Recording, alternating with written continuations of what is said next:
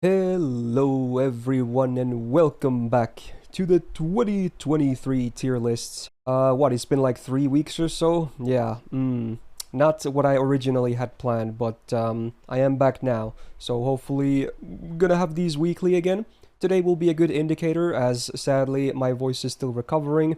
It'll be a long process, but again my doctor has given me the green, the go that I can stream even if it means I use a lot of my voice or even if it means I'm loud.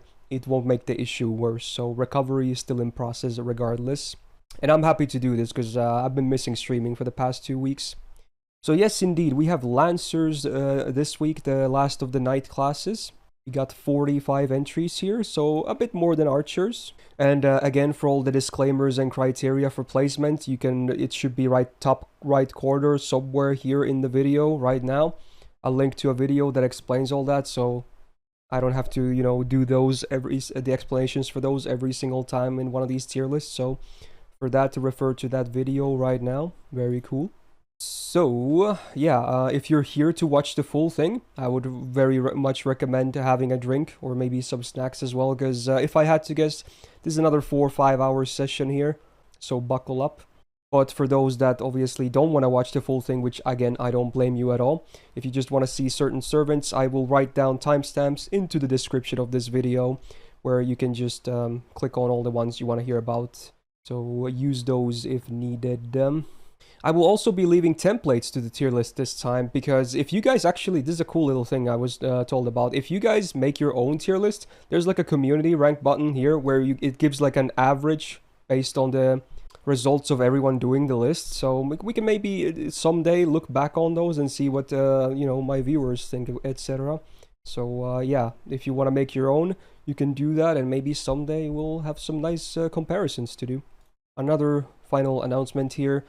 I finally have my partner in crime back, Plushie. He sadly couldn't be there for the Archer tier list, understandable, but now he's back again on the Lancer tier list. So let's have him say a few words now as well. Hey everybody, Plushie here, and I'm glad that I get to participate in one of this, and it's really fun. And yeah, hopefully my takes aren't too hot this time, or maybe hopefully they're more hot this time. I don't know. About to spit that super hot fire. Now, regarding Plushie as well, a lot of you guys gave me feedback on the Saber tier list that one, I should have bumped his audio up a little bit more, which I did, so hopefully he's more audible now. And two, the big feedback that a lot of people were saying that I was cutting him off a lot of the times, didn't give him enough time to, say what he wanted to do. So I'm gonna try my best to give him more room this time around. And honestly, it's a good idea anyway, since I will be talking for hours on end, so it's good for me to pause once in a while to preserve my throat and voice. Now, I think, oh yeah, shoutouts, of course. Plushie, very cool of him to join, because, he's still busy and this is a lot of time he's gonna take off his day. So I'll be linking his channel in the description as well. Do check him out. Very good content, lots of gameplay, lots of cool stuff. Jord for making Jord for the AoE looping sheet that I will be referring to again as usual. We have the single target looping sheet as well, which I won't be using that much, but it's there by Li-Fi. I still don't know how to pronounce their name, I'm so sorry. And then Mr. Copy for making the template to this lovely tier list. Alright, I think with that we could start. As usual, we're gonna go from lowest rarity to highest, and within the rarity we will have them ordered based on release date. So that's the plan. We got again 45 Lancers. Let's do this thing. So we do actually nowadays have a 1-star Lancer. I believe she wasn't released when I did my list last year, so this is a new entry. So I'm obviously talking about Miss Mary Anning here from the Bunny and Collab event. Now, what would I say she is like?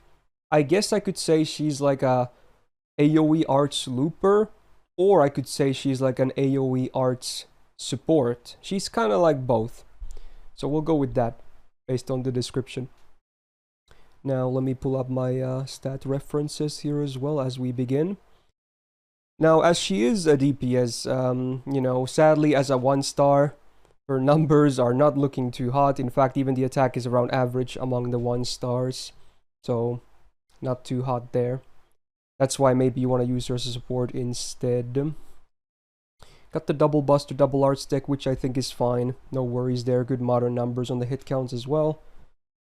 Now, regarding the skills, we actually have a lot of cool stuff, especially for a 1-star, I have to say.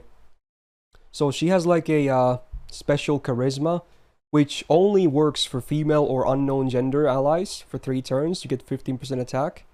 Then for the same like niche, you get 15% arts up for 3 turns. And for the same niche, you also get 10% MP gain for 3 turns. Now, honestly, it's not hard to hit these niches. You can easily build a team around this. It also, all of these buffs apply to herself as well, which is great. So on a 5-turn cooldown, I do think this skill is actually very strong. And especially for a 1-star, it is like insanely good. So definitely, I would say, if anything, this is the highlight of her kit here. Second skill, we get a pretty fat 30 star bomb. It's not Mozart level, but no one is, so, you know, I would say it's a pretty fair. On a 4-turn cooldown as well, which is pretty nice. A measly 500 self-damage demerit, so no real problem. Pretty cool skill, I like it. Lots of stars. And then we got the third skill. It's an AoE drain, guaranteed, very cool. A party, 10% battery, and then 30% crit damage for the party on a 6-turn cooldown. I think it's also a fair skill. Not terrible by any means. So honestly, I think her skills are very, very good for a 1-star. Probably top tier among the bronze servants. So that's nice. Again, highlighting more of her support potential. Now, Magic Res E is her only passive, so you can't really go worse than this, I suppose, but it is what it is. Alter Ego on the anti-append actually could be useful, considering night classes are still a very viable option against that class. Now the MP then, it's an AoE Arts MP like I said. You have a 1-time 3-turn buff block, which I like on the normal effect. I always like buff block, I think it's pretty strong. And the OC is a 10% Arts up on base for 1 turn before damage, helping her loop a little bit. And with a 4-hitter MP, she can do it, I suppose, but is she even on the sheet? I don't think she is, right? Oh, actually, she is in the sheet, so okay, we do have the numbers, but as I was about to say, yes, you can do it, but would I recommend it? Especially considering basically all, if not most of her, you know, competition can just do it with the Black Grail as well. And with the 1-star stats, unless you're like the biggest Anning fan, I would not recommend using her to farm, honestly. Not the greatest. And again, now I would mainly rate her based on support capabilities here. Now, a lot of people, she could actually replace Castoria in some comps for, you know, the people that don't have her. But honestly, I don't think that boom lasted for too long, because last year they also released a servant called Shufu, who is honestly just a better budget Castoria than what Mary Anning is. So I don't think she really has all that great of a place in the game right now, besides being like a rare limited 1-star. How do you feel like about her, Plushie? Like any cool strats, DPS support, anything comes to mind? I mean, first and foremost, as you mentioned, it's just not worth sort of discussing her ability to do DPS. And also, as you said, Shufu is a really good budget support. I will only use her if, you know, like, it's once again for like esports stuff, maybe because she dies really easily. Oh yeah, As a and she has a 1-star. 1-star cost as well, which is nice for the party. That's true. Yeah, she also has 1-star cost. Usually you don't need to squeeze your cost that much, but sometimes it does happen. And she also has the star bomb. I think that's the only thing. Sometimes you might need it, especially in Yeah, arts true. teams. Yeah, it's not like buster teams I where you guess get she just maybe got a little coin bit more spinning. value with the release of Johanna, but eh. Maybe, yeah. It's hard to it's hard to justify her outside of min-turn stuff that needs a easily killable support. Yeah. And like her numbers are just decent. Her numbers aren't like over the top, right? And the 10 battery is usually not going to do anything. Mm. So like once again, as a 1-star, she's very valuable. She's like one of the best like supporting bronzes, but But the yeah, I pickability is don't still see not normal. super high, yeah. Yeah, like a lot of her, let's say, apparently good like pluses, like her second skill only being 4-turn cooldown. Sometimes you can't really keep her alive for 4 turns. So Mm. like yeah, it's hard. It's hard for 1-stars basically. I think it's just how it is. Like unless Yeah. you need a cannon fodder that would just die off really easily. I think she would So actually have a solid place if Shufu wasn't released, honestly, yeah. probably. Yeah, She Shufu is just kind just of too got power strong, right? crept, yeah. I Yeah. think it's worth mentioning the bouncing as well, which I forgot. It's actually very good. It's an arts aura by 20%, which is higher than most bouncies, even among the supports. It only works on female and unknown gender again, but since her first skill already needs that, I don't think it's a problem because it already factors into the same niche, and yeah, it can actually help with her supporting as well. Yeah. Very solid 20% is bouncy. pretty high. Mm. Yeah.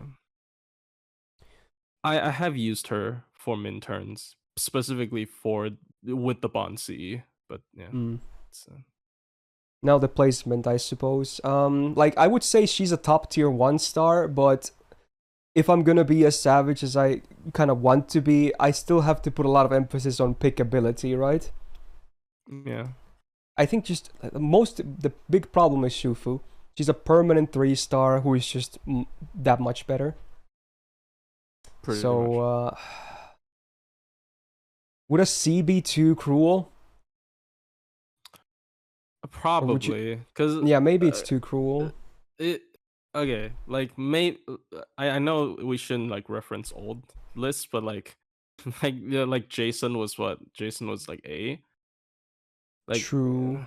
maybe Jason should have been lower. I don't know. So I Yeah. think C is a little bit too rough. C is a little bit too I rough. could maybe see a B, honestly. Yeah, But I don't because really want to place her too much higher. yeah, there are still like even 4-stars where you would just never pick, and she's not like a never pick, pretty much. Mm. So I think that's yeah, like Mm. I don't know. I think I'll start I with a B, honestly. yeah, we can move her because it's always Yeah, hard it's easier for later when we get reference data as well, and once we, bronzes. do a full recap. Yeah, All right, now we're going to talk about a 2-star Lancer that definitely doesn't see a lot of picks. Oh boy, so it's Benkei time next. Now, I'm not gonna lie, I love this dude. He's a great character and whatnot, but I'm gonna be real. He's not good. He's kind of trash. So what is Benkei? He's a tank. That's what he is. That has some utility with his tanking as well, and even his tanking is not good. So he's a kind of a tragic servant. Now among 2-stars, he has 9k HP, which is actually way above the average, which is good because we want your tanks to be tanky, right? But in the grand scheme of things, it's still a low amount of HP, right? Even if it's high for 2-stars, so he can still die quite easily outside of the defense up skill with the taunt. Now his deck is a quick double arts, and he has an arts MP, which is a supporting one. I mean, yeah, sure, it's like emphasizing gains, but even after the buff, I don't think the MP is all that, crazy good. It's nice to have, but it's kind of whatever. Now skills then. So he has a single target skill seal for 1 turn on a 100% base channel max rank, which again doesn't factor in innate resistances, so it could be it can whiff absolutely. And on a 5-turn cooldown, this is straight up a garbage skill. Flat out, it's a garbage skill. For one, skill seal is sometimes a demerit too, depending on the encounter. So sometimes it's a dead skill, and when you do land it, that's all it does. For 1 turn, it's a big downtime. It can whiff as well if they have some resistance. It needs to do more. It needs to do way more than this. Like we saw Anning, she's a modern bronze servant. She has a cracked kit. Benkei has the opposite. So the second skill is why he's a tank. It's a taunt for self for 1 turn with a big 60% defense for 1 turn on self. Now with this active, he can actually soak a lot of damage. This means he can absolutely tank fat hits. But again, it's all 1 turn on a 5-turn cooldown. So what is he gonna do those other 4 turns? I would say he's mostly a demerit on the field. You know, putting his cards into the deck that you probably don't want to see, and yeah, maybe even stealing some stars depending on your roster. So while it's up, it's a great skill, but when it's down, he's just looking horrible again.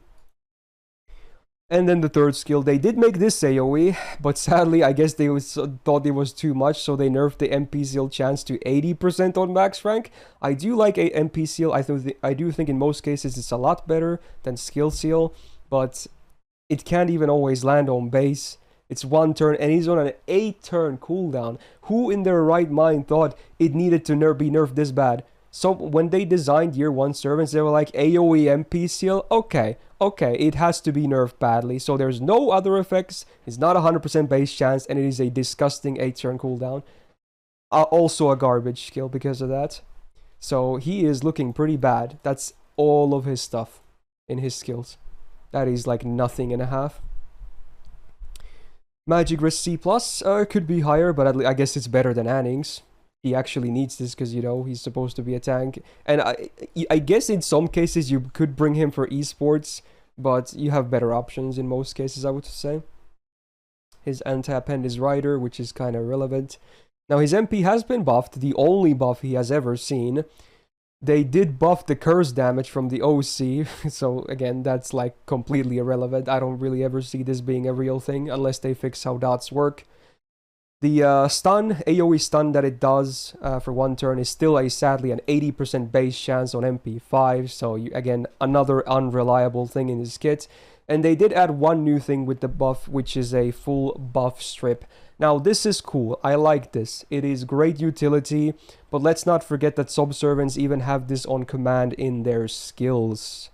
So while it is nice to have, it's a great utility. It's not even a debuff, you know, hampering, I don't know what to call it. It's not like it's gonna suddenly make him like very pickable. No. So I would say a fairly tragic servant. I think last year I gave him an E+.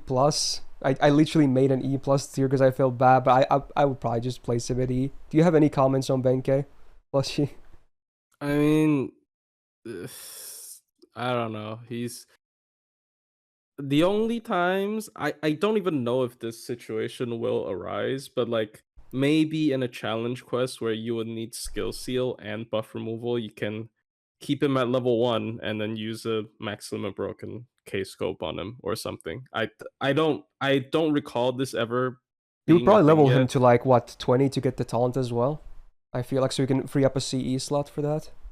Yeah, but sometimes the taunt. Okay, like this is a funny thing. This is probably like irrelevant in most discussions, but Okay. he's very anti-TA. His buff removal is tied to maybe a stun on the MP, and then his taunt has a giant defense up, so sometimes he doesn't even die.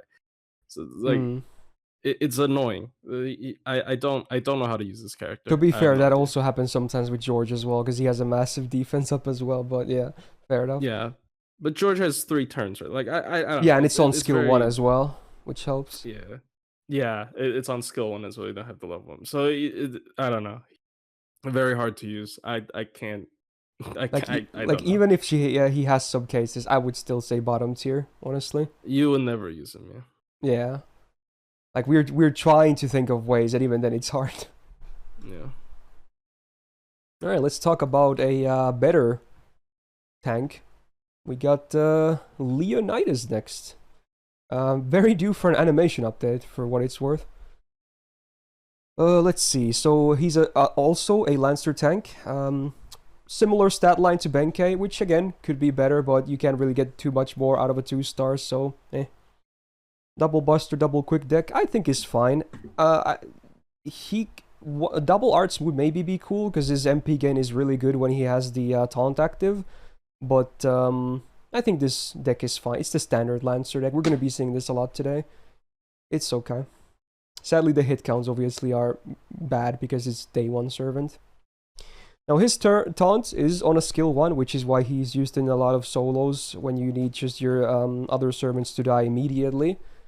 It's a 1-turn taunt, but he does not get defense up. Rather, he gets 3 turns of 100% MP generation. So yeah, a lot of people don't realize how high that number is. With this active, he can actually get his MP up a lot of the times, and there's been these crazy level 1 Leonidas solos as well. This skill helps a lot with that, when you can stack your MP high enough. So, you know, the defense up stacks to a point where you start taking 0 damage. So, I actually like the taunt. I do wish it had some defense up as well, besides the MP, you know, but, yeah, it's a cool skill. 6-turn cooldown is kind of brutal, though, if you actually want him to go the distance. But again, the MP kind of... Like, the MP solves the problems of this skill, for better or worse. Now, they did buff his guts. I forgot if this buff was live last time I did the tier list. Maybe this was the anniversary before, because I'm pretty sure this was the anniversary buff. But regardless, his guts was buffed. So, let's see. Yes, they made it stackable, yes. So it's a 1-time 5-turn guts on a 6-turn cooldown, which is amazing for the uptime. That's definitely better than most guts as is, even before the buff. But they made it stackable, which is great, honestly. If you want him to go the distance, this helps a lot. Then they also gave him buff for 3 turns. So when a guts procs on him, any guts by the way, he gets a free charisma. So 20% party attack for 3 turns from every guts proccing on him in those 3 turns. And they also reduced the cooldown to 6 turns, which very good. And his guts actually is a 5k HP one, so you can actually kind of recover from that.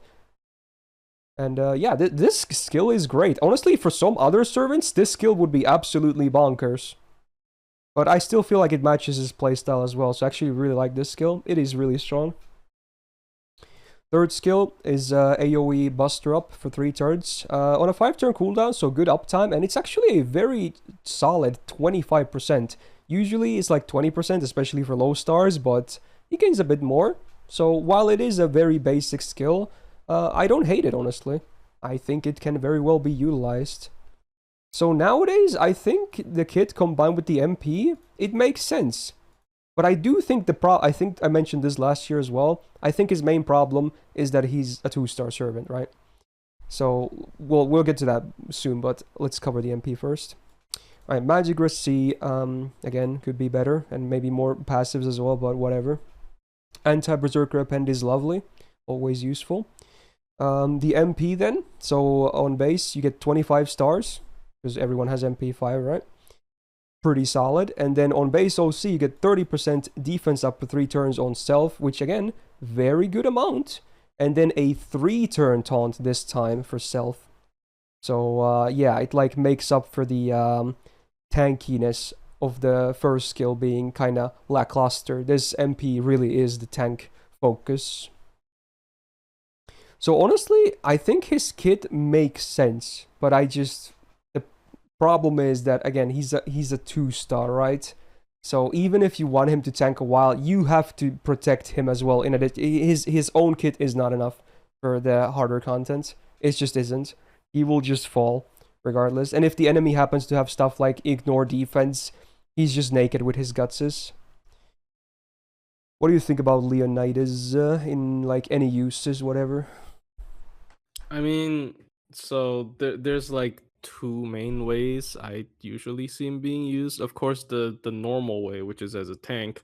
The thing with this is a lot of people is going to bring up St. George. I think if you actually manage to keep Leonidas alive, and get his MP rolling, he's a better tank than George. But I agree. I very much agree. But with the stackable guts now as well, it's really good.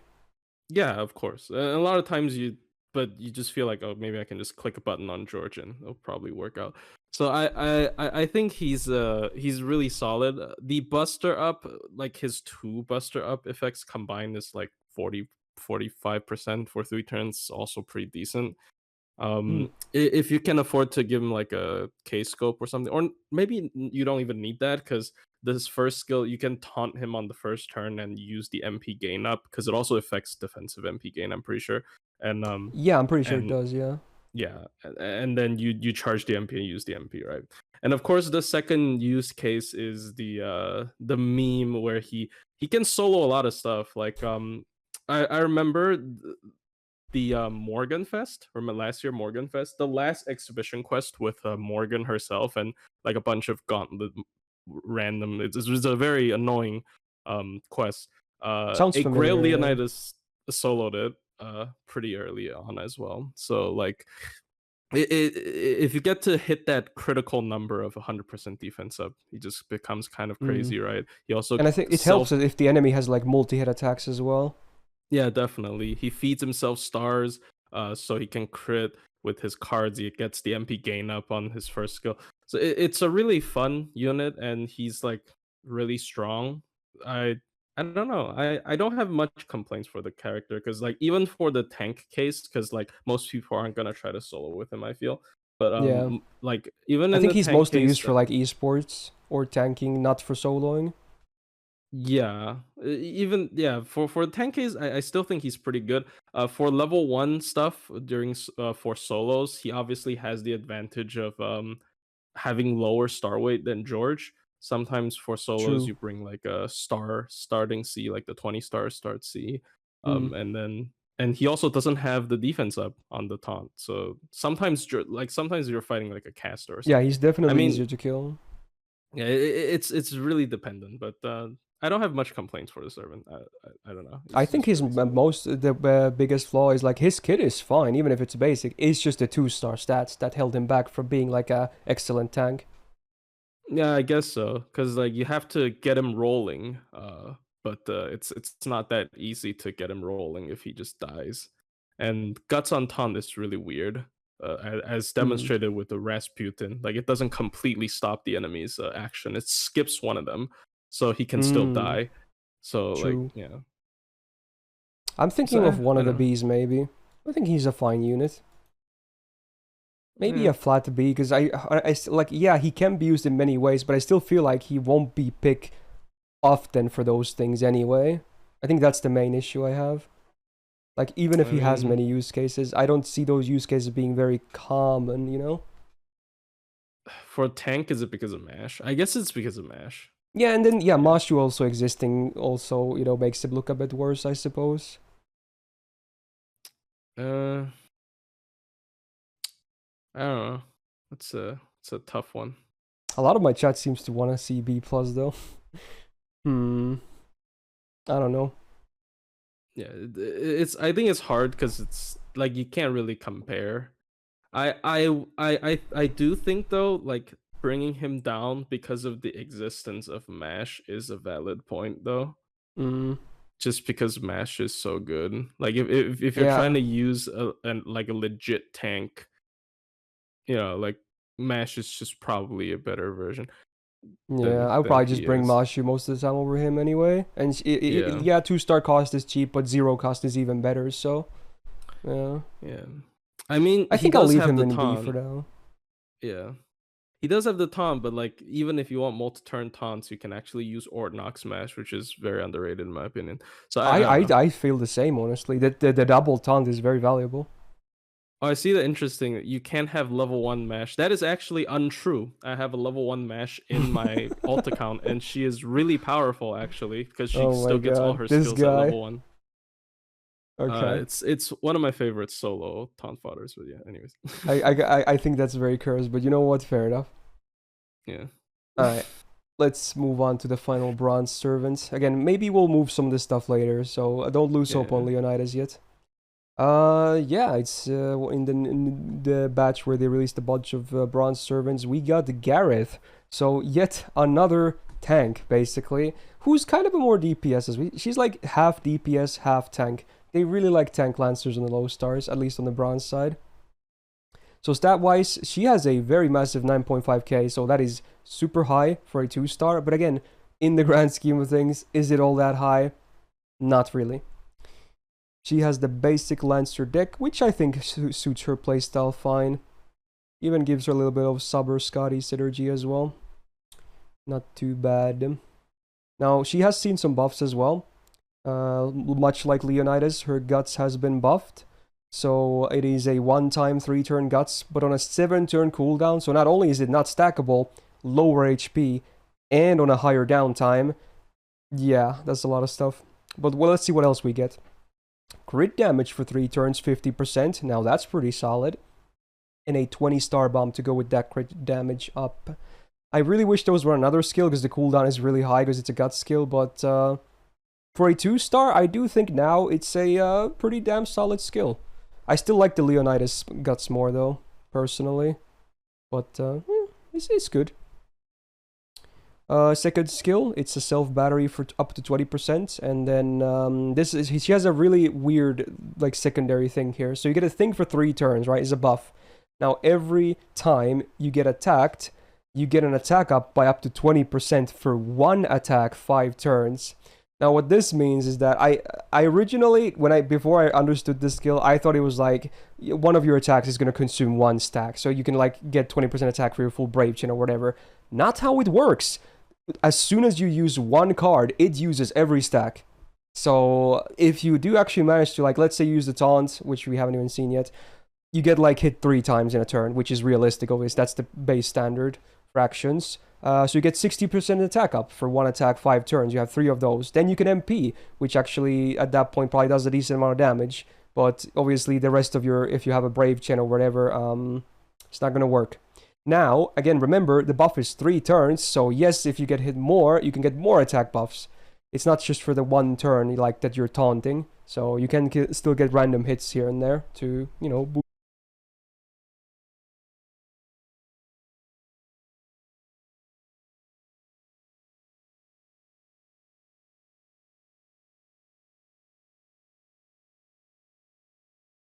Did not really crash the recording, it's fine. Alright, third skill, self-taunt, there it is, 1 turn. This is on a 5-turn cooldown, so a bit better than some taunts. 40% defense up. Not as high as some of the other ones, but still very good number, I would say. The chat on screen is dead. I can't do anything about it. It comes back when it comes back, dude. MP generation for self as well, but now it's only 1 turn instead of 3 turns, and it's 20% instead of 100%, so she is very comparable to Leonidas, I suppose, in many ways. They, like, have different focus, though, but yeah, very comparable. Overall, I would say her skills, especially for a 2-star, I like them. They're okay. Magic Resist is fine. She actually does have a secondary passive in Riding B, which is okay because she has double 4-hitter quicks. Append is Lancer, or another, not Lancer, Rider, which I think is mostly irrelevant for her. Now the MP does have a cool normal effect of Ignore Invul for 1 turn before damage. I always like that. And then the OC is base 10% defense down for the target for 3 turns, but after damage. And again, it's a single target, the MP. So the MP, it's just okay, I would say. I like the Ignore Invul, the utility, but the OC kind of stinky, I'm not gonna lie. Especially considering her MP is not even that spammable, so you can't really even stack that. I think if it was after damage, either the number should have been higher or make it like 5 turns or something. As is, it's kind of weak. At least it's not a dot, I suppose. So, Gareth, do you have any fun ideas for Gareth or comments? I think this is a servant that is a kind of a shame. I think the idea of it is really fun, which is basically you get hit, and then you MP, right? So of course, there are some use cases, but I just feel like some of her stuff is a little bit too stingy. For example, the biggest thing I think is the MP gain up on her skill 3. Was it skill 3? Yeah. I think that should have been 100%. Yeah, I don't see why it's only 20% if it's 1 turn. It's pretty low. For a Lancer deck too. As you mentioned, the weakness of that that special gimmick is that you use 1 attack and all of it's gone. So you would really want to pile all of the buff on an MP. So ideally, your game plan would be to taunt for a turn and then MP after, but it's actually not that easy to pull off. And of course, if you want to use her as a main DPS, she has a nice Invul Pierce, but 2-star stats, and yeah, I don't know. And also one thing worth mentioning about the second skill is that because again, one attack consumes all the buffs you got. So sometimes if you, let's say you don't have the MP or you don't want to use the MP immediately, if you want to do like a quick chain and her card is in it, you're kind of fucked because it's going to consume all those and probably do very mediocre damage because you kind of want it on the MP. And another thing related to that, that's this attack buff you get from getting hit is the only like damage buff that helps with the MP in her entire kit. Besides the only other damage thing we have is the crit damage after the buff on the first skill. So she really needs a lot of help or just a really fat like amount of these attack buffs to do like a good amount of damage with her MP, right? So I feel like most of the time she's gonna be a lackluster DPS or a lackluster tank. She kind of does both, but I just don't really see use cases for her. Like even like you want a tank Lancer, you can pick Leonidas, right? Yeah, I just don't really see her used, honestly. Yeah, and her DPS is awkward, as you said. I just don't see her being used. Like maybe if you grill her, she can be a damage. She can be a 50% crit damage Lancer with Invul Pierce, I guess. But like that's not really a fair, way to rate it. Yeah. Yeah. I would say, like, even for Bronzer, she's still fine for bronze, so maybe a flat C. I would say a full tier down from Leonidas is not unfair at all. Yeah. I think last year I had her on like C+, and I forgot if that was even with the buff or not. Like, she's, for a bronze, she's better than a lot of them, but are you really going to pick her all that much? Probably not. So... only if you do bronze only runs, yeah. True. Yeah, there you can actually get some more use out of her. But that again, that's definitely not in my criteria. But it's always fun to think about ideas of servants having more use cases. Yeah. And that's it for the bronze. Now we have a 7 and 3 stars. Yeah, quick math. All right, and then we're gonna start with the big boy himself, I suppose, because again, release order. So, Mr. Houzouin, 3-star single target, quick DPS, and honestly, Solar/Anchor as well. He definitely has use cases. So, among 3 stars, his stats are looking fairly okay. His attack is just above average, but I think it's also fine for them to put some more HP onto him as well, even if a lot of times he's not going to take any damage, but when he does, the extra HP can also be helpful. So he's just above average on both of them, which is cool. No pun intended. Alright, he has the standard Lancer deck as well, which is fine. He can still do a full quick chain with the MP. And I feel like his solo is worth mentioning for servants that are used a lot in solo. They did get improved, obviously, with the existence of Mighty Chain. And in his case as well, because he's a quick servant, his quick chain is also better because he crits more now with the quick lead, which is cool. I keep saying cool so much when I talk about cool. I swear it's not on purpose. Alright, his guts, surprise, surprise, also has been buffed. They have I think most base guts in the game have been buffed by now. So he gets a 1-time 5-turn guts on a 6-turn cooldown, so it has a very solid uptime. I like it. And then we have some math. So he gets attack up for 3 turns that scales based on missing HP, right? Now, do you actually know how this works? Is it like snapshot, like when you use it, it's like that, or does it update? I actually don't know. I don't use him that much. I don't use them either. I would, based on the wording, I think it's a snapshot. Probably. But, according to Saru, it updates, so it's not one of those. Interesting. So it checks at any given point. That's cool. I mean, okay, that's for 3 turns, so probably only MPs are snapshots, I'm gonna assume. I don't know. Yeah, maybe that's true. Okay, more people are saying it updates. Okay, so it probably updates. So honestly, it's probably better in that way because most of the time you're not gonna go more up on HP, but instead you might go lower on HP, more likely. So it's nice that it updates. So you can get up to 50% max HP if you have like 1 HP, but on base it's a 20%. So not shabby, not too shabby, I would say. I like this skill. It's good. Second skill is his bread and butter. It's a protection from arrows, the good kind that has a 3-hit dodge with no duration. Like, there's some really great day 1 design. Most of it is pretty questionable. This one is like, wow. So on a 5-turn cooldown as well. 3-hit evasion. Like, that's just so fat for defense. And speaking of defense, he also gets up to 16% defense up for 3 turns. In case you lose those dodge stacks early, or maybe the enemy has like Sure Hit or Invul Pierce. So what could I say? It's basic, but I would say it's still like an EX tier defensive skill. Is that good? The uptime is crazy. Most of the time, especially on team environments, he's basically not really going to take any damage ever. And solos, it helps a lot too. Now, sadly, he has a base disengage still, which I'm not too happy about. It's nice that he has a cleanse, obviously, because, you know, being a gut-based servant, sometimes dots can actually, for instance, be very awkward, because they can actually kill you. So this is a good way to combat that. The heal itself is kind of not great. It's like 1500 on max rank. It's just okay. The cooldown isn't that bad, but I still think, even on Ku, like, this is, he of all the servants, this is probably the best case for disengage. But I still think disengage is just not a very good skill. I don't like it. It's too old at this point. I think it should be buffed, honestly, even on him. But yeah, as you can see, his kit is very much about staying alive. Not so much about damage.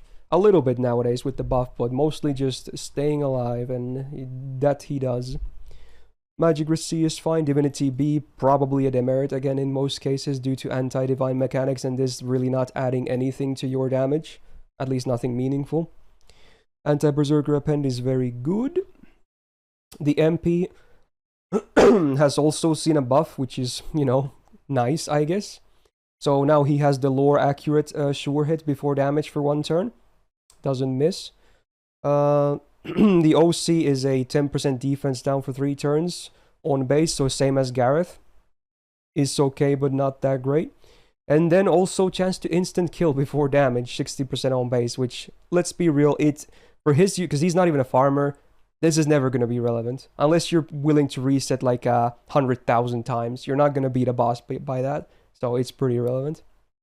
But it's still been buffed. It has nice utility, and the defense down, especially on solos where you can MP more a decent amount as well, and it does good damage. So I think the MP is actually good regardless, even if the insta-kill is kinda, you know, useless. So last year I had him on, I think I had him on EX. What do you think about Ku? Do you have any hot takes? He's a very popular servant, obviously. I've been back and forth on this because I feel like a lot of people, if you go by like, oh, do I use Chulainn? No, but I think it's hard to argue against him. It's just as a 3-star, he's providing so much. Like his survivability is insane. PFA they basically never printed PFA again. Without well, they did, of, but in a nerfed version for Tota and Ku Alter. Yeah, without like a worse version. Yeah, there are 2 hitters instead of 3. Yeah. So and he just sticks on the board, and he just never dies. And also his MP damage is actually not that bad because it's an upgraded MP as well. Yeah, despite as, you know, him only having a kind of a niche attack buff, his MP still does a good amount of damage for sure. Yeah. So I don't know how, like, it's a really hard, like, because it depends on how you want the tier list, but I'm not the biggest Ku simp, but I think he's like, even if you put him at EX, I think it's fair. Like, I think like there's one argument that maybe you're never really gonna frontline him too much, or maybe you're not even gonna solo with him too much.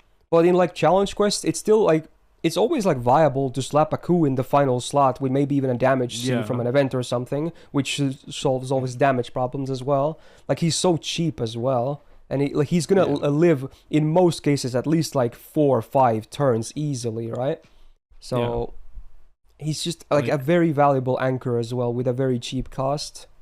I remember what was this challenge? Oh, it was like Sweet Universe, where you have to like starve Mysterious Hero in X Alter to death, kind of like that. Oh, that one. That was like, a tough one, actually. Yeah, and then like people they just frontline like a main damage dealer. I think and Honako did a full Ku comp on that. Yeah, they just slap on Ku and the last three, and then they just can't Hmm. kill. She just can't kill him. Like she would normally one-shot people, but can't go through evade. Yeah. So and also like I think the one thing that makes this easier is that Hanako does content with him, so you can see that when you pump enough stats into him, his solo ability is really good. And Yeah, I as think you've said, mostly. Yeah, go on.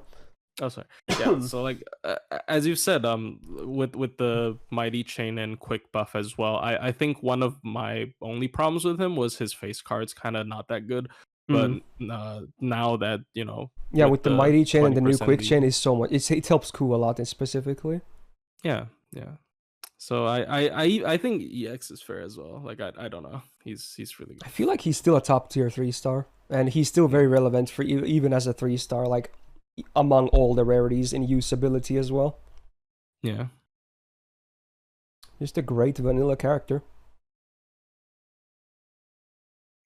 Alright, then we're gonna talk about his other Lancer version, which is Ku Prototype. So, he's got a bit less attack, but a good chunk more HP, I suppose. 10k HP on a 3-star is actually not too bad. Same deck, I believe the numbers are also the same. A lot of stuff with these two are the same, obviously. But there's a bit of difference with the skills. Because Ku Proto actually has more focus on some damage steroids. So he's got basically a interesting version of a crit skill. He's got 45% crit damage for 3 turns on a 5-turn cooldown. So it's just under like a self-mod A. And instead of getting Absorb, he gets debuff resistance for 3 turns by also 45%. So not really going to be a reliable amount. So with the passive, you have 60% debuff res on base with this on max rank. So you can't really rely on that to, resist debuffs. But, it's, I guess, not. Obviously I would have preferred Absorb, but, luckily he has it elsewhere. But, yeah. It's an okay skill.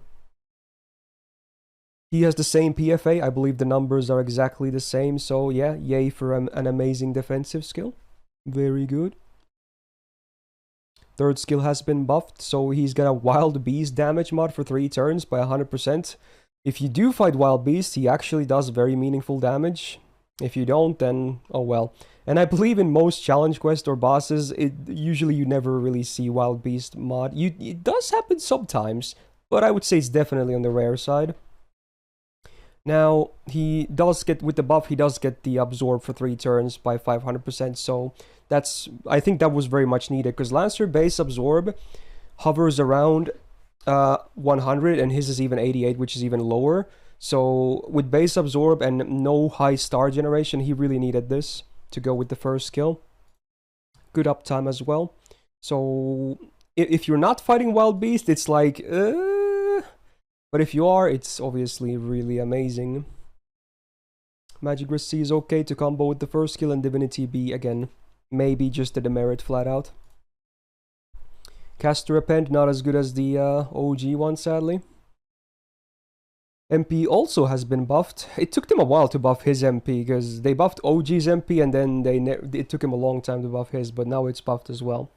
So there's a lot of cool normal stuff. So before damage, 20% quick up for 1 turn. I like that. And now also ignores defense.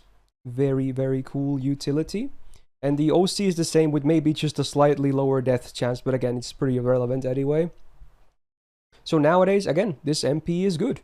Especially for a 3-star, it's very good, I would say. And it's definitely better for damage than OG Ku, because of the quick up.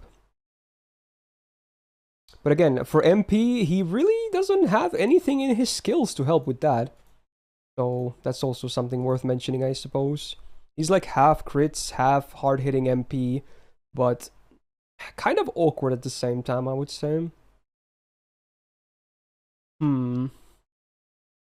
I think most people, if not flat out everyone, kind of agrees that OG Ku is just better. But, how do you feel about Proto Ku? I think, honestly, from a damage dealer standpoint, I like him quite a bit, but Wild Beast is too rare of a trait. Yeah, it's not common. the only boss that has wild beasts is Koyan, I think. Is that true? Yeah, is like Wow. there are a lot of servants, but like the only like boss monster, quote unquote, is Koyan. I'm not sure. Don't like quote me on that, but I don't know. It's I don't know. Yeah, and there are other servants. He's awkward. I also think if his face cards were better, maybe you can completely shift him into a main damage dealer. But as of now, I don't think that's he's good enough as a damage dealer just because his face cards are not that good. Yeah, in my opinion. I kind of agree. The year 1 designs, the numbers are kind of stinky. Lobo, yeah, Lobo in Shinjuku, I guess, because there's some True. servants, there are some servants, definitely there are white beasts. So I don't know. It's Yeah, I feel like we can't really put too much points into the wild beast thing because it really isn't all that common. If he hits it, it's pretty insane. It's 100%. Like I think last year I had him on A. I might shift him down to like B plus or just B maybe, but maybe it's too far from OG Ku. I don't know. What do you feel like? I'm gonna be safe and put A for now. I guess I don't know. You would think he's still in A? I don't know. I feel like if Wild Beast was a bit more common, I feel A, but I don't know. I'm feeling one of the Bs, honestly. No, that's fair enough. Because let's be real, you're gonna have both of the both of the Lancer Coups anyway, and in most cases you would just pick OG. Like he literally loses to himself. True. OG existing is a argument against. He definitely has the better crit potential, and if you're fighting Wild Beast, he just dumps on Coups damage. But besides that, I would pick Lancer for anything else. OG, that is. Yeah, I feel like I'm gonna bump him down to B plus, maybe even lower later. But let's start with the B plus for now. New to the stream, what makes Divinity bad? Divinity is bad because it never adds a noticeable amount of damage. It's a flat damage, and most bosses have like hundreds of thousands of HP per bar, right?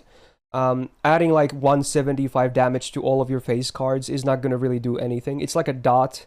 It's even worse, honestly. But the reason it's bad is because a lot of mechanics in the game are anti-divine. Like Enkidu stun, for instance. If you're fighting him, you're just gonna get stunned if you're divine. There's a lot of anti-divine servants out there, so it just makes you more susceptible to stuff like that while barely giving you any positives.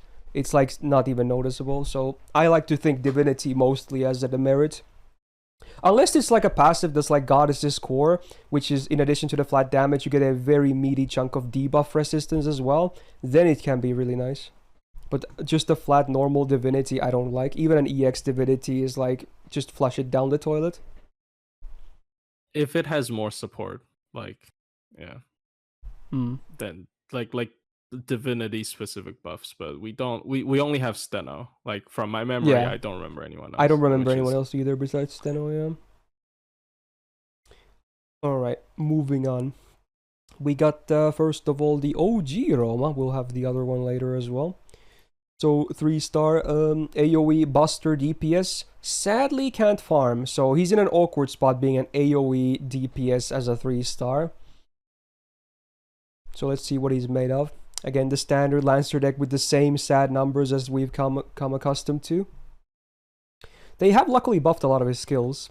So the first skill nowadays has a 100% offensive debuff resistance, so you can't really nerf his damage, which is cool, I guess. Obviously, would have been better if it was just flat out debuff res, but oh well. A pretty meaty 4k heal, which shouldn't be discounted. Oh yeah, stat-wise, let's see, how is he doing? He's actually good on stats. Just above average on attack and HP both, so not too bad. And then with the buff, he also gets a 20% battery. Now with this, I guess you could brute force a double Oberon Koyan farming comp, but just don't do it. It's ugly, it's not good numbers. No point. Now, second skill is good old Imperial Privilege. He has EX, so it means he can get up to 44% attack and defense for 3 turns on a very good uptime. And also a fairly fat 3.4k heal. Now, obviously, again, I have to repeat myself every time. I hate this skill, first of all. If you land everything, it's amazing. It's just a flat out amazing skill. If you land one of the things, it's okay. It's actually not bad at all. But if you miss both, it's hot garbage. And I don't like that. I hate the inconsistency. And I tend to miss these. So yeah. Potential is amazing, but sometimes you just get a heal. Now the third skill is a targeted guts for one time, one turn with 1k HP, so you better time this correctly if you want to use it for the guts. And the target also gets up to 30% buster for one turn. This on a 7 turn cooldown it makes no sense. It just makes absolutely no sense, right? This should be like a 4 or 5 turn cooldown. 7 is way too stupid. They should buff this. Or make the buster like 3 turns at least. It just makes no sense to me. So he has quite a bit in his kit, but some is RNG dependent and some has horrible downtime, so kinda still with his stuff. Magic Res B is the highest we've seen so far, so it's alright. Anti-Berserker Append, very nice. The MP then, oh man. I forgot they haven't even buffed his MP. Oh god. There's no normal effects besides damage, and the OC is a 10% charisma on base for 3 turns. It's not even before damage. Oh, that is a pretty garbage MP, I would say. And it's also AoE, because again, he can't really farm. Just don't do the Oberon, double over, don't do it. Like... He's not garbage, but if he was single target, even with this sad effects on the MP, it would still be a lot better. Like, his MP just does kind of sad damage most of the time. What do you feel about Rome? Is he not garbage though? I don't think he's Wait, do you think he's flat out garbage? Oh, okay. Okay, I mean, yeah, okay, go for it. I think he would be serviceable if his Imperial Privilege was guaranteed. Oh yeah, and those buffs are fat. Yeah, but as of now, he's not even that tanky. And like unbuffed MP on a low star, and giving guts is not a privilege anymore because Santa Nightingale. And that's one of the worst targeted guts is indeed that maybe even the worst. Honestly, it is probably one of the worst. Yeah, yeah. One turn is so bad. Yeah, like it's just there's no point in using him. It's just I don't see a single. I think last time I gave him a fairly decent rating, but I think I might bump him down quite a bit. Let's see. Last time I gave him a B. I feel like he should go down. Definitely not on the same level as those 2 bronzes. Maybe like, a C or a D plus. I think he's straight up worse than Gareth. Because him being AoE no MP buff, he might be honestly. Damn. Yeah. At least, well, they made a 5-star. I guess that was the fix. 50% crit. Yeah, it's just Romulus Quirinus. Just pull the limited, dude. Damn. Yeah, kind of sad, but it is what it is. Alright, let's talk about Hektor next. I like Hektor okay. I don't think he's like all that amazing, but I kind of like him.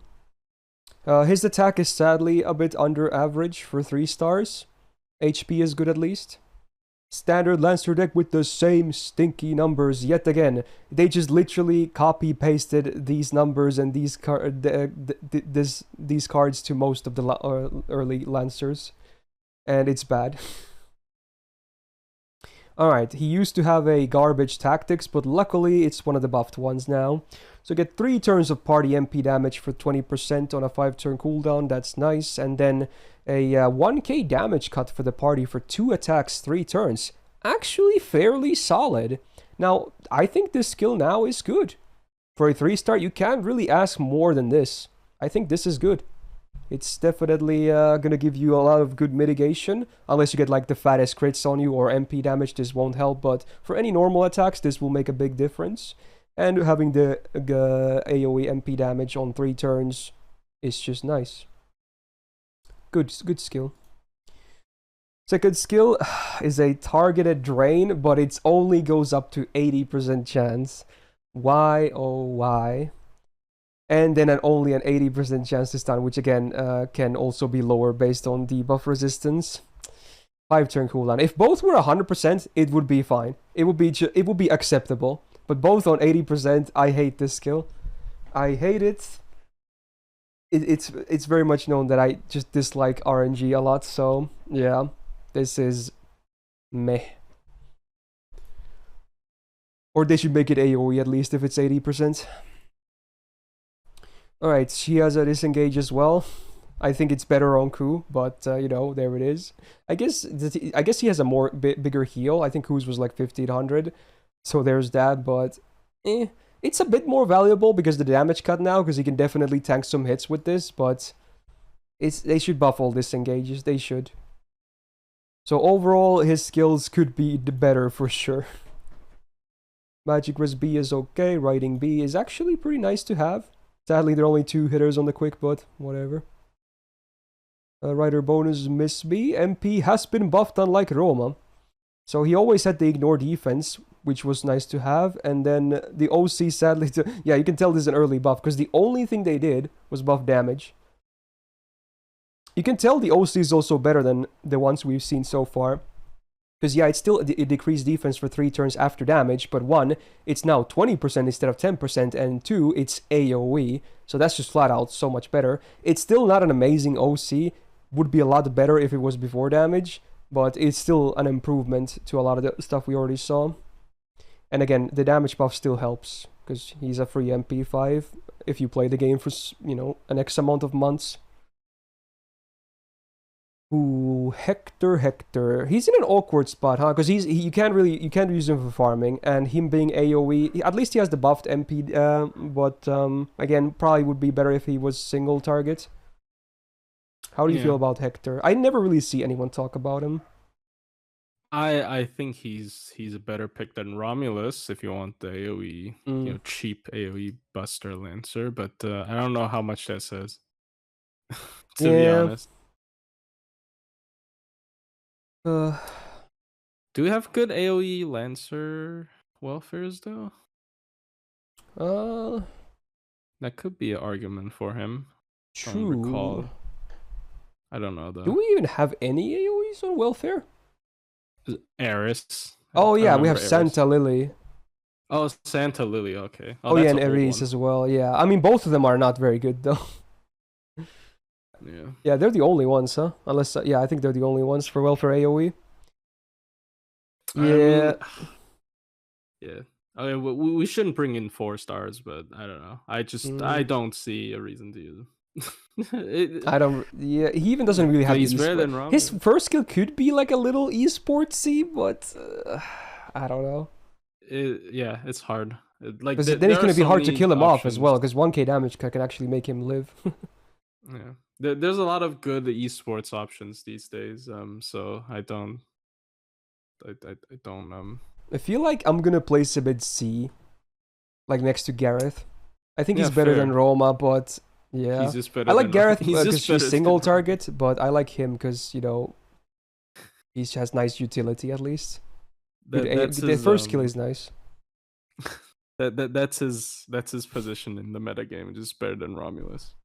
There you go. It's fair enough. Better than 3-star Romulus. Better than 3-star Romulus. He gets the last laugh anyway. Alright, let's talk about Diarmuid next. How do you pronounce his name? I say Diarmuid. Yeah, Diarmuid. Yeah. You don't pronounce the I in the latter part?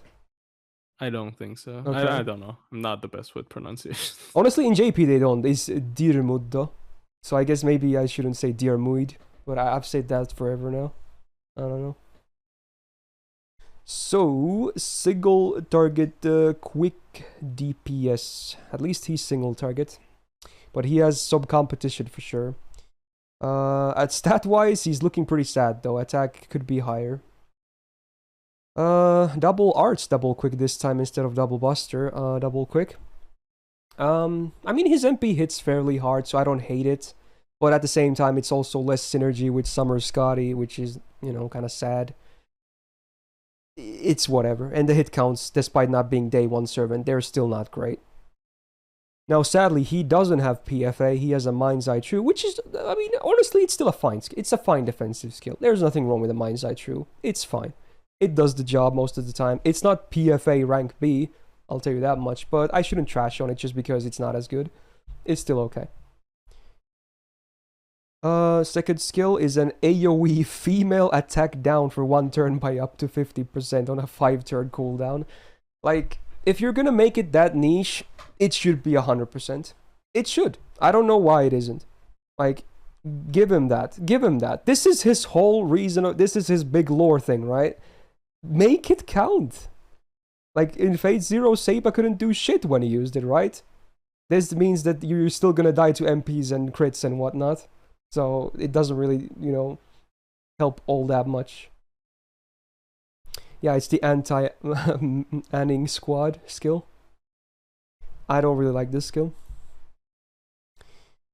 Okay, then we get the third skill, which got a very good buff last year. This was after the tier list. I really like this buff. This is great. This is exactly what he needed. He could use more, but this is a great start. So he gains both quick and arts up for 20% for 3 turns on a 5-turn cooldown. That's really good. And then 30% crit damage for self for 3 turns, and also the old 50% Stargen also stays. So now, on a 5-turn cooldown, we are actually looking at a very strong skill. Now he just needs to, like, they should, like, give him a Star Bomb and some Absorb as well, and suddenly, he's actually a crit DPS. He's kind of close, but he still needs more, in my opinion. But this is a great buff. I really like this buff. Magic Resist B is okay. Anti-caster append, whatever. MP has been buffed, which is nice. Sadly, the buff removal is after damage. His Saber counterpart suffers from the same thing. And then the OC is a 5-turn curse. So, unless they make like a curse version of Honey Lake, it's a bad OC. So, it's mostly just for damage. And this should definitely be before damage, the buff strip, but... Nah.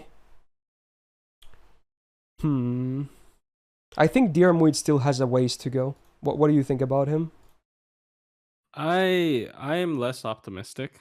I don't know. Yeah, he is better offensively, debatably, because his skill 3 is like low cooldown, right? But I don't know. I might not even use him over Proto. For yeah, I think Proto is the main comparison for sure. Yeah, it's not a very good. Right. I don't know. Maybe I would go with a B. I don't think there's a massive difference after the 3rd skill buff, but I think I kind of prefer Proto as well, honestly. I think he's Hektor tier though. That's just me, because I don't use them a lot. Like I can't really justify a lot of my reasonings because I don't use them enough, in my opinion. But I just. And I guess even though Proto is his main comparison, we still kind of have to factor in that Ku still exists, right? Even if Ku still exists. Yeah, it's still a free MP5 at some point. So. Is it Hektor tier? I'm gonna put him just above Hektor because 1, he's single target, and 3, he actually has a good damage steroid now. So I'm gonna put him just above Hektor because of that. If he was AoE, down he goes. But like this, I like him a bit more than Hektor. That's fair enough. Yeah. All right. There's Diarmuid. All right, 2 more to go for 3 stars. Gonna talk about Taiga next. And speaking of cooldowns, oh boy. Oof. So, single target Buster DPS. Pretty average stats among 3 stars. Back to standard Lancer deck with maybe just ever so better hit counts, but still not great. Now, let's talk about the first skill. It has a lot of cool stuff. 30% Buster up for self for 3 turns. Great. 40% mental debuff rest for 3 turns. Sure. 15 stars. Yes, please. And then 2 hit evasion, no duration. Oh, I love it. But then you notice, wait, is that a 10-turn cooldown on max level? And you just realize, like, what the actual hell, dude? How? This should be at most 7 turns. I can't see it being 8 turns or more. It is, sure, it does a lot, but she's still a 3-star, and come on, dude, that is absolutely disgusting. This is like worse than Abigail. Oh my god. So yeah, cool skill, but man, does it suffer on long fights. Then the next 2 skills are a lot more basic. So it's a 2-turn self-attack up for 30%. 5-turn cooldown. So if it was 3 turns, I would say it's alright. As 2 turns, it's definitely worse than average. So not great. And then 3rd skill. So map aside, you get 50% crit damage for 3 turns on a 6-turn cooldown. So if you're not on forest field, that's all you get. And at that point, it's not a very great skill.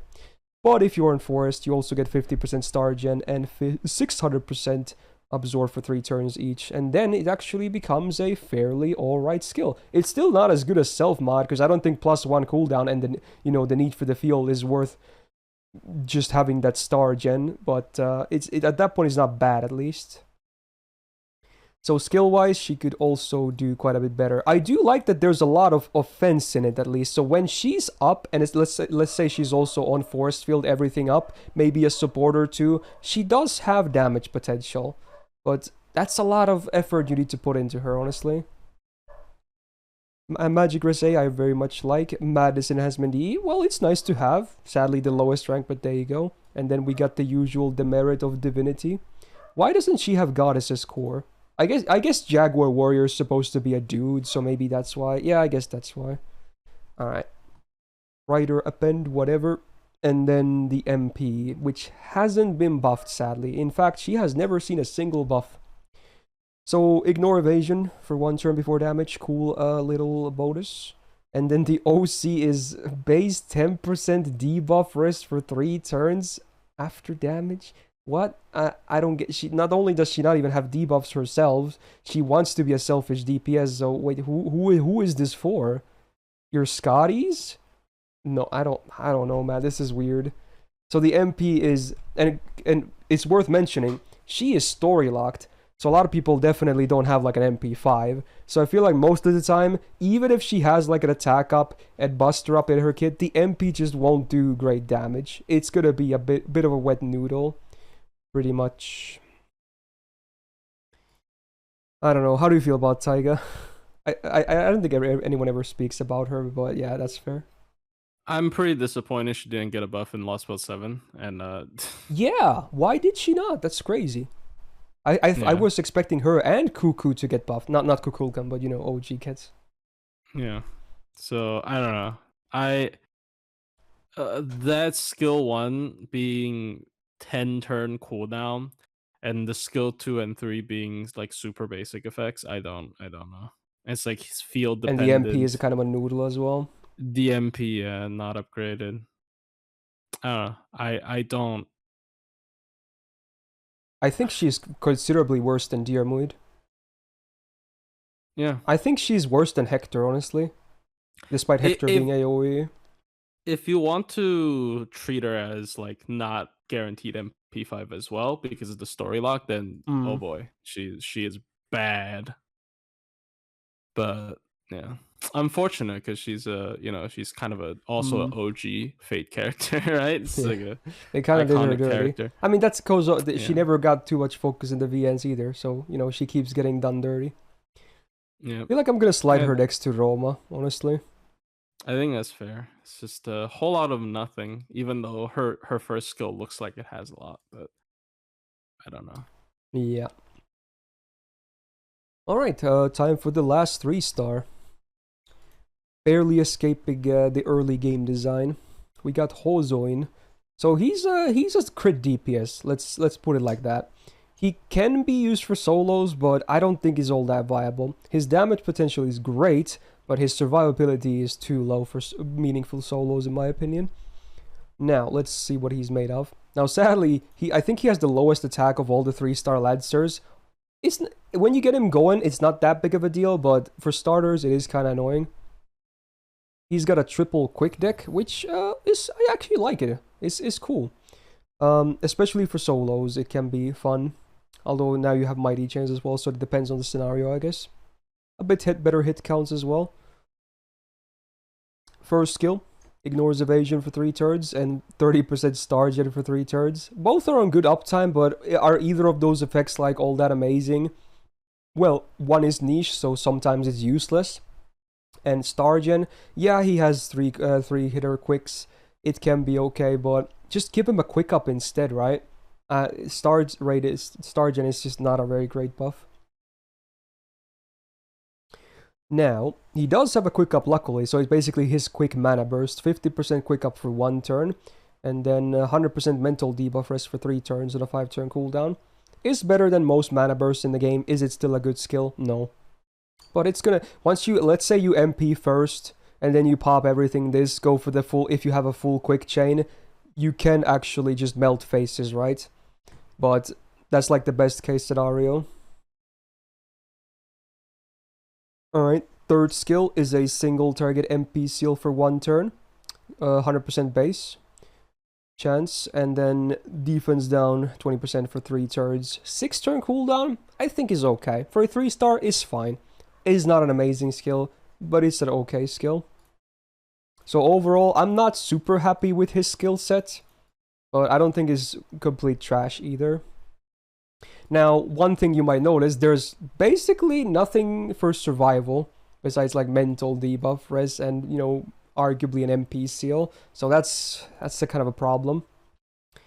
Alright, magic res D plus should be higher, but oh well. Lancer bonus, I would not run him on neutral, honestly.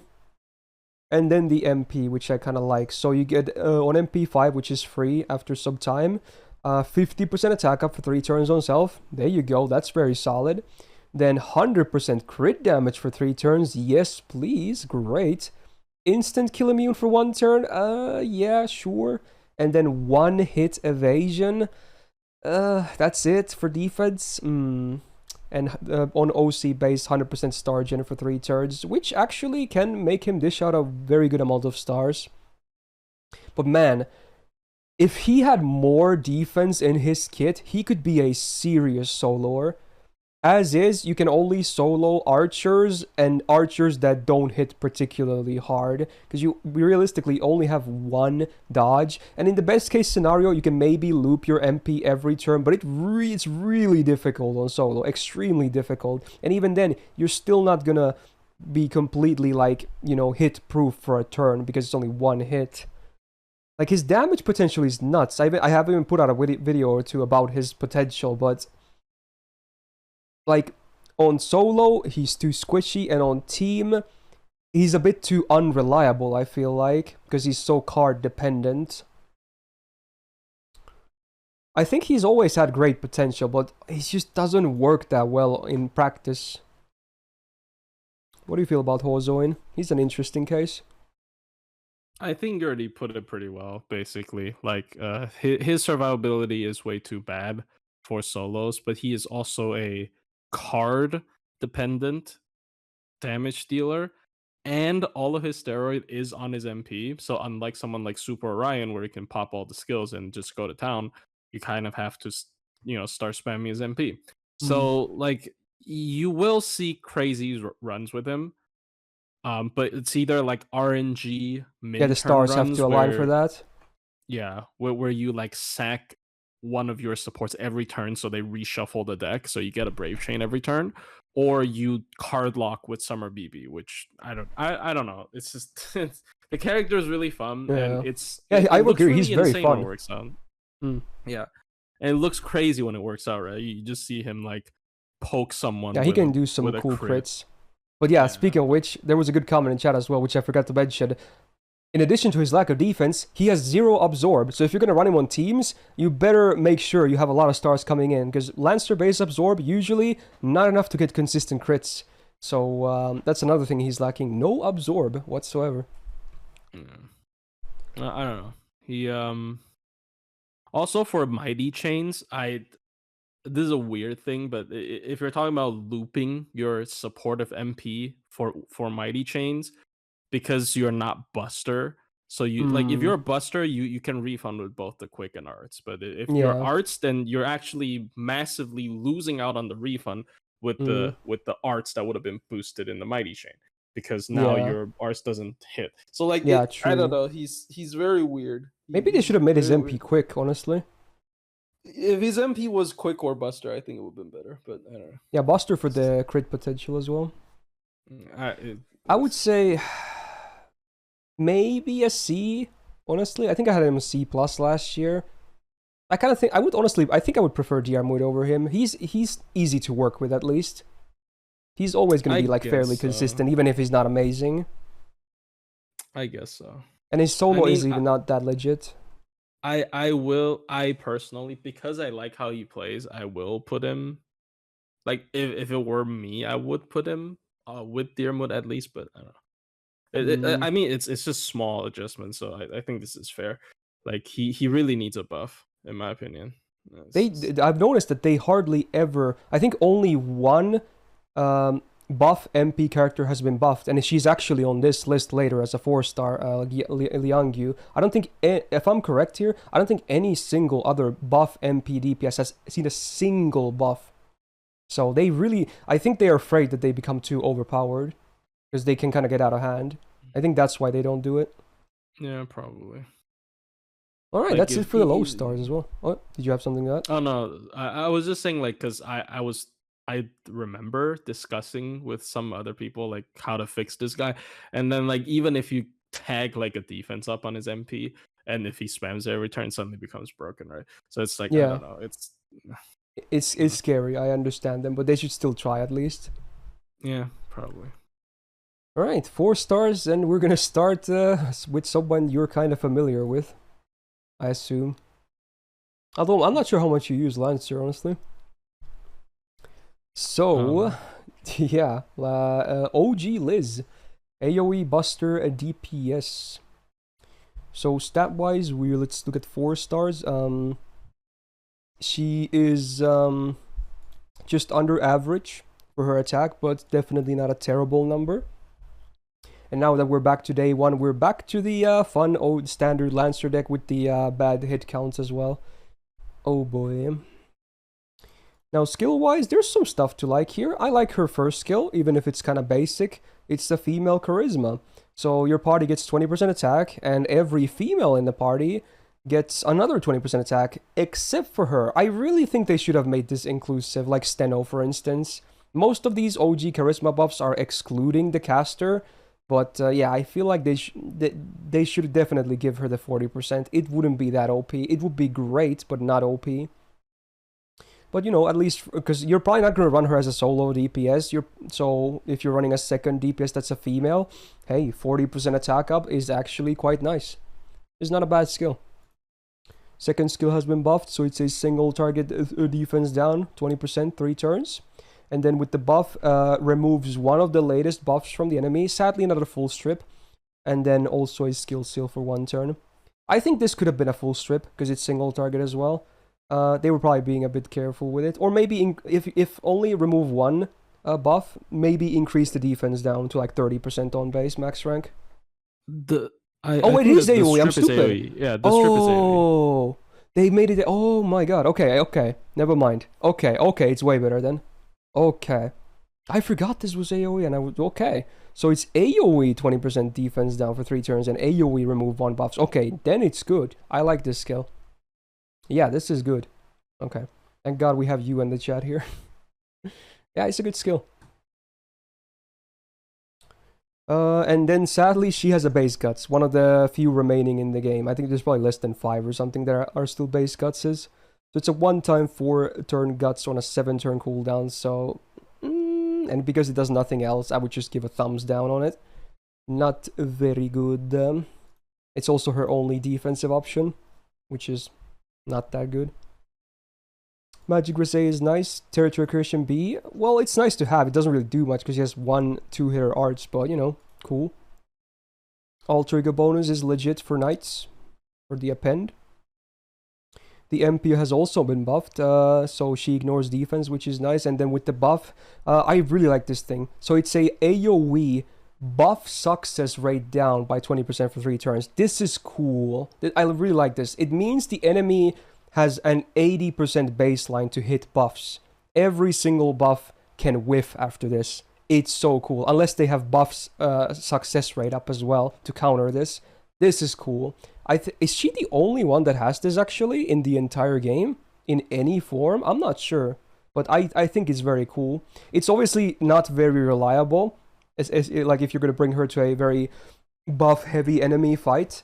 But it's cool. I like it. It's actually nice. And then the OC is just a boring curse that no one really cares about. But it does okay damage after the buff as well. Even if she only has like, you know, the defense down and the 20% attack for herself. Not too bad for damage. So how does Mr. Plushie think about Liz of all servants? I use her a lot, but just not above level 40. Oh. She You use her as esports. I see. Okay. Yeah. I have, of course I have a level 100 copy, but I just never use her. She's a trophy. As main DPS, I think her only edge is I guess the buff success chance down. It never occurred to me that it could be useful. But the only thing is that it does have defense ignore, and she is, I don't know, it sometimes it might come into play, but as a support though, I would have to say, because she the 40% I've used her in some setups as well, actually. Yeah, it's a pretty big buff, especially if you combo it with the second skill. And even with second skill being AoE, I still would prefer if the buff strip was all, because one buff strip is really hard to control, right? Sometimes the enemy would just throw in a crappy effect at the end, which is let's say like a star gen up or something, and then suddenly, you know, it doesn't matter. Can enemy cast star gen up? I don't know. Like they can't like actually. They just get crit damage, I believe. Yeah.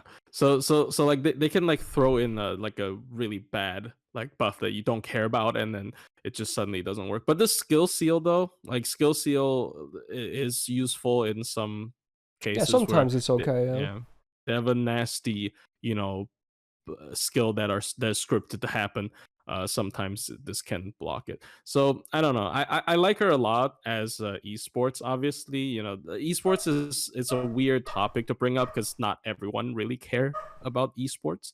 I think it's a good thing to talk about. Yeah, even as a female support though, I think she's decent. But especially as esports, because she only needs to be Ascension 1. Skill seal helps her die sometimes, arguably. True, that's very true. Yeah. So like, I don't know. I personally use her a lot, but only for esports, which is kind of sad because, you know, it's Elizabeth. But... Yeah, I think her best use cases are either for setups or as a secondary DPS. I wouldn't main DPS with her personally. I like her as a secondary with another female DPS. Yeah, that's fine as well. But if she had a charge, or like if her skill 3 had another supportive effect, I think that can push her. They should buff the guts. Like she has really potential still. Yeah, definitely. Like she's like one buff off from being a really good multi DPS damage dealer. Yeah. So last year I had her on B+, which honestly I might stick to. What do you feel like? Where should she be? That's fair. I'm not gonna try to argue against, you know, Elizabeth rank. So yeah. The higher it gets, the better. Yeah. Okay. I think she's good.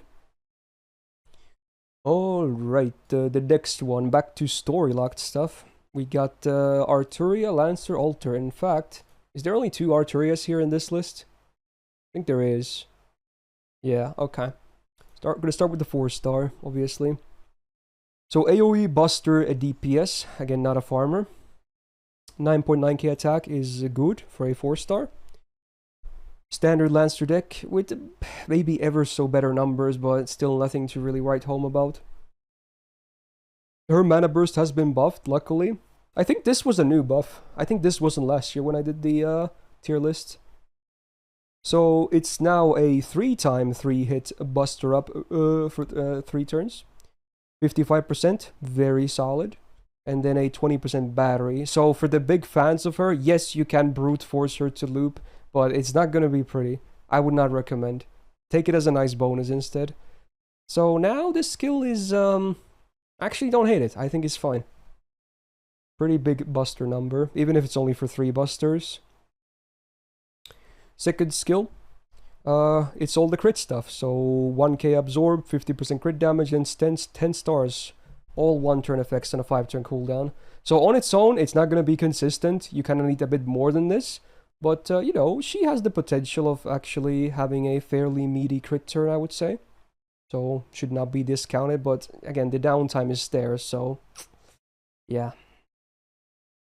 And then Charisma E is back. So, need I say more? Yeah, it's not that good. It's... yikes. Alright, Magic Resp B. Good. Writing A. Again, not too bad. Writer bonus once again, Miss B. If anything, this is lore accurate to Lancers when you think about it. And the MP has been buffed, so it actually does a good amount of damage. Also, like Liz, ignores defense. 60% chance to MP seal on AoE though on base. You cannot improve on it, so I love the effect, but I hate the 60%. It should be 100%, especially when the OC is a pretty meh curse again. So it does good damage, good niche. But if the NPC was 100%, I would actually really like this MP. Now it's just I want to like it, but I don't really love it. How do you feel like Lancer Alter? I think she's okay. She has okay DPS potential, but I think she probably should have been single target as well. Oh, I would like her a lot better if she was single target, of course. That second skill used to be like super good. I remember when people were like, "Oh my god, one of the best crit DPSs in the game," because like back then we didn't really have all that many crit options, but that was years ago. Yeah, and it's like a bread and butter skill, right? But I don't know anymore. Like, yeah, she got an upgraded MP. I think that's pretty huge. She has a lot of damage, right? She's kind of like it's kind of like Saber Alter, but maybe I kind of like her maybe a bit more as a DPS at least. Yeah, definitely. I think what could have been cool is if she also had, if she started with the off balanced damage mod and then she got upgraded. Or they could have given her the refund on the OC as well to make her loop farm better. True. I don't know. She's a little bit clunky to use. She definitely has really high damage potential though with her buster cards, with the skill 1 and paired with the already good skill 2. So I don't know. Last year I had her on the same tier as Liz, but I don't know. I kind of like Liz now more. Yeah. I'll put her into B, honestly. I think we can move. Okay, maybe this is by. I think we can move Liz up. I don't know. Oh, you think she should go up? I don't know. Nah, never mind. I don't know. I don't know. Okay. I mean, we're gonna get more comparison here as we go on. You never know. Yeah. Right. Then we move on from the busters and more into the blue territory. We got Mr. Fionn next. A lot of people hate this guy, but despite that, he's actually not bad at all. Now, sadly, his deck could be higher. It's not the worst, but it's definitely still a little bit above or below average for 4 stars. Double arts, double quick deck is fine because he's really all about the MP. His face cards are pretty trashy. His first skill used to be hot garbage. Now it's not amazing, but is passable. So 50% Stargen for the full party for 3 turns is like, for him it doesn't really do much. He's an arts character, so even with the AoE MP it doesn't help much. But now it also comes with 30% MP generation for the party, which is a reason why he can actually loop farm, so yay. Can also be useful for DPSing if you run secondary DPSs, or even for your supports is nice to have. It's an okay skill. Second skill has been buffed. It used to be 10 turns of cooldown. Now it's a 7-turn cooldown. So now his evasion is normally chance-based, but if a lot of people don't realize it, if you do actually max it, it's no longer chance-based. So he gets the full turn of one turn of evasion. Then you don't have to worry about it. I don't know why this is the only evasion I believe in the game that had scaling. Like, you had to max it to get guaranteed dodge. It's just stupid. I think they realized it themselves too. But yeah, at least you can fix it. Now you get a 30% battery as well. and a taunt for 1 turn, which again, if you max the skill, you're basically dodging the attacks, which is nice. And then there's the demerit that if an enemy female has charm, they will basically guaranteed land them on him. So it's an interesting demerit. It's not really a big deal, honestly. It's kind of like, it's a lore thing, but yeah. Now on a 7-turn cooldown, I think it's an alright skill. It's not like amazing. It's alright. They kind of fixed it a lot. It used to be terrible. Then the third skill is literally an arts mana burst by 40%. They should buff this. They really should. This is a bit weak. Would improve his farming numbers as well. Magic Resist B is alright. Divinity D is not great. Lancer bonus is like whatever. MP luckily has been buffed. But yeah, luckily he actually does give himself mental debuff immune for 3 turns. So even if he gets susceptible to female charms, he can get immunity for it for 3 turns. So yay, I guess. And then the OC is base 10% attack down for 3 turns on AoE, which is, it can be actually alright if you're running him on bosses, because his MP, if you bring good supports, is fairly spammable. So it shouldn't be discounted, but at the same time, it's not like an amazing OC either. Overall, with the buff of the MP, sadly it's just a damage buff because it's an early one. It's an alright MP for sure. I don't hate it. And now we can finally look at some of the looping numbers again. So, how does Mr. Fionn do? He does fairly well, in fact. He actually, with the same numbers, he does beat Lambda, Melt, Lancer. There you go, words. And he also beats Percy as well. I'm pretty sure Percy has a much easier time looping though, so depending on the node, he's gonna be better. But yeah, his numbers should not be, you know, how should I say this? Okay, words. Neglected, there you go. I found the words. He actually even kind of trashes on Sakamoto Lancer as well, because he can't run Black Rail, so yeah. So yeah, he's actually fairly solid. How do you feel about Fionn? I mean, I think his only selling point is the upgraded MP. Like, in every other way, he kind of gets smashed by Percival, right? And Percival is also permanent. I do like Percy more, yeah.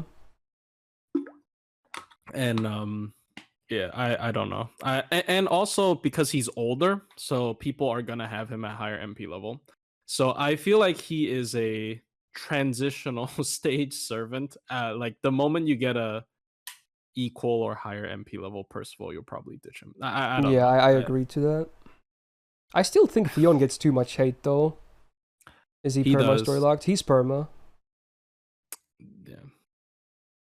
What did I have him on last year? I had him on A+. I seem to have a lot of the looping ones on A+ from last year. I think you can bring him down a peg at least. I feel like, yeah, I feel like he could go down a bit. Like, as a DPS role, he's fine, and as a farmer, he's pretty good. So, I feel like A kind of reflects that. That's fair. Yeah, mostly people hate him because he's always paired with other, like, SSR Lancers on Raid Up, and you always get Fionn instead. And notably, it happens to be like Ereshkigal most of the time, so people really hate him because of that. Yep. Alright. I'm gonna talk about a servant that I actually like myself a lot. It's Lee Lancer. Single target arts DPS. Pretty decent attack at 9.6k. Double arts, double quick deck. I would have loved to have actually seen maybe double arts, double buster. But for gains, it's not bad. It helps. Skill-wise, much like Assassin, we're on a later list, you're gonna see mostly one-turn stuff, sadly. So the first skill, ignore evasion for 1 turn and 100% crit damage for 1 turn. 6-turn cooldown though, so it's not that amazing. This should at least be a 5-turn cooldown, and maybe even add 1 more effect. Then it would be really good. It does mean that he has a high damage ceiling, but again, the downtime will definitely be noticeable. At least his MP is a bit more spammable, especially bring the good supports, because his face card gains are actually, he has 2 triple hitter arts. So while the skills have terrible downtime, it's not all bad, because the MP helps a lot with that. Now he has a modified version of Mind's Eye True. Instead of the other stuff, he gets absorbed for 1 turn with the dodge. So I guess it does pair kind of okay with this, with the crit damage. And then with the buff to the 3rd skill, we have another good pairing, because he gains a 15 star bomb now as well. And they did reduce the cooldown of this actually, so it's good, but at the same time it's awkward, because now they all used to be 6 turns on max rank, now this is 5, so it can be a bit awkward sometimes, but it's obviously still good. Invul Pierce for 1 turn, he gets both Invul Pierce and Sure Hit, I guess. And then a big 50% art sub, so this is like a much better mana burst when you think about it. Is it still a broke kid skill? No, but it's definitely a better than most mana bursts in the game. So yeah, downtime is real. Magic Res D. That's it. Not that much to say. Pretty meh. Lancer Bodas, whatever. Now the MP. A lot of people don't actually realize that just how much damage he can do with his MP. It hits really hard. Like, super hard. So it ignores defense as well, which is cool. And then, sadly, the 30% defense down for 3 turns is after damage. But that's a pretty fat amount regardless. And it's considering his MP is also fairly spammable, that's cool actually. And the insta-kill is like whatever, that's just bad and, you know, never really relevant. But regardless, with the buff, the MP is pretty good. It hits really hard. Does it hit harder than Kagetora? That's a good question actually. I think he might. Maybe not at MP1, but maybe at MP2 he would already pass Kagetora, honestly. I feel that could be, I could see that happening. But probably not at MP1. And he is story locked, so it's a bit hard to get those MP copies for sure. Now, last year, I had him at a B+. I feel like I could still have him there, honestly. I think he's a very solid DPS. Mostly just held back by the downtime of the skills. But the MP still hits really hard and it's fairly spammable, so... What do you feel like about Lee? You probably don't use him much, do you?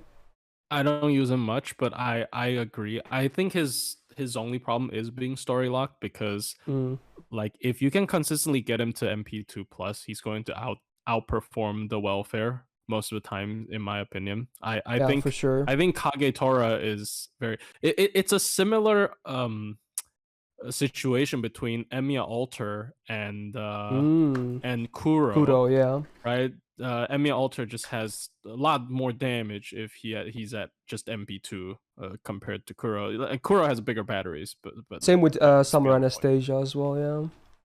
Oh, Summer Anastasia. Oh, I wasn't here for the list, but yeah, Summer Anastasia is nuts. Anyway, yeah. I think he's solid. I think B+ is really fair. He's really good. 1-turn buffs. Kagetora also has a lot of 1-turn buffs. Like I don't get that is not. I think for the record, I do think Kagetora is a bit overrated. But if you have an MP1 Lee and an MP5 Kagetora, you might just want to go with Kagetora, honestly. But I do think she's not as good as some people give her credit for, if anything. Yeah, I wouldn't call her like a top tier welfare. Agree.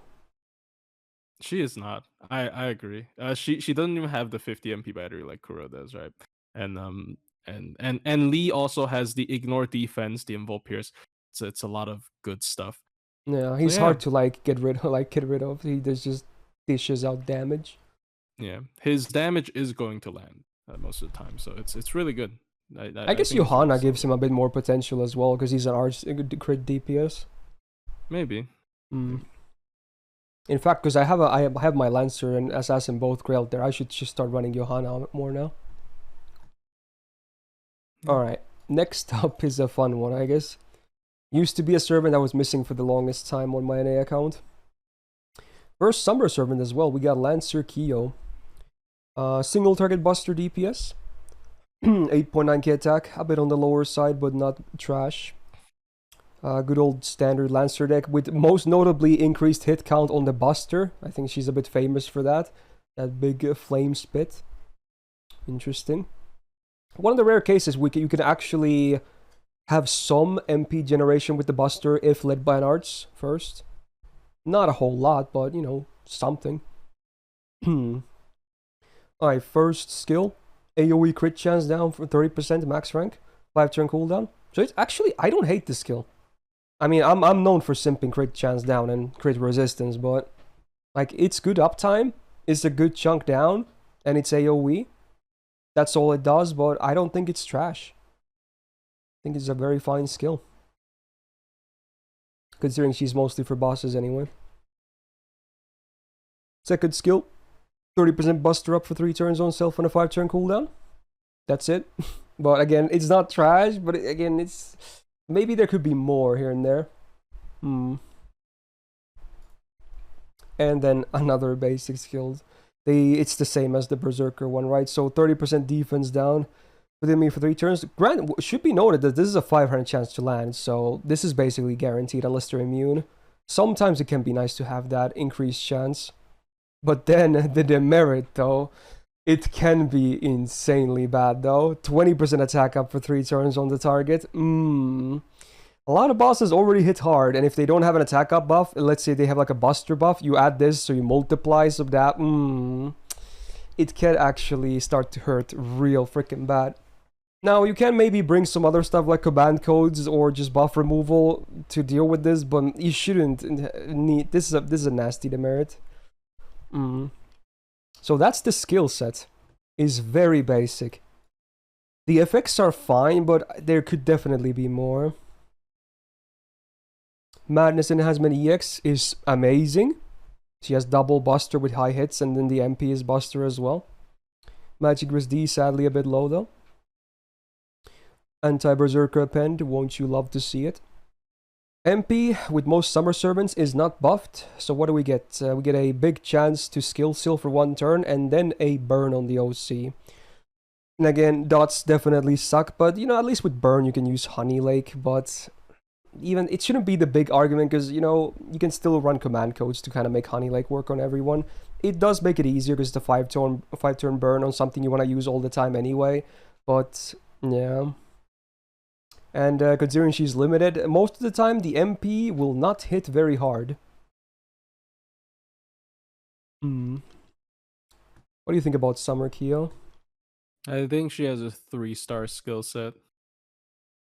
Minus the wrong. Menace Enhancement EX is just so boring. Like, I don't hate Kiyohime. I know a lot of people have a burning passion, burning hatred for Kiyohime, but like, you know, I don't hate Kiyohime.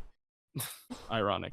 I don't hate Kiyohime, but like I think Lancer Kiyohime is it's so basic. She should be permanent with this skill set. But they won't do that for Summer Servants. You can tell she's a Summer 1 servant. Basic. Yeah. They could have buffed her when they reran like all the Summer banners, but they didn't, and they lost that chance forever. Unless they shoehorn her into like a random future event, it's looking pretty bad. The stalking as well, like I don't. Yeah, like that's her flavor, but maybe give it something so the demerit becomes like, I don't know, not that much of a demerit or benefit her. So I don't know, just give her something. She has nothing. She has like good base stuff, but it's like 1 line. Like every skill description is like 1 line. Yeah, that's a bit too little these days. Even if the numbers are okay, she could still use more. Yeah. So last year I put her on B, which I think I'm gonna bump her down from. I agree. Yeah. Especially considering limited, yeah. I would probably not put her below Diarmuid at least, though. Maybe the same tier. Even if, again, not the direct comparison, because it's kind of unfair, but yeah. She's okay. Okay. Next up, a servant I also like. We got Vlad Lancer. Maybe not as big on the spotlight as Berserker, but he's got some interesting stuff, and we actually got a new buff that didn't exist last year on the tier list. So, stat-wise, his attack is a bit lower, but considering he's also a bit of a tank, also he's a single-target buster DPS, but he's a bit of a tank as well. I don't hate that he has a bit more HP than usual, because of the taunt. Now, he has the standard Lancer deck. Now we're starting to see a bit better numbers, which is cool. So, not the worst hit counts out there. First skill, It's the Gramp skill, the Martha skill, etc. He has the really good version of the skill with good numbers. So he gets 100% debuff rest for 3 turns on a 5-turn cooldown. Love it. 2.5k heal. Sometimes you're going to activate this turn 1, so it's irrelevant, but you know, considering he's kind of not too hard to keep alive, this can be relevant too. 40% defense after 1 turn. Great with the taunt. Very great. And then 20% attack for 3 turns. For a 5-turn cooldown, it's just really damn good. That's a great skill. I like it. Second skill has been buffed. It used to be the garbage tactics. Now we get the usual tactics buff, which first of all, 20% AoE now, or 3 turns of the buff for the MP damage. And then now also comes with an AoE 20% buster up for 3 turns. And then, ooh, I like this. This is cool with the taunt. So he gets a buff for 3 turns, or 5 attacks 3 turns. And every time he sustains a hit from the enemy, they get minus 10% defense down for 3 turns. Which again, he has a taunt, so that's cool. And it can also, like, let's say you use the taunt right, and then you get hit 3 times a turn, which is usually the most you can get hit by. You still have 2 more attacks left, so if you get randomly hit in the next 2 turns, you can still dish out a bit more defense down as well, which is nice. So now, again, this is a great skill. I love the mix of the MP damage and the buster as well, because they also multiply each other. That's great. Is very cool. And now, one, they both work really well for himself too, and then also, if you're on a secondary DPS, it's even better. Third skill, 10 stars per turn for 3 turns, and then the taunt for 1 turn on a 5-turn cooldown. Is fairly basic, but the taunt is really well placed now with the buff to the second skill and the first skill being as good as it is. So honestly, I think he has a fairly great skill set. Not the best I've ever seen from a 4-star, but I think it's good. Now, Magic Resist C is the only passive, so you know, room for improvement, but considering he also has most of the turns he's going to have 100% debuff res already anyway, it's not the biggest deal. Anti-Avenger passive, well, if you're really low on Moon Cancers, I guess you can utilize that. And then the MP. I think this is the one drawback of him. His MP hasn't been buffed yet. I still kind of like it though. It's Invul Pierce, 1 turn before damage, and then anti-evil damage mod on the OC. And evil is a very common alignment on bosses, so I think he's just an MP buff away from a top tier 4-star spot. I'm willing to say that, honestly. He's already very solid, but I think if he gets a good MP buff with like a new effect as well, I think he's very close to being like amazing. How do you feel about Lancer, Vlad? I think he's very underrated. I agree. He is very much just solid all around. Good survival, good team utility, good MP with the anti-trait. As you said, if the MP gets a buff, he's gonna be one of the higher damage dealers against evil. And he is permanent compared to someone like Kiyohime, where you're going to, you know, a lot of people probably has him at Even high on same MP level, I would always pick Vlad over Kyo, honestly. Yeah, definitely. Like, Vlad's second skill has more description than Kiyohime's entire skill set plus MP combined. Even like, his first skill, honestly. Right? Yeah. Yeah. He just has so many good effects. Yeah. So last year I had him on B+, and that was before the buff. Now the question is, was that too high, or was that fine and I should bump him up to A now? I almost feel like he could be A tier. I think he's really good. I think he's close to Li Shuwen though. I mean, okay, they're not close in gameplay, but like, yeah, one is super offensive centric, the other is like kind of half support. I don't know. But he still has a lot of buff damage in his kit too, to be honest. He has attack up, buster up, MP damage up, stars per turn, damage mod on his MP, which is a common alignment. The defense down is stackable. Yeah.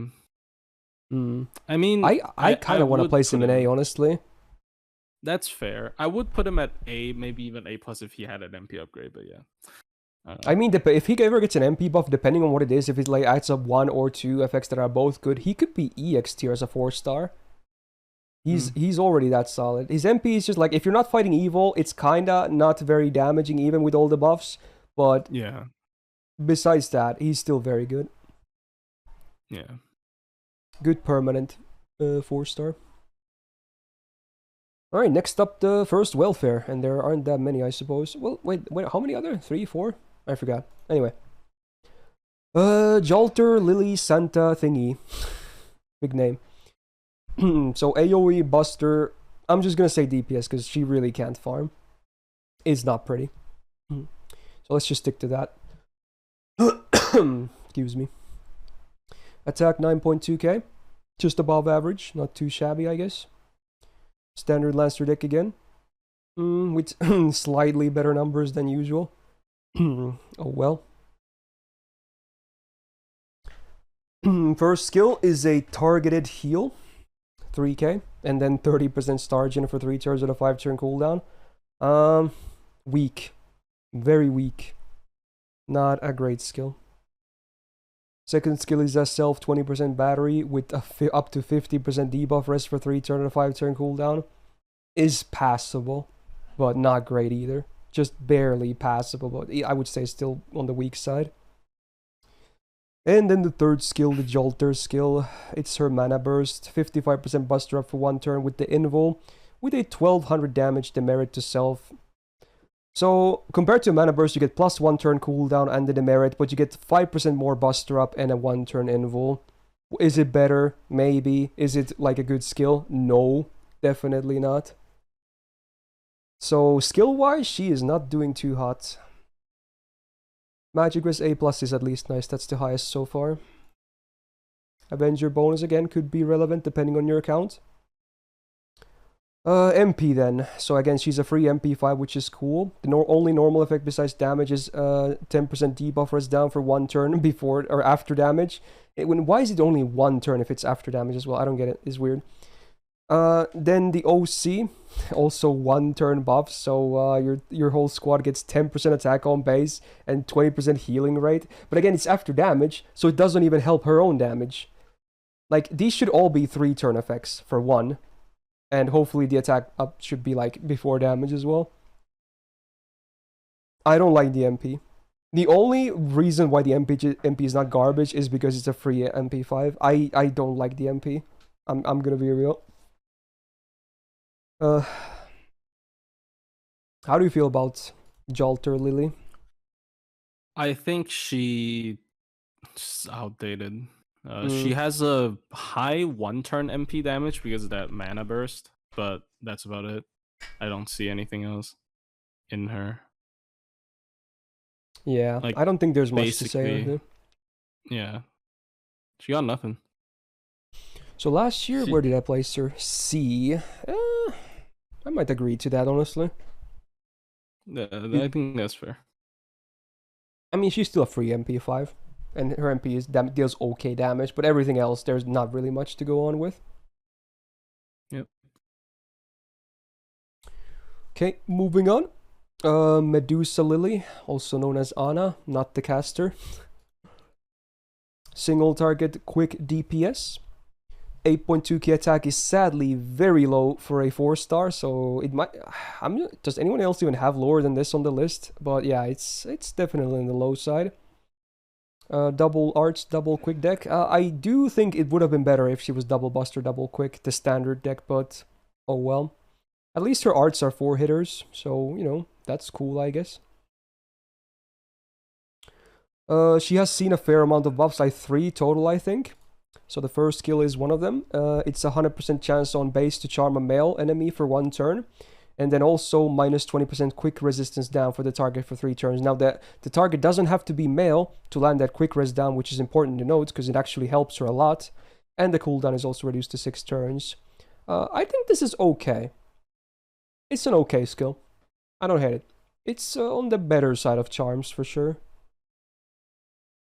Second strength kinda is really shitty though.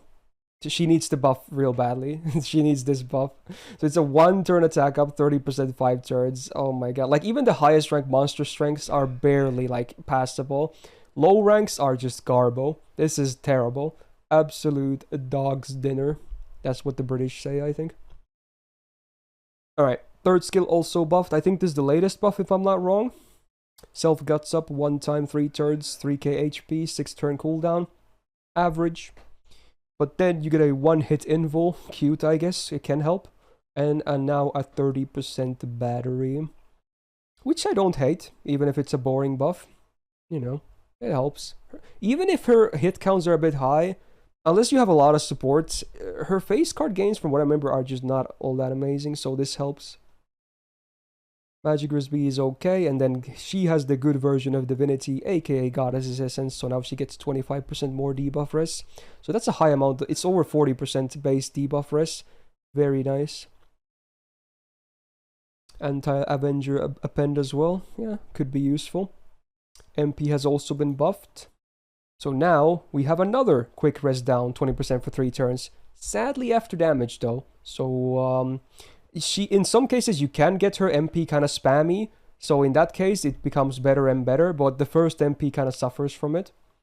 And then the OC is a base 80% chance to stun for 1 turn. Already on 200%, it's 100% base though, so it's not the worst scaling, but man, it should have started from 100% in my opinion. She's supposed to be, you know, a Medusa after all. But at least the MP hits fairly hard though, and it has a fairly okay hit count for some stars as well, despite being single target. So quick chains is the way to go. What do you feel about Anna? I think she's pretty good, but is she like amazing? Honestly, I think she is a little bit underrated. I mean, I would guess agree to that, yeah. That is the fault of all of the Medusa sisters, where she's really good against males, I have to say. Yeah, if you're running male, then she's actually pretty legit. The charm is nice. Yeah, but I don't know. I can see why most people would pick other options over her. She does have an upgraded MP though, so I think that is true. That is one of her edges, because MP upgrades just boost the damage up so much more compared to some other stuff. And she is an old 4-star. Depending on how high the MP level you want to assume, the rating can be very different, because there is a welfare that does kind of compete with her, in my personal opinion, especially also on the anti-male side, which yes, of course, of course. Yeah, I guess her existence is a thing, yeah.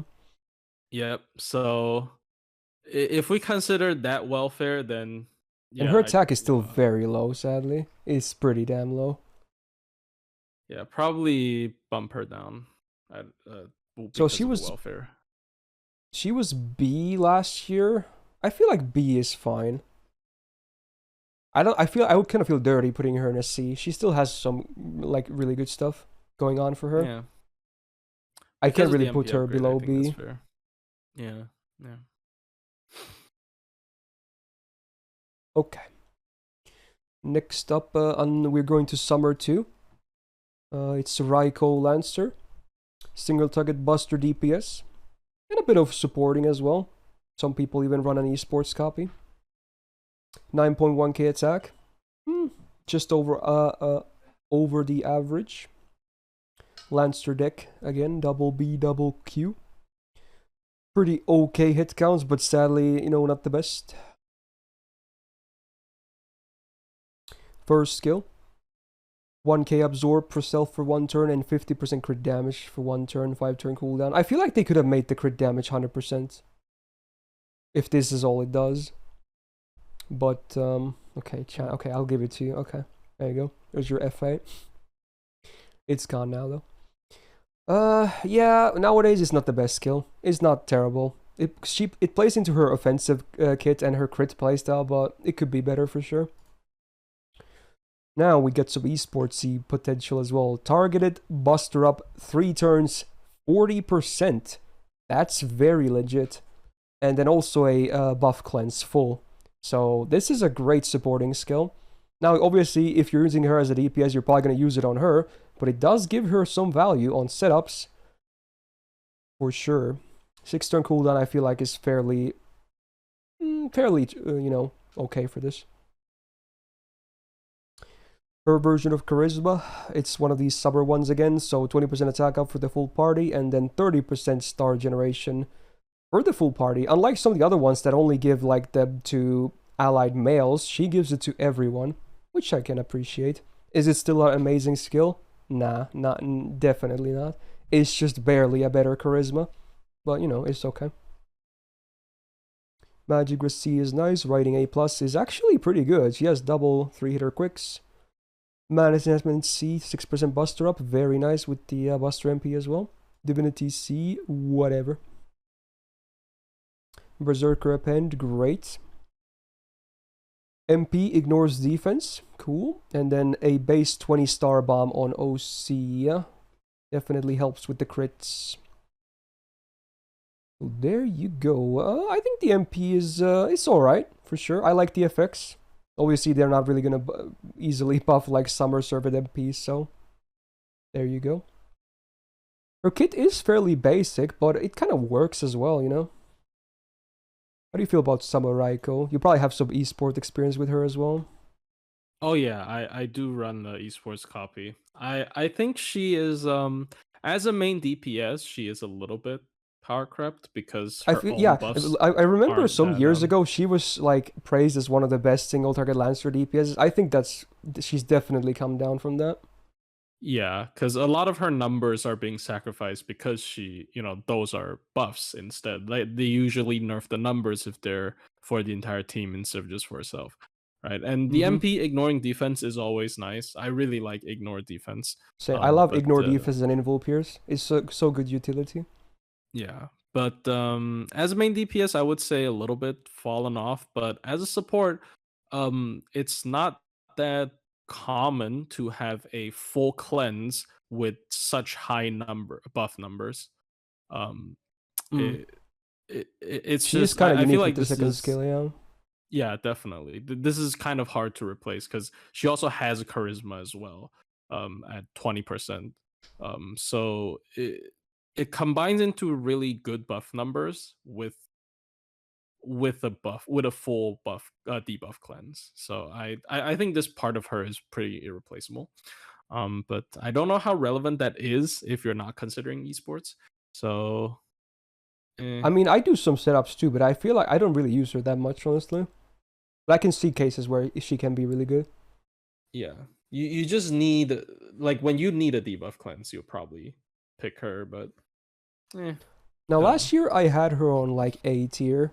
I might slide her down to B+. What do you feel about that? I think in terms of support utility, a lot of times she actually is not as high as Liz personally. But her DPS is better than Liz for sure. Yeah, so I think that's actually kind of fair. It's like, win some, lose some, right? And she's like a buster version of Lee as well. They're both like crit focused. Her MP doesn't do nearly as much damage, but she still has better uptime on her buffs. She needs like a MP upgrade. There's a lot of, but it's probably never going to happen because she's a summer servant. Yeah, probably. Okay.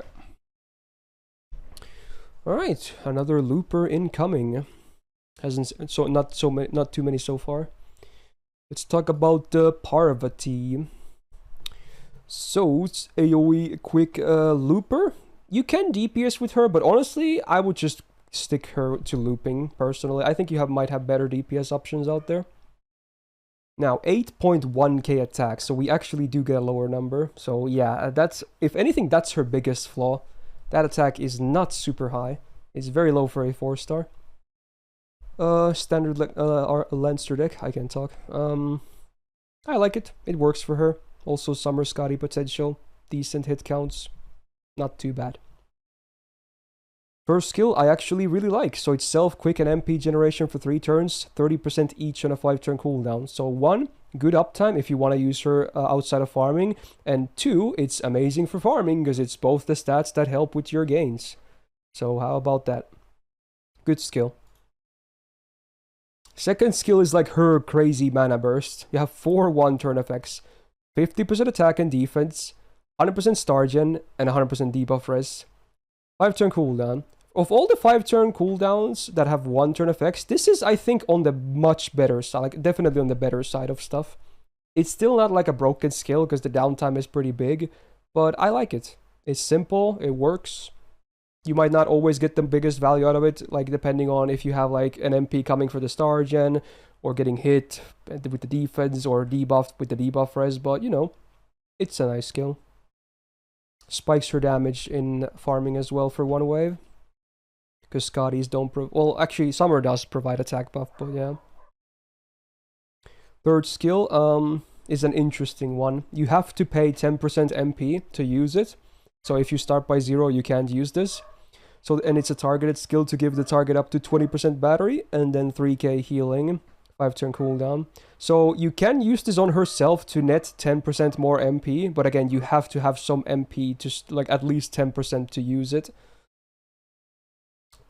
I feel like in farming, this is not really used, is it? I think her refund tends to be good enough that this is not even really used. So it's mostly for like bosses and stuff. It's not a bad skill though, I guess, but it's not really amazing either. Overall, I would say above average skills for sure. Magic Res A, I like, and then Goddess Assistance B, so 42.5% debuff res on base at all times, very strong. Alter Ego bonus, again, very legit for Knight class servants. The MP, which has obviously never... She hasn't seen a single buff, I just realized that. So it's an AoE MP, 60% chance to charm enemies for 1 turn. Sadly, you can't affect that. At least... Well, if you bring some certain buffs, but she herself doesn't have them. But yeah, it's nice if it lands. If it doesn't, then... Yeah, but you can't really rely on it. And then it's also an AoE 10% battery on base on the OC. And it actually has decent value for overcharging as well. You're probably not going to do that on farming, but for some bosses you could order your MPs a bit better sometimes. Not a terrible MP. Now, numbers-wise, where does she stand? Yeah, sadly, she seems to be doing the worst of all the quick loopers. Assuming Jord has the numbers correct. She does have pretty good wave 3 potential though. But not like the hottest numbers ever. I'm pretty sure it's because her attack is so low, right? I think that's what it is. I mean, she's probably better than Valkyrie in most cases. She definitely beats them easily on wave 3 for sure. Or whatever wave you choose to use her skill 1 on, or skill 2 on, but... They're probably fairly interchangeable a lot of the times anyway. I wonder... I should have asked Jord. Do you happen to know if she can run a 50%er with triple Scotty like Traces? It should. Because with MLB scope with double Scotty, triple Scotty with 50 should be easier than double Scotty MLB scope. Okay. Right? But I assume the same also applies to all the peers as well, basically. Yeah. Most likely. And it also depends on the refund, like the enemies. Parvati. I feel like they could definitely buff her, honestly. Last year I had her an A+, which I don't know, maybe I should bump her down. I think the reason to bump her down would be that quick looping in general has taken a backseat. Like, it kind of has. And especially considering how many good AoE arts 4-star Lancers are in this class. Like, it's so dumb. Like, I don't know. She's still solid. I think if her skill 2 was 3 turns, she'd be a really solid that'd be crazy boss. Good. Like anti-boss damage dealer. The charm, it's kind of stuck in an awkward state, right? We'll see another. Yeah, you can never rely on it, really. Similar to that. Yeah, I don't know. Maybe an A or a B+. I think a B+, just because who loops with quick? Like, let's be real. Like who like it's viable, but like if you have some of the other options, like I would probably run Fionn over her for sure if I had the necessary tools for both. Yeah, pretty much. I don't know. Like, really, like who actually unironically loops with quick when you have like Fionn, Black Girl, and double Castoria? Like, these are the takes we want to hear. Yeah. Like, you just don't. All right. Moving on to a servant I'm not a huge fan of. We got Nezha. So AoE Buster DPS, again, even if you can brute force her to loop, I would not really call her a looper. Is not worth it. So at least she does better on the attack, 9.2k, just beating the average. I guess it's also worth mentioning that, yeah, Lancer modifier is 1.05, so the attack can be a bit higher as well. It's not a huge deal, but it's a bit higher. Standard Lancer deck is back, and her numbers are actually completely fine. For once, we have reached okay numbers. Great. Now, first skill. 20% quick buster for self for 3 turns and 30% crit damage for 3 turns. On a 5-turn cooldown, this is on the better side of these duo card buffs. Because a lot of them are 6-turn cooldown, and a lot of them don't even have like a triplet effect. So this is on the better side of these duo card buffs for sure. I would know because one of my waifus has one, and even after the buff is still not very good. Shout out to Okitalter. Alright. Self Guts 1 time, 5 turns, 7-turn cooldown. Pretty okay for the uptime, but nothing crazy. And then 20% battery for self. Passable. Better than regular Guts, but not really crazy good. Yeah, I think this could be easily buffed, yeah, for sure. Third skill has been buffed, and I forgot it. Maybe this was new after last year's list. I don't remember. But anyway, I think self-absorb. Oh, this was new. Was this one of the anniversary buffs or something? I don't recall if this was any, but I think this is pretty new. I recall yeah, making it feels new. Yeah, I remember reading about the demonic stuff. Oh, was it Road to LB4? Okay, then it's new. Yeah. Anyway, absorb 500% 1 turn. Pairs well with the first skill, I guess. I really want it to be 3 turns, though, because the crit damage is also 3 turns with the card types. But then she gets demonic damage, 50%, and demonic defense, 30%. Self-cleanse, and a 15-star bomb. Like, it's a crazy skill, I think. If you're fighting demonic, it's absolutely crazy. If you're not, it's still pretty good, but I kind of wanted them to, instead of adding all the crazy stuff, just make the absorb 3 turns. I think that was very vital to have. Because the first skill really likes the 3-turn stuff. But yeah, against demonic, it's an EX tier skill, nothing less. Okay. Overall, the skill set, I think is it's not bad. It's alright. Magic Grisée is pretty good. Caster bonus, whatever on the append. MP has also been buffed, yay. The normal effect is burns, so you can kind of neglect that immediately, unless you really want to run Honey Lake, but even then, again, command codes exist. And the OC is 20% MP damage for 1 turn on base before damage, which is fine. That's not bad. It's not amazing, but it's fine. I like it. So there you go, Nezha. I kind of wish she was single target. I'm not gonna lie. Because he doesn't really farm either. Yeah, anti-demonic screams boss killing as well. Yeah, that too, yeah, for sure. You like Nezha? I like her quite a bit. I think the anti-demonic is not like too niche that it never happens. And overall pretty solid. I don't, it's just like I don't use her. I want to defend her, but anti-demonic, like if there's like an anti-demonic situations where you need like AoE damage, then she'd be really good. Power mod is also like one of the better form of damage boosts because it stacks really well with most other types. She also has the upgraded MP. Like I don't know what I can complain about this server. Maybe because maybe the battery's not big enough. I think I like her over Lancer Alter personally, at least. Yeah, they're similar. Definitely. So I had her in B+ last year, but that was before the buff. I think I'm gonna now put her again to B+ after the buff, if anything. That third skill buff. I really wish the absorb was 3 turns though. She would be very good for crits. Yeah, I think after she got that many buffs, it's just it's she has gradually became decent, even though people probably don't remember her that much. Yeah, people remember her when they get spooked by her. Yeah.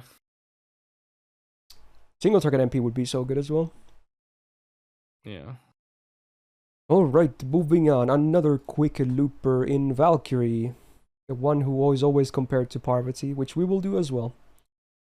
Man, 8k attack. Just when you think it can't get lower, it just did. This could be the lowest attack of all 4-star Lancers for all I remember. That is not good. Like, sure, Parvati doesn't have a great attack either, but this is even lower. So that's a yikers. Standard Lancer deck with okay numbers. Not too shabby. First skill very similar to Parvati, shocking. Instead of MP gain, they get MP damage for 20% for 3 turns, and instead of being a 5 turn cooldown, it's a 6 turn cooldown. But it's still a fine skill in my opinion. I like Parvati's skill a bit more because of the cooldown, but this is still okay. For sure. Oh, the HP is the highest of the 4-star Lancers. Yeah, it makes sense. 14k, but sadly for them, I think they shouldn't be the one to have the highest HP. It should be another like Vlad or something. This is because she's supposed to be a farmer slash DPS. This is not very good. Alright, second skill, it's a 1-hit 3-turn evasion for self with 1-time 3/3 debuff immune and a 1k damage cut for 3 attacks, 3 turns and a 6-turn cooldown. While it might not be the greatest defensive skill, I really like it because everything in the skill is purely defensive. So it negates the awkwardness, because we've seen a lot of skills that share defensive and offensive options. Worst is when a Guts is shared with an offensive option, meaning the uptime of the offensive buff suffers heavily because of the cooldown from the Guts. But this one, I think is a good skill. Is not really gonna be like something that might save your ass every single time, but it offers a lot of good defense. Third skill, MP per turn for self, every turn for 3 turns, 10% max rank. Same with HP, 1k, and same with stars, 10 stars. 7-turn cooldown though. This could have been 6 turns. I don't see a reason why this is a 7-turn cooldown. Also an okay skill. Helps with the looping as well a little bit, with the extra 10% gauge per turn. Overall, skills are like average to slightly above average for a 4-star. Nowadays. Magic Resp is okay, Divinity A, yikes, does not have Goddess's score like Parvati does. Rider bonus, whatever. MP hasn't been buffed either. So sure hit, 1 turn before damage, and then or actually not anti-demonic, it's insta-kill against demonic, right? Of course. So much worse. So it's a pretty shitty MP. The damage is not going to be all that high because the low attack, not too many stats. Ignore evasion is nice, but for farming is pretty irrelevant, and the insta-kill also irrelevant for bosses. It's a very low percent anyway. Not that a high percent would help against bosses either. Yeah, they really need to buff this MP. It's in a desperate need of a buff. Now we'll take a look at the numbers again. So, assuming Jord has the numbers correct, she kind of compares really well to Parvati. Depending on which turn you're going to pop Parvati's second skill, she will peak a bit more, but otherwise, Valk seems to do a little bit better, but it's not a big difference at all, and neither seem to have, like, amazing numbers. You can probably improve it by running, I think they should be able to run 50% Cs like Traces with triple Scotty, but I don't think the numbers would be all that amazing regardless. And again, you're probably better off doing art stuff if you have the option, or Buster in a couple of the cases. How do you feel about Valk? Similar to Parvati or something? I think she is just like on par with Parvati, haha, when farming, but like boss killing, she's worse. So I don't particularly. I do prefer Parvati myself. Yeah. Someone in the chat also said that apparently Parvati can loop with Black Rail and Oberon and Valkyrie cannot. Which is interesting, I guess. Interesting. Yeah. That actually makes her even worse. I don't know. It's like, I feel like in so many cases, they are like a worse version of Parvati, just straight up. There isn't even... I like Parvati for DPS and farming more, honestly. Like, Valk is not a garbage servant, but Parvati's, I think, did a better one.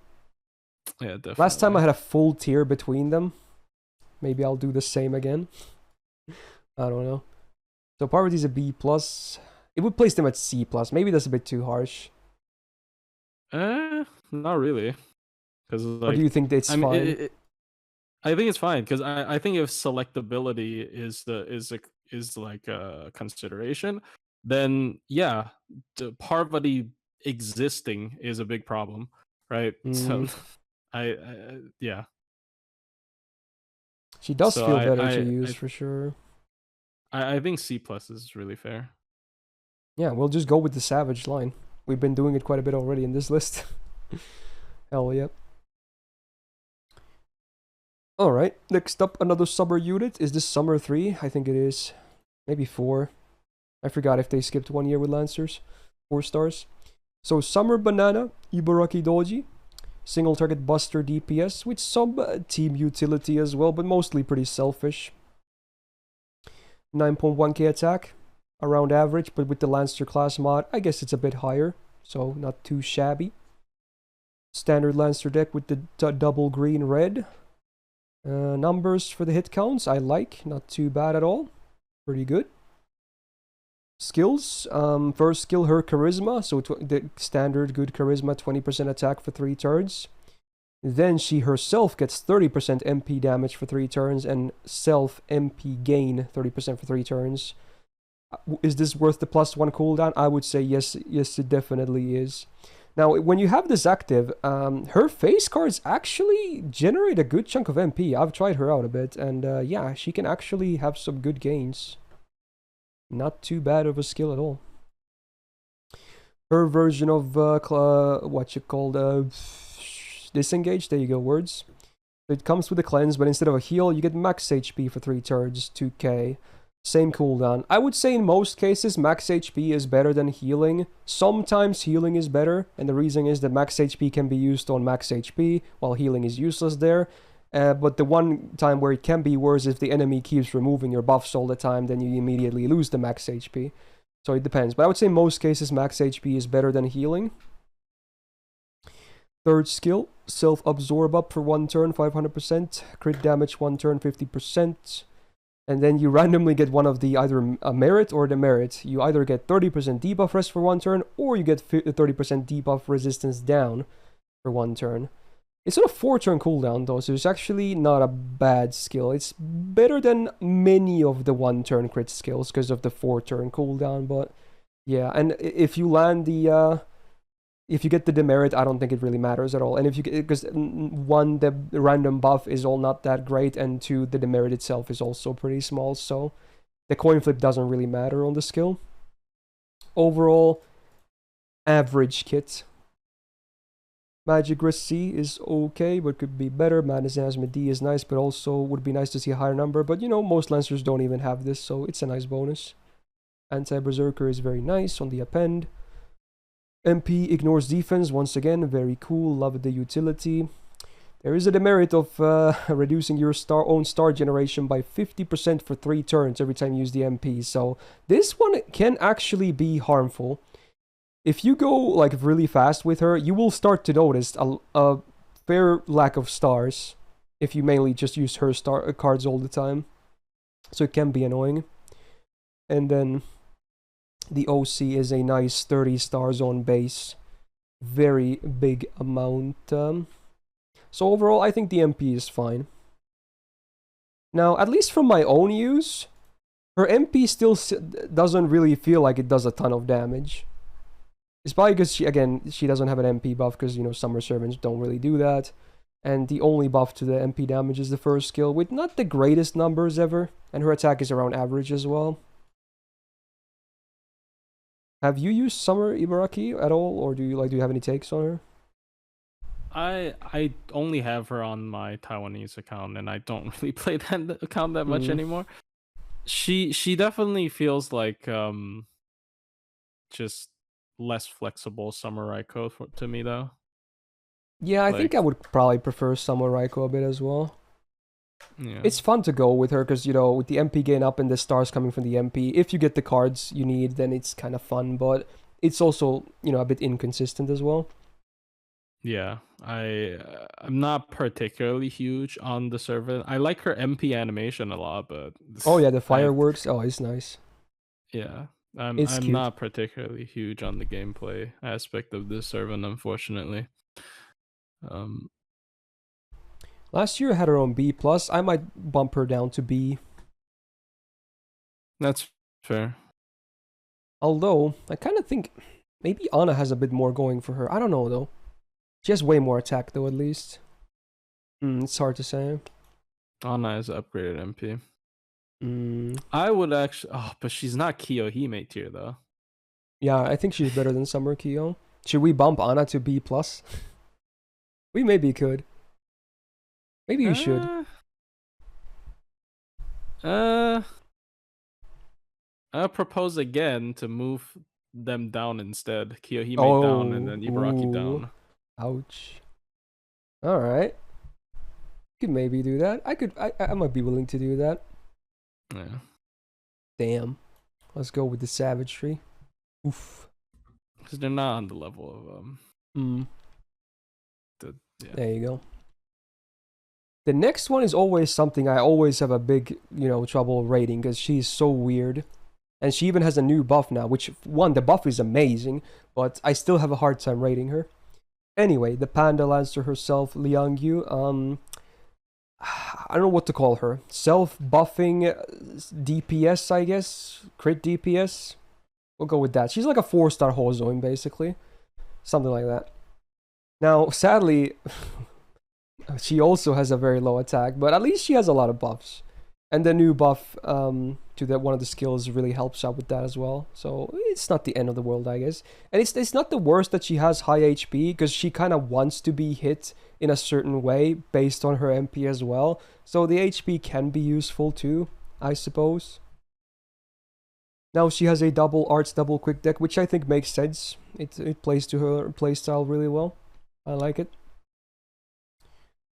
First skill, you get green and blue up for 3 turns, 20% self, and then also self 30% crit damage, 5 turn cooldown. So much like Nezha, this again on the better half of these duo card buffs.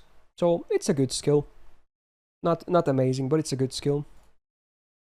Second skill, 6% absorb for self for 1 turn, self debuff immune for 3 times, 3 turns, and buff removal resistance for self for 3 times 3 turns on a 5 turn cooldown.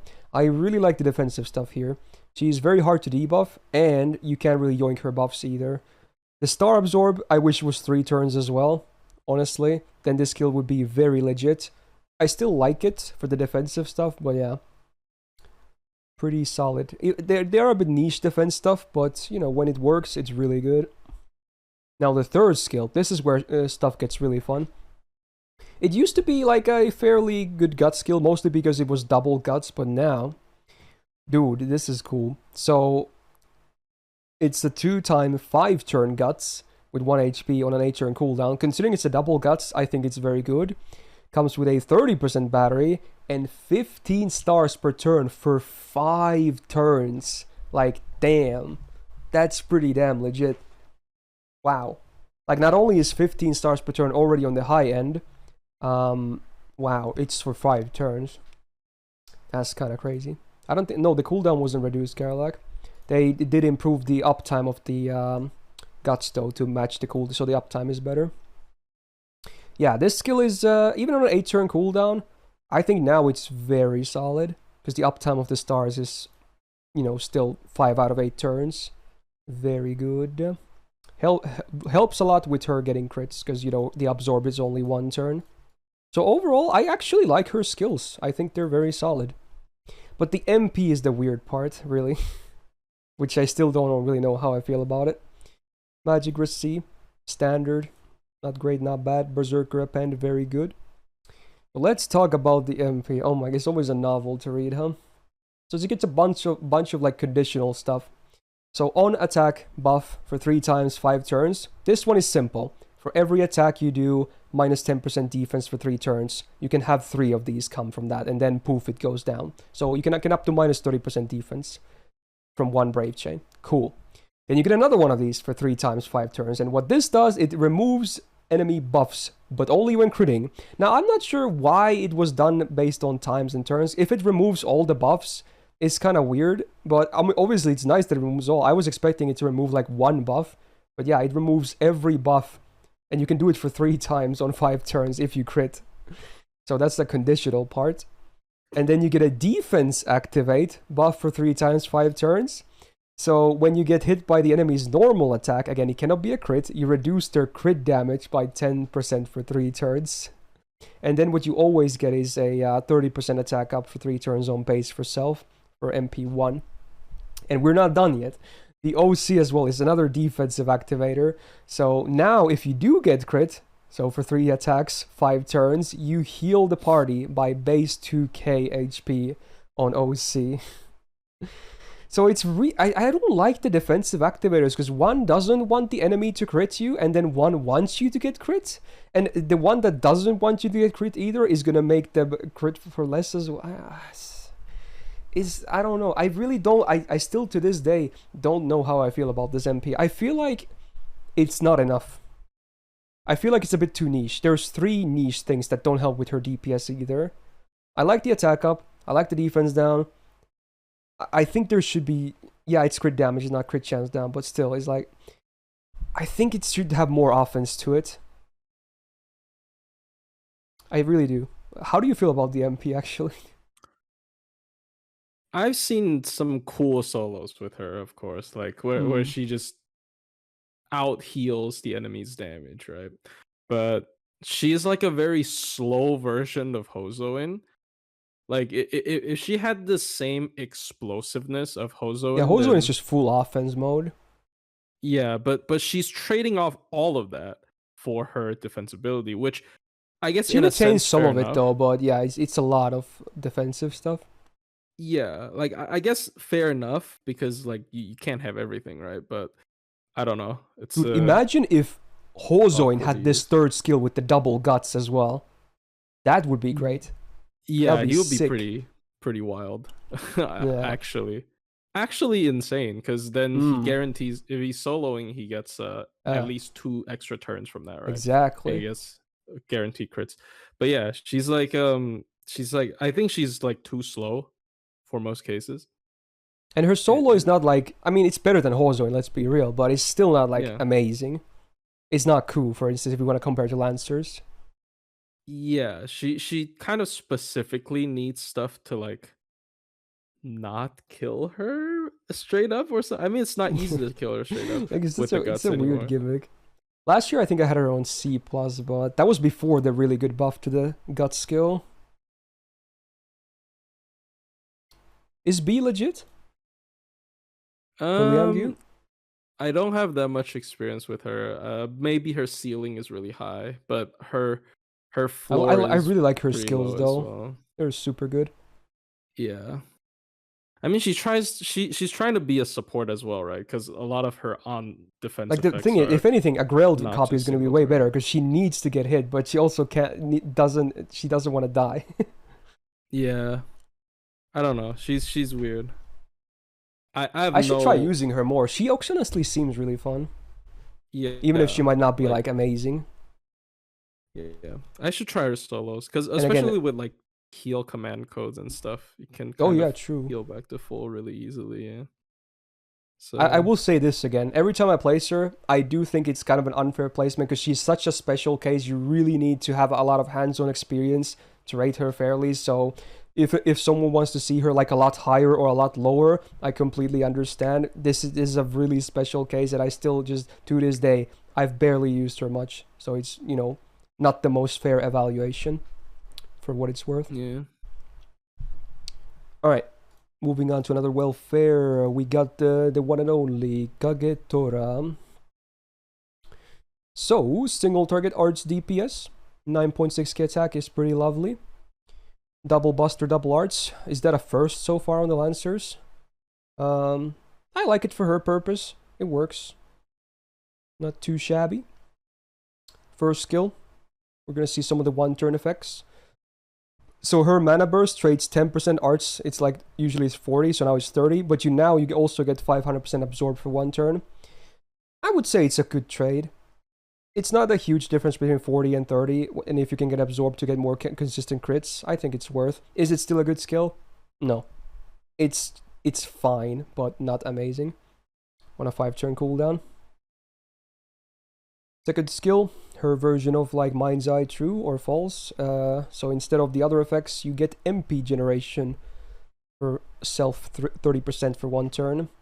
Now, this can be a bit awkward sometimes because it's her, defensive skill, right? And the MP generation is only for 1 turn, so I would still say you probably want to save this for the evasion, although depends on if you're running her like with a Castoria, then you can probably sack the evade and just say fuck it, just get it for the MP generation, because you have a lot of invulns and special invulns coming in anyway. So I think the existence of Castoria makes this a little bit more less awkward, but I'm not a huge fan of the 1-turn combo here. It's not a bad skill though. Also worth noting, it's a 5-turn cooldown, so it's actually better than Mind's Eye stuff, which are 6-turn cooldowns. So a 1-turn evasion of 5-turn cooldown is the good number. Now we get the the 3-turn effects. So 20% attack up for the party, 20% crit damage for the party for 3 turns, and also 20% star gen for 3 turns for the party. 6-turn cooldown is fine.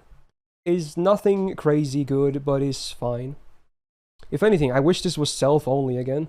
Just keep the 3 turns, make the numbers a bit higher, self-only. Boom. Way better crits. Not terrible though. Overall, the skills are like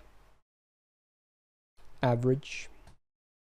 Magigracy is okay. Riding C. Well, she only has 1 quick, but at least it has 5 hits, so there's that. Divinity C, whatever.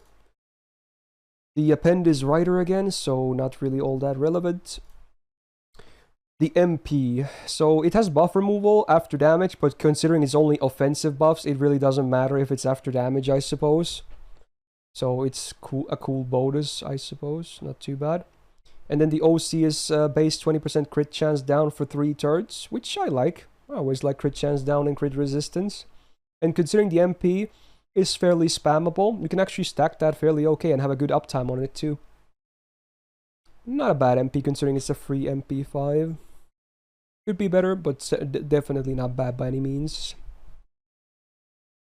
So yeah, definitely has some downtime as well, like Lee, but yeah.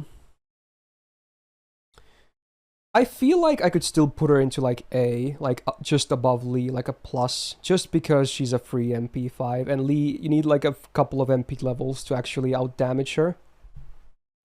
Just because of that. How do you feel like her? You can tell other opinions as well, by the way. I don't know. I personally find her a little bit overrated, as you said. I do think she's a bit overrated, though. Yeah, but I think her 3rd skill is way too small. Like, you don't really care about the team utility. Yeah, it should be self for sure. And the 1-turn stuff is, I don't know. And she doesn't even have like a massive battery or something, like help her single target loop. Like, I would imagine her game plan would be something similar to like maybe single target loop, but I don't know.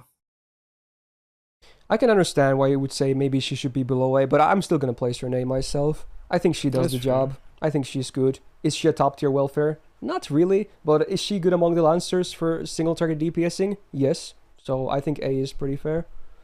She's legit. Free MP5 is still nice. If you have a really high level MP level Lee, I would probably just use him instead, but again, he's story locked, so good luck with that. Alright, next up, we got a pretty big favorite servant, I suppose. Hopefully Rio is not watching. Anyway, Melt Lancer, Lambda, whatever you want to call her, Summer Melt.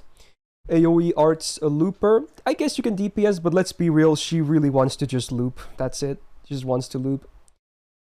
9.2k attack, pretty okay. Not amazing, but, good.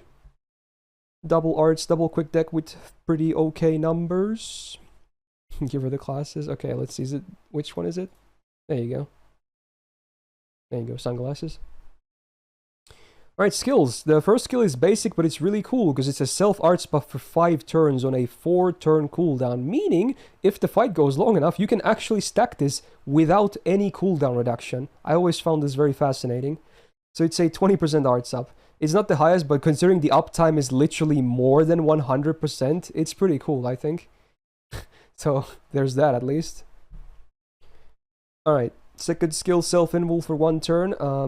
Full buff removal resistance for 1 turn for self, and also a water field presence for 3 turns. This is a reason why she can also be used a little bit with some of the other servants that actually need water side field for some more, especially after LB7. Should not be really fully discounted. Would I still bring her over like some of the other supports for like card types, etc.? Probably not, but it's cute and worth mentioning, I suppose, to enable that stuff if you really want. Overall, the skill is like, I think it's a good defensive skill. I think it's good. Third skill is a fun one, so it's a party absorb for herself, so she charges up to 30% from the 2 teammates and then gets up to 60% herself, right? But obviously they need MP to get charged. But let's be real, you're gonna loop her with Castoria. Even a single Castoria battery already pays for this skill. For the charisma, that is. So there's that. What else do you get? 500% art absorb for 1 turn for self, and then also 50% attack for self for 1 turn. 5 turn cooldown. So maybe sometimes you need to use this before the last wave, but ideally you want to use this on the last wave because of the attack buff. Because that's a lot of attack up for sure. Pretty interesting skill. Really enables her to loop very easily as well, because of that 60% battery.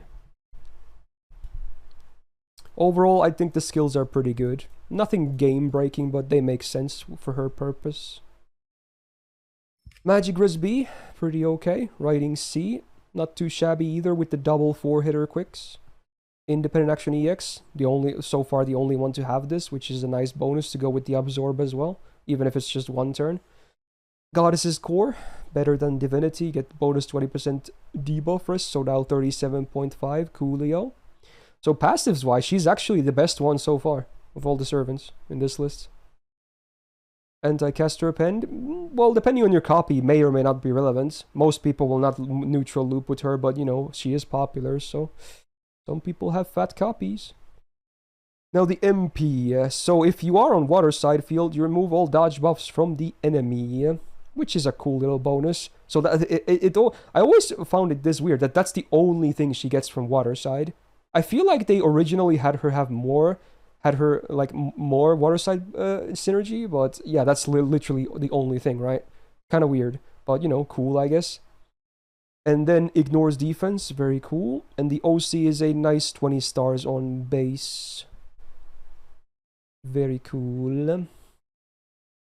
Now, the only reason I'm not going to place her in EX, like a lot of people are screaming, is because she doesn't have an MP upgrade. That's the only reason. How do you feel about her, by the way? Definitely. Her only problem is damage. Her sustain looping is really good, as you said, with the skill 1. Invincibility plus buff removal res is actually an extremely... Yeah, it's like you're not gonna die. You're just solid. Yeah. It's insane. She also has 60 MP battery, as you said, with double Castoria. Or even just single Castoria. Yeah, with just a single Castoria charisma, you already paid for the battery. Yeah, so she's able to loop a lot of like weird number nodes. Like, she's very flexible with the comps too, right? Because you only like for loot gains, only 1 Castoria is usually fine. Obviously, your damage is still gonna suffer if you don't bring 2, but it opens up more budget-friendly options as well, I suppose. With like Shufu as well. If you do like double Castoria, you can probably do something ridiculous like 1-to-1 nodes or something. I'm sure Rio probably uploaded a clip of that somewhere, but she has really good flexibility for looping, and her MP has defense ignore, right? And it's just, and also magic resistance plus goddess essence. Yeah, like 37.5 is just, there are a lot of like annoying like round start effects in challenge quests where they cast a debuff and then she can just pretend it doesn't exist, which is kind of dumb. But yeah, her damage is considerably low, I would have to say. Yeah, it's like the only downside.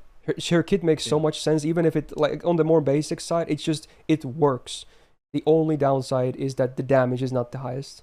I guess we should also... her wave 3 damage. I'm not sure about her wave. Yeah, because of the attack of the 50%, right? Yeah, it's pretty high. I remember because I had a debate with Rio when Vitra came out, and he was like, Vitra is a straight downgrade, and I think Vitra actually deals less damage on Wave 3 than her. You might be right, actually, yeah.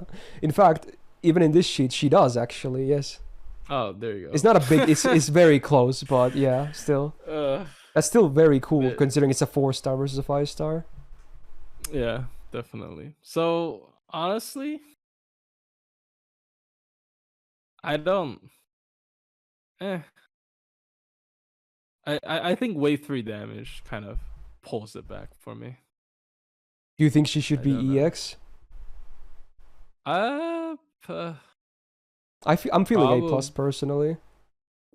I think whether she's EX or not depends on where you put Percival, but I really like Percival though. Oof. Yeah. Okay, we might let's start with A+ and see what happens later. Yeah, probably. For now, let's start with that. Up, yeah, we'll see what happens. Okay. Moving on with the 4 stars. Next up is Cadus. So AoE Buster DPS. Again, another one of the cases where I kind of wish she was single target instead. But oh well. At least the buff to her second skill is really fat as well, like the Liangyu buff. So, 9.8k attack. Very cool. I like that. Pretty high. The usual Lancer deck with good numbers. I like it. Nothing bad there. Honestly, maybe she should have been a triple buster. Maybe that would have been even cooler. She really likes red. Alright, first skill. Okay, it's a monster strength. This is like the really meh thing. Sure, it's 40% attack, but it's only 2 turns out of 5, so below average for sure. The second skill used to be like but with the buff, oh baby. Oh, it's very similar to the Liangyu buff. I really like this. So she gets an on attack activate buff for 3 attacks, 3 turns. So you get more attack when normal attacking. So you get attack for normal attacking. You get up to 20% attack. And it's also before damage. A lot of these are actually not before damage, and this one is. So you can have up to 60% attack up for your extra attack. Sadly, these only last for 1 turn. So yeah. But your extra, if you do like a full MP BB Brave Chain and you have this just activated, that extra will deal like so much damage, it's not even funny. It's gonna melt faces. Now, the other thing you get is that you also reduce the attack of the target by 10% for 1 turn when normal attacking. Can be useful, because she is still a DPS, so not too shabby. Now, that's where the original skill ended. Now, we get 15 stars per turn again. This time for 3 turns, but it's fair because it's a 5-turn cooldown. And also a 20% battery. So, yeah, this skill is kind of correct now when you think about it. You really want to ideally use this on a turn where you have a Brave Chain. Because of the way the attack up works. Best case scenario, MPBB. And that's really high damage. Oh, wait, it doesn't trigger on MP, you're right. It's only normal attacks. I'm stupid. Damn. So I guess she can't have a full red chain with the extra then. You can only get 40. Well, it's still 40% attack for the extra. Yeah, it's still hard. It's still good. Okay. Yeah, and the MP gives you the crit damage. Yeah, you still want that. Yeah, for sure. So it's a bit awkward, but still workable. Alright, third skill. She gets a 3k damage cut for 3 attacks, 3 turns. So unless the enemy crits or MPs her, she will like take 0 damage. Just flat out won't take any damage. And the crit has to be kind of big too, to even like go through that. And then a self-guts 1 time 3 turns on a 6-turn cooldown. So that's like but I really like the damage cut. That's super fat. That's so hard to get through unless you hit like with MP or really big crits. So overall, after the buff, I think her kit is, I think it's above average. I don't think it's amazing or broken, but I do think now it's above average for sure. And this stuff compares nicely with the MP as well. Right, Magic Receipt could be better. Madness Enhancement EX is very good for her. Again, it really makes me want to see a triple buster deck even more. Her unique version of Divinity gives 8% arts up. Doesn't do much, but it's a nice bonus. Excuse me. Anti-append is against ruler, so that's kind of useless. MP has 50% crit damage for self for 3 turns. It's before damage, but it's kind of irrelevant because MPs don't crit. Unless they do later. Whoa, imagine that. And then self MP damage for 3 turns, 10% on base OC, so not a too bad OC at all, because it lasts for 3 turns. Basic, but good MP. It's just raw damage. Sadly, the MP itself won't be hitting like crazy high, and she's also story locked, so getting some copies of her is not the easiest part, but I like the effects at least. If anything, her crits are like the real potential, with all the shit active, and the MP buff as well. Who knows, copy, maybe. Alright, what do you think about Canis? I like soloing with her a lot, actually. Like, as oh you yeah, said, the third the skill is damage nice cut, for that. And the attack down as well. paired with the attack down, she can just not take damage. And she can stack her crit damage a lot with her MP, can decide whether you want to do mighty chains to sort of stack it more, or you can do MPBB. She's really fun. Like, I don't know. I like her a lot. She's obviously not like conventionally good pairing with like this double Koyan and all that, but like especially as just a boss killer, even though she is AoE, I think she is extremely good. Extremely powerful as a boss killer, yeah. Last year I had her on an A+, and I think that included the buff as well. And honestly, I think if she was single target, she would be an EX tier 4-star. But Probably. just held a little bit back by the AoE MP. Yeah. I think I'm gonna keep the A+, honestly. I think she's really solid. Yeah. That buff is nice. Matches and her you don't really playstyle. need like insane MP levels despite her being story locked. Yeah, because the MP is not the highlight bosses. anyway. The MP is used to just buff her crits and whatnot. Yeah. Obviously, it would still be better if it was single target, but yeah. Yep. Not too bad at all. Good servant. Alright, is next Erice? Oh, it is. Some people get triggered when I say her name, which is, I don't think is correct. It's supposed to be like Erice, because that's how it's in Japanese, but I always said Erice. I don't know. It sounds natural. How do you pronounce her name, by the way? I say Erice, but I'm not sure. There's like a million ways to say her name. Some people say like E-Rice. E-Rice. Yeah, I think that's a meme mostly though, but yeah. Like there's so many ways to say her name, but yeah, I guess she is Japanese, even though her name is written in katakana, so it's implied it's a foreign name. So maybe even that pronunciation is not supposed to be mimicked, but they say Erice. So I don't know. I'm just gonna keep calling her Erice, but yeah, whatever anyone wants to do. I think the stream had a hiccup just now, but we're back. Okay. So what do we got? AoE. I'm gonna be flat out AoE arts DPS. That says a lot. That's so tragic. She really should be AoE arts farmer, but she's not because of the one stupid thing. Anyway, double arts, double quick deck. Good numbers. Good cards for the gains. I don't hate it. Her skill, self arts up 30%, and then evasion for 2 attacks, 3 turns. Arts is also 3 turns. 6 turn cooldown. I like that the at least the evade is not like a 1 turn evade, so it's a bit easier to use. Otherwise, it would be way more awkward to use. So I think it's an okay skill. Second skill, ignore evasion for 1 turn, and also absorb 600% for 1 turn. At least it's a 4 turn cooldown, so it's not as bad as it could be. Still not amazing. The third skill is nice because of the power mod, basically. So the insta-kill rate is like, whatever. I guess maybe in some type of farming, sadly, it can be utilized, but I don't like it. I don't think it's that legit. Then you also get crit damage, 30% 3 turns. And anti-servant damage mod for 3 turns, 30%. Yeah, anti-servant. That's arguably one of the best damage mods in the entire game, so that's pretty cool. Sadly, it's not a high number, but it's still very meaningful. Cool. So just because of that, on a 6 turn cooldown, this skill is not garbage. Just because this exists. Her own version of Magic Res gives more debuff res against undead, so she would have base 30%, but as is, she has base 10% against non-undead. Riding C plus is nice because she has that double quick on 4 hitters.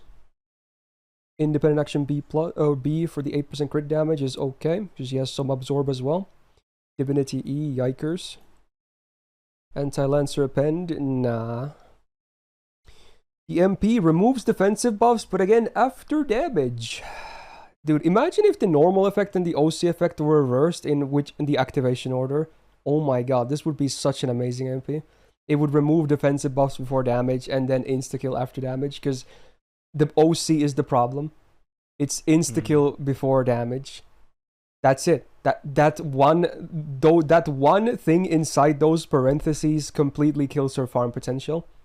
I'm pretty sure her gains would be good enough to actually arts. She might not be like melt looping as well, but she could do it at least. With this, she can't. It's way too inconsistent. No one wants to do that many dice rolls to, be able to farm. If these were reversed, she would be at least a tier or 2 higher, easily. Like, easily, because of being able to farm, but sadly, they're the wrong way around. And now she should just be single target at this point, because, yeah, ouch. At least the summer one is broken. Yeah, at least she got a really good summer version, which we'll talk about in many weeks, but yeah. Do you have any comments on Lancer Erice? Not really. Even the insta-death AoE is just like, you have Nidocris or something, and it's just a lot better. Yeah, because you have a full battery. Yeah, I don't know. She's weird. You just never use it. And especially in Lancers where AoE are it's so contested. It's everywhere. There is no reason to use her, unfortunately. Like, even at a free MP5, I don't think I can place her all that high. Like, I guess against servants she has pretty okay damage, but I don't know. Maybe one of the C's. Yeah, I saw someone meme farm this like new 90++ on JP with her because of the insta kill, but it's not even guaranteed. Oh, yeah. I think I like her more than Jalter Lily for damaging, so I'm probably gonna place her just like a plus higher. Yeah, I mean Jalter Lily she damages servants better for sure. Yeah, definitely. All right, not a big difference though, honestly. Alright, only 3 4-stars remaining. This list will end someday. Alright, next up is another welfare, and this one also a good one. So we got the Guchan Lancer, Consort Yu, single target, quick DPS, and also very much anti-male. The reason Tammy Lancer isn't as, crazy good as she used to be, maybe. 9.8k attack. Very nice. High for a 4-star. Better for Lancer because of slightly higher because the class damage mod. Standard Lancer deck, I think makes sense. Summer Scotty synergy is also real because she's a pretty good DPS. Hit counts are fine. Ooh, the first skill. So you get a Guts Self 1 time 5 turns. It's up to 5k HP. So this is one of those Guts where you can actually... If the Guts gets procced, you are not like gonna die in like 1 or 2 turns necessarily. You can probably recover from that depending on your comp. So it's worth mentioning as well. And on a 5-turn uptime with 6 turn on the cooldown for the skill, it's pretty legit. So that's one of the better basic Gutses in the whole game. Then you always get 20% MP generation for 3 turns for self. Cool. Now here's the thing. If you're on water side, you all get another 20% MP generation. And if you're on sunlight, another 20%, and those can coexist, by the way. If you're like a beach and it's sunny, you can definitely have both of those. So you can have up to 60% MP generation for 3 turns, and if you do, at that point, MP spam cannot stop. If you don't have either, it's still an okay skill. It's not garbage, but it's not as good as, 1 or 2 of those. But still a pretty good skill. First skill is the targeted 20% battery and self-taunt for 1 turn. The taunt is not targeted. She always gets the taunt. But I like that the battery is targeted because sometimes, depending on your supports or other DPSs, you might want to give it to someone else because, depending if you have like a lot of MP gain from this as well, you might already be looping easily as is. So it's cool utility. 5-turn cooldown is alright. Then the third skill, self quick up 20% 3 turns, and party crit damage 50% 3 turns. This on a 5-turn cooldown, while it's basic, is also good.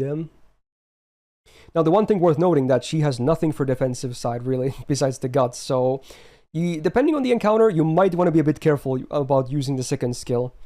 Hopefully you have supports that, or mystic codes that can help with this, because even against like archers, depending on the enemy, she might get chunked down a little bit, so gotta be careful. Magic Resist B only passive is fine. Caster Append, well honestly, if you're fighting male casters, you might be able to bring her, actually. So the MP, let's talk about it. So yeah, it's a flat 150% anti-male damage mod on the normal effect. It doesn't scale with OC, it's always 150. But yeah, again, male, because it's a gender-based damage mod, is pretty damn common, so that's cool. And then the OC is just burns and curses for 3 turns, which pretty irrelevant. A little bit of synergy, more synergy if you run Honey Lake, but again, not really necessary. And a free MP5 means that if you're fighting males, it does kind of an insane amount of damage. And just kind of blows out Tamamo Lancer out of the water, unless you have like the fattest copy. What do you think about Summer Guchan? She's pretty simple, but really effective. The 50% crit up is actually really solid as a bonus. Yeah, it's AoE for as well. Yeah. It's good support. Sometimes I don't know if this will be relevant, but maybe like sometimes you can even try to like DPS with Summer Sky. I don't know. It's weird. Why not? Yeah, sure. I mean, on baseline level though, it's already like super good just because of the anti-mail and the guaranteed MP5, and it's just like there's so many cases, and she does have a small battery, so like in many cases you just slap her in like a composition to kill the male. Like I see in the current JPCQ, a lot of people just slap her to kill the final boss instead of using your main DPS for the first couple turns, right? So like it's really easy to just put her in something. So yeah, I like her a lot, especially the guaranteed MP5. Definitely the highlight of why she's that good. Yeah. Last year I had her an A+, and I don't really feel like I should change that. I think that makes sense. Especially now with that Summer Scotty exists, who did not exist before. Yeah. I think she's really good. Alright, 2 more 4 stars. Next up is Percy Boy. Let's talk about Mr. Smiling Knight himself. So AoE, arts, looper, DPS, and a bit of a tank as well. He can kind of do all 3 of those things pretty well, actually. 9.1k attack, just above average for 4 stars. It's actually kind of okay that, you know, he doesn't have the most attack, because, you know, he can do some tanking as well. He has double buster, double arts deck, so a bit different from the base Lancer deck. But, you know, it makes sense, honestly. Easier ways to loop as well from bosses. I mean, his MP already refunds like crazy, but, you know, why not have more? Oh yeah, sure, Dark. Alright, so, first skill. Self arts up 30% 3 turns. 20% battery for self, and also party 20% MP damage for 3 turns. 6-turn cooldown. Just a nice, solid skill. It's just like, it's like arts MP, go. It's like all the stuff you kind of want to see, minus MP gain. But yeah, he's pretty good regardless, even without that. So, the second skill. You have a 3-turn taunt, which is very cool. And then MP generation on damage taken for 3 turns by up to 50% bonus. So yeah, especially if you have this taunt active, and especially if the enemy has multi-hit attacks, you can just see his MP bar it just jumps. So it's a really cool combo. And it's a really good uptime for the taunt. It's a 3-turn taunt on a 5-turn cooldown. A lot of 3-turn taunts are a 6-turn cooldown. So this is really good for tanking. And to help with the tanking, we have the third skill, which is a targeted invul for 1 turn, that also comes with a 2k heal. pretty okay. I mean, most 1-turn invuls are base 6-turn cooldown, but this is also targeted, so pretty nice, flexible. But if you're using him on bosses, you're probably going to use it on himself because of the taunt. Unless you got all the Castorias helping you out, which is very possible. Magic Resist B++. Pretty good, I guess. Not too bad at all. Writing C+. He sadly only has 1 quick, so for him it's not that relevant. The anti-append is against Lancers, which, well, if you have like the fattest copy, but otherwise, not really relevant. And then the MP. There's a lot of stuff to like here. So first of all, ignore invul before damage. Always great. And then the lowest HP ally gets 3000 healing. So it's like smart healing. It knows where to put it at. Very cool. And then the OC is 20% MP damage for 1 turn before damage. So more MP damage. Very lovely. And his MP refunds a lot. It really does. Like, it's crazy amount of refund. It's not unrealistic to go from 0 to 100. Now, looping numbers. This is what we're looking at. So, they kind of juggle a bit back and forth with him and, you know, not Melusine, but Melt, and with Fionn as well. These three are in very similar leagues. But I think overall, Melt and Percy are the easier ones to loop for sure. Because Percy can loop Berserkers as well, right? Yeah, for sure. So now comes the question, how are we going to do the placement? Do you have Percy comments? Me? Yeah. It's another character I've been like sort of juggling around. I used to think he is like when he first came out, I was like super overhyping. I was like he's better than Melt, and then the next day I saw him solo demonic Bodhisattva, and I'm like, oh my god, this character is actually insane.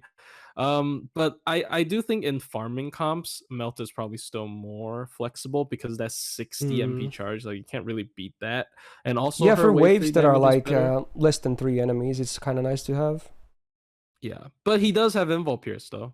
That is right. He has Invul Pierce, right? I'm not crazy, right? Yeah, this MP before damage, yeah. Yeah, so like I think they're extremely close. I think they're extremely close. I think they are neck to neck. They should probably be on the same tier, if anything.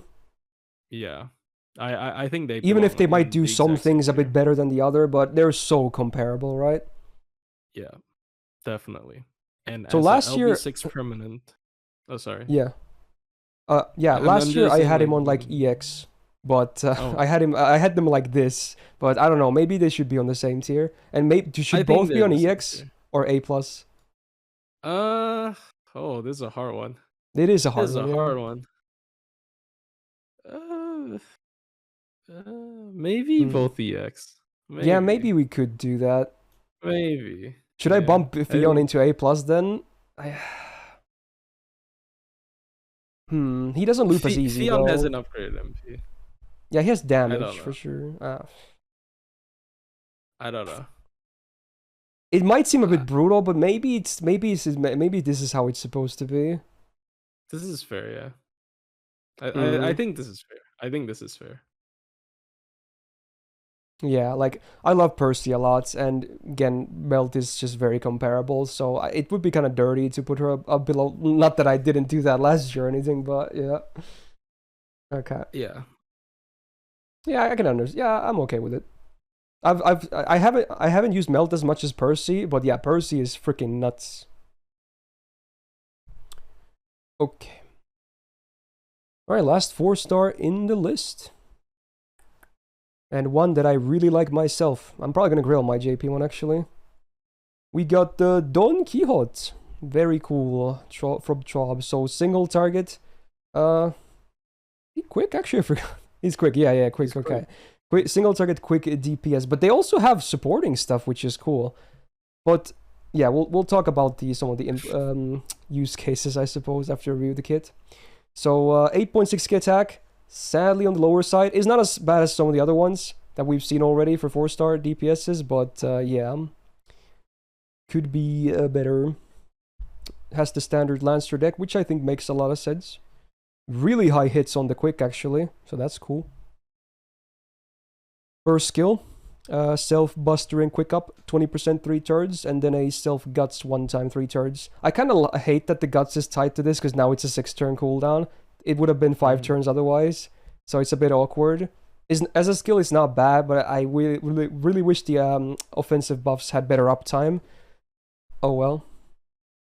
Second skill, self attack up 3 turns, 20%. MP per turn every turn for 3 turns, 10%. And then 10 stars per turn for 3 turns. I think this is a pretty good 6 turn cooldown. It makes sense. It's easy to use. It gives you all the offensive stuff. It's good. It makes sense. Then the fun third skill. So this is like the anti-Melt Lancer skill. So you're gonna drain your entire gauge to 0. Like, it doesn't matter. You have to... Okay, first of all, you have to have at least 30% gauge before you can even use this. But even if you have 100%, to 0 you go. There's nothing you can do about it. You will always use all of your gauge starting from 30%. Now, what do you get from it? All your other party members get 30%. Like, it's kind of cool. Even if you yourself only use it at 30%, your other 2 party members both get 30%. So it's very cool in that sense. And then you also get a 20 star bomb. It's on a 5 turn cooldown, so the uptime, you can actually use this fairly often. But the thing is, they're still a DPS themselves, right? So now comes the question is, like, would you ever really use this that much? It's hard to say. And if they were an art servant, I think this would be way better, because Castoria MP is broken as hell. And you can still use Castoria with Don Quixote as well, but you gotta remember, they're quick and they only have 1 arts card, so there's a lot of lost value. Like, Scotty MPs tend not to be all that amazing for neither Caster nor Summer. Like, I haven't been able to really figure out a good comp where this skill is gonna be, like very well utilized. So it's kind of weird. It's definitely backwards, but I guess it makes sense lore-wise. Alright, Magic Resi, that's kind of sad. Riding E, also kind of sad, wish it was higher. And then Insta-kill resistance, 20%. Hardly ever will be relevant, but, you know, cool, I guess. Rider bonus, whatever. Unless you use them for the third skill, pretty much irrelevant.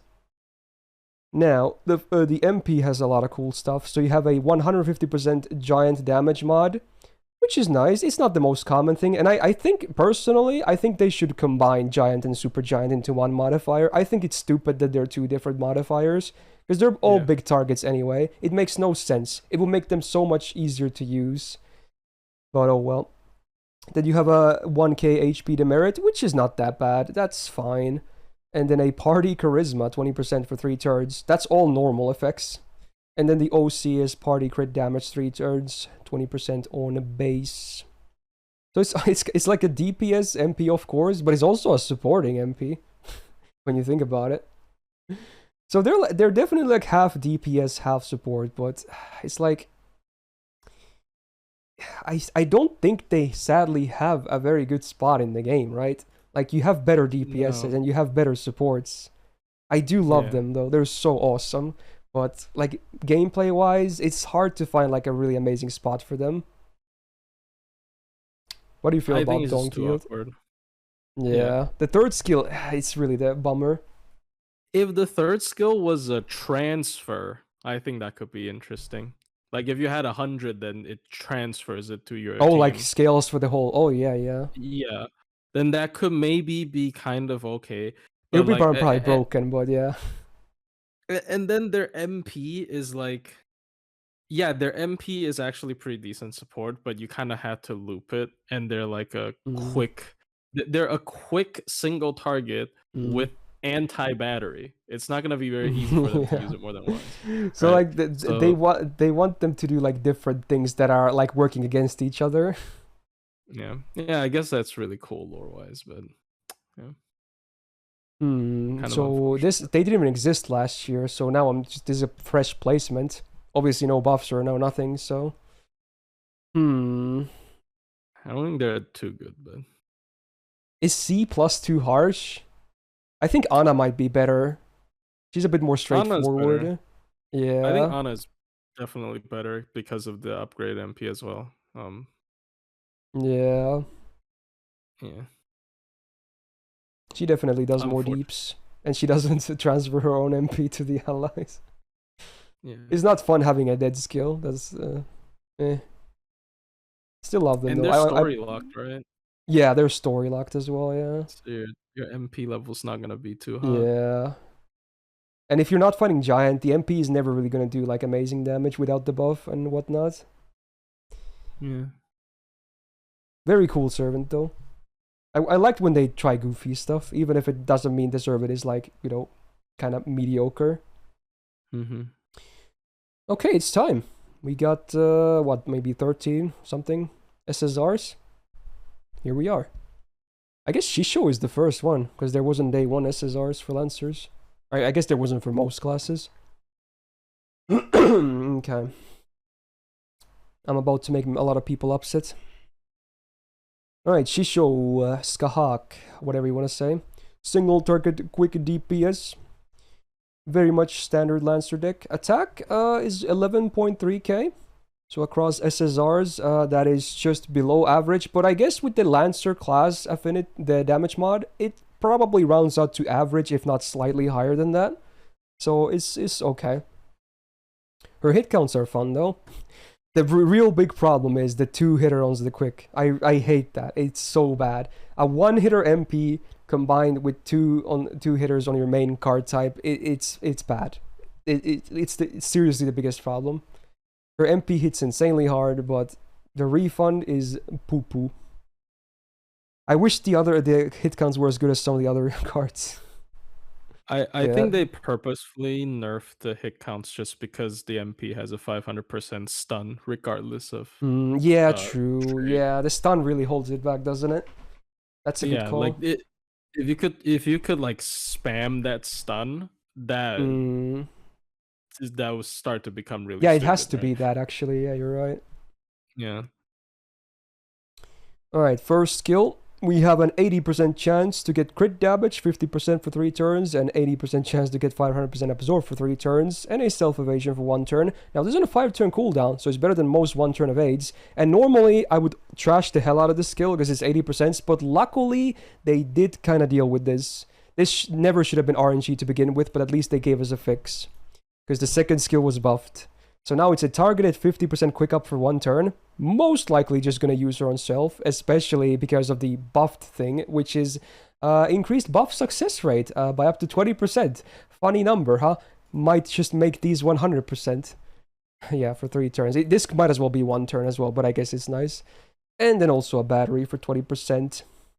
Now, yeah, another annoying thing is that this is on a 6-turn cooldown, while this is on a 5-turn cooldown, so sometimes maybe you should hold back on using this. And another awkward thing about this skill is that, yeah, it's good uptime for the evasion, generally better than most. It's still your defensive skill tied to one of your main offense buffs you have here, so these don't match on cooldown, and this is awkward to use. And she's not a Castoria servant, so you can't like necessarily willy-nilly sacrifice your evasion always for damage. A bit awkward for sure. Alright, third skill, the fun stuff. So yeah, couple of power mods. For 1 turn, you each get 100% undead damage and 100% divine damage. The undead damage, most of the time, pretty much irrelevant. There's not that many like big bosses that are considered undead. It's mostly mobs. And she's not a farmer, of course. But the divine mod is good, because a lot of bosses definitely have divinity, so that at least, good. Got a 5-turn cooldown, which, yeah, it's a lot of damage, but man, it reminds me of like Artemis's second skill, because it's basically the same thing. I think her skills could still be way better, honestly. They're you can tell they're old, and no pun intended there. Okay. Yeah, I guess Summer Wu can help with a little bit with the undead thing, I suppose, but you would not bring Summer Wu as a support for her. It's not worth it, honestly. This is a 1-turn buff. You would just bring Scotty's or whatever instead, even if it's cute.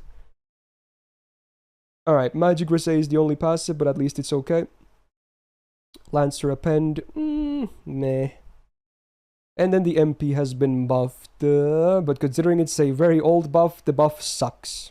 They only improve the damage and the instant kill chance on the OC. Oh joy. But luckily, it has a broken normal effect, which is a pretty much a guaranteed stun for 1 turn on any target, as long as they're not stun or debuff immune. So that's cool. But at the same time, like Plushie said, it's probably the reason why her gains are so god-awful to begin with. So it's a good and a bad thing. But of course, it still deals good damage, because it's a buffed single target quick MP on an SSR that already has a big steroid for 1 turn. What do you feel about Shisho?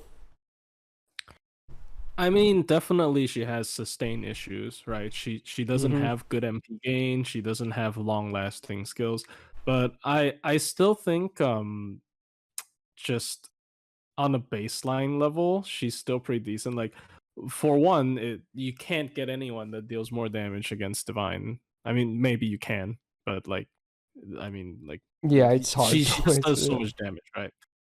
And actually, I have seen quite a bit of solos pulled off with her, because she has the stun Really? as well as a 5-turn cooldown evade. Oh, I guess So Mighty if Chains you would help really, with that too, yeah. yeah, if you really try hard to, and her like high hit count buster actually refunds, which is pretty funny. I saw someone mention Enkidu Oh yeah, in true. chat. She's one of those cases, yeah. Enkidu actually doesn't do anti-divine damage. She only Yeah, stuns. he's anti-divine stun. His power mod is threat to humanity. Yeah, it's threat to humanity. So like, you still can't. I don't know. I know a lot of people say she's outdated, which fair enough. But, I'm the one saying that, at least. I mean, I think fair enough, but I still think her baseline is strong enough that she's like still really good. I think she's relevant for sure, but I think she needs more love. If she was released probably. nowadays, she would be broken. I can guarantee you she would be broken if she was released right now. Probably. So another victim of early game design. Yeah. Last year I had her on A tier. Would you agree to that? I might place her in the same tier. Yeah. Like, her damage potential is still really nuts, but the uptime is not that great and her gains are low. But man, when she hits her highs, it's really high.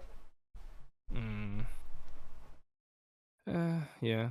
I would have personally put her a little bit, but I don't know. There's a lot of good like higher or lower? Higher. There are a lot of good Lancers, but I guess we can take a look at other ones first. Okay. She's still really good. Oh man, next up we have another one that kind of suffers from early game design. Man, this man could use more buffs. I remember like 3-4 years ago, after he got the MP buff, I was like, dude, Karna is the best AoE Lancer. Oh my god, he's so good. But nowadays, no one talks about Karna anymore. He has fallen so much. Okay, let's see what the problems are. So 11.9k attack is very solid. Good high attack.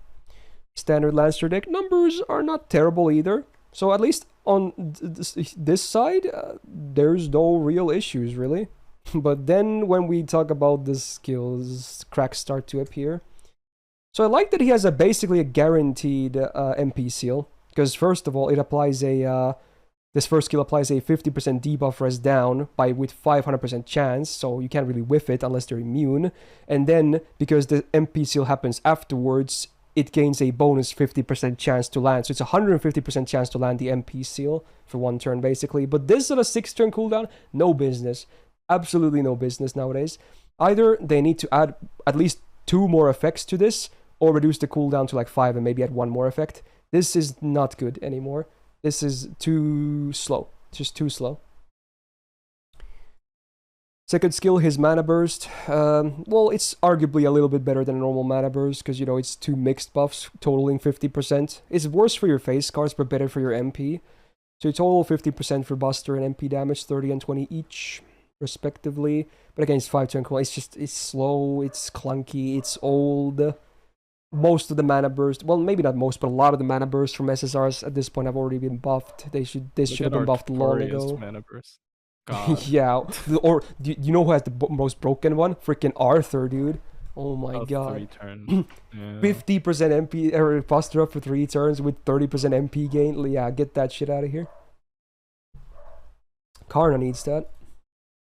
And then the third skill. Okay.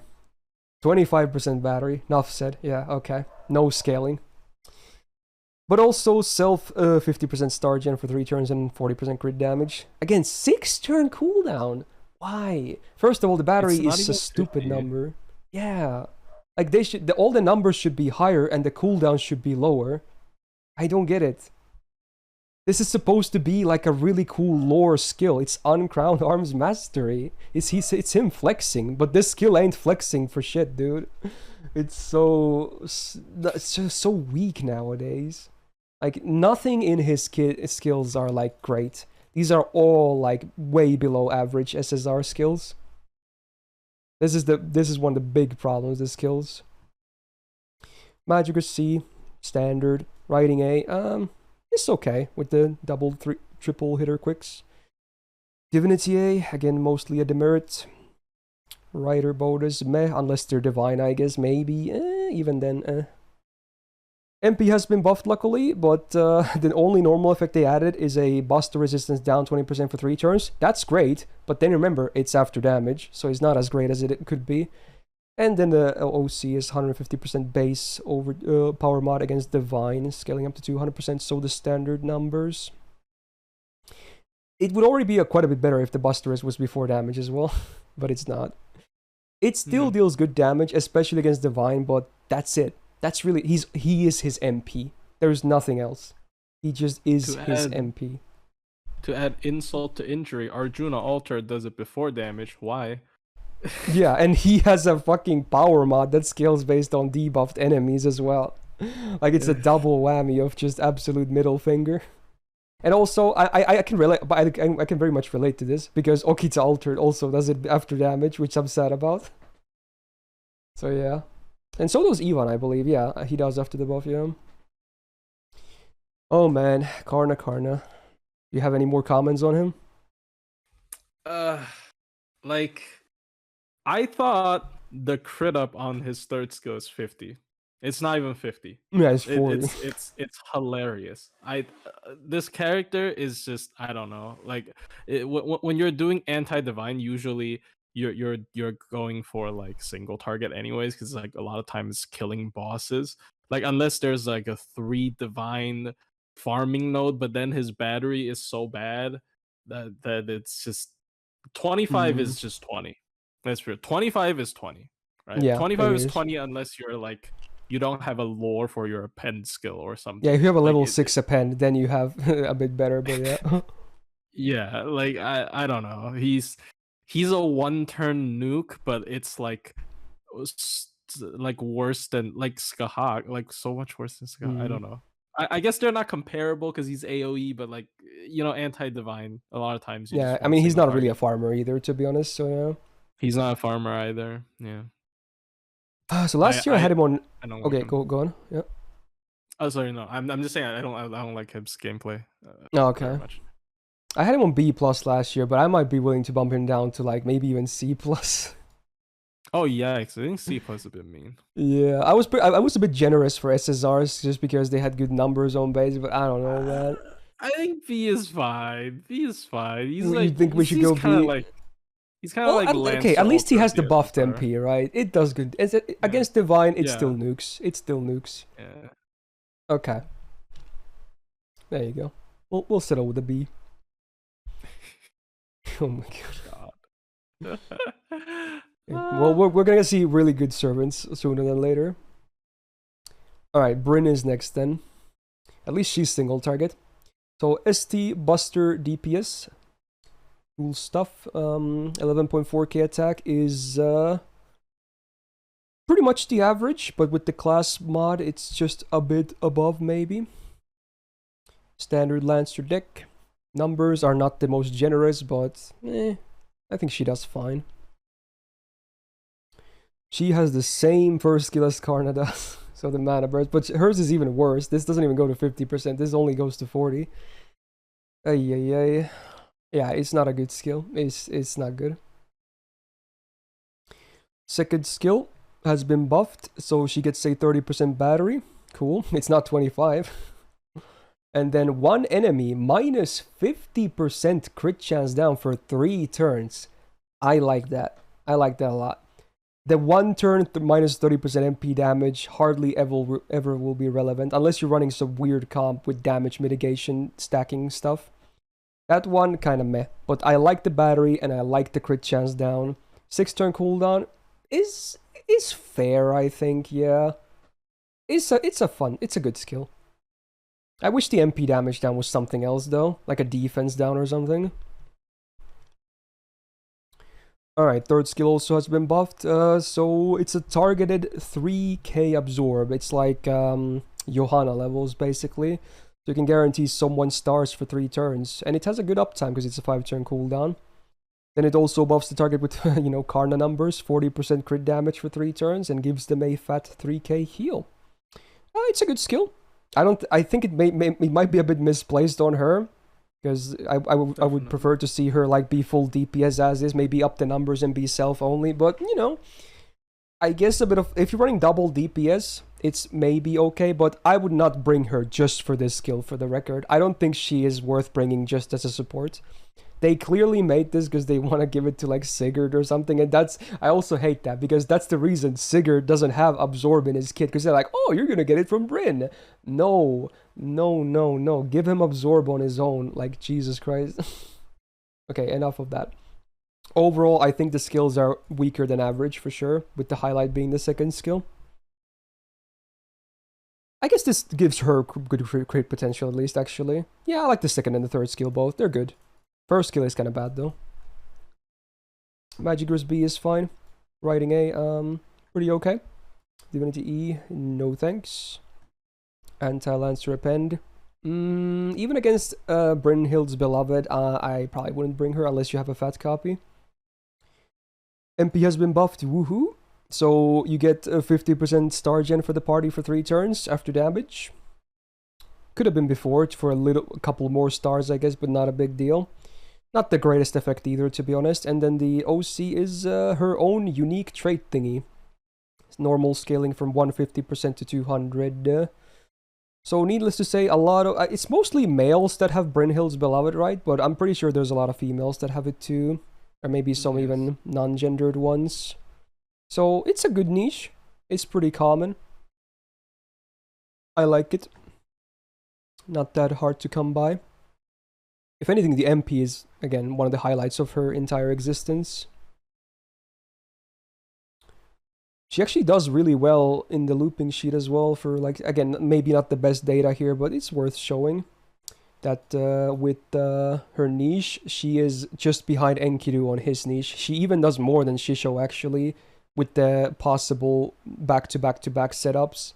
Shisho has to use, sadly, a K-scope because her gains are poop, but with the double Oberon, that's why she's not higher. Again, this might not be the most realistic scenario, but it's always fun to see cool numbers. Like, even outside of that, she's still high here. Like, the only one that does more damage without a niche in these types of setups is Enkidu, and he's kind of busted anyway in that, so her MP potential damage is good. What do you think about the Brynn?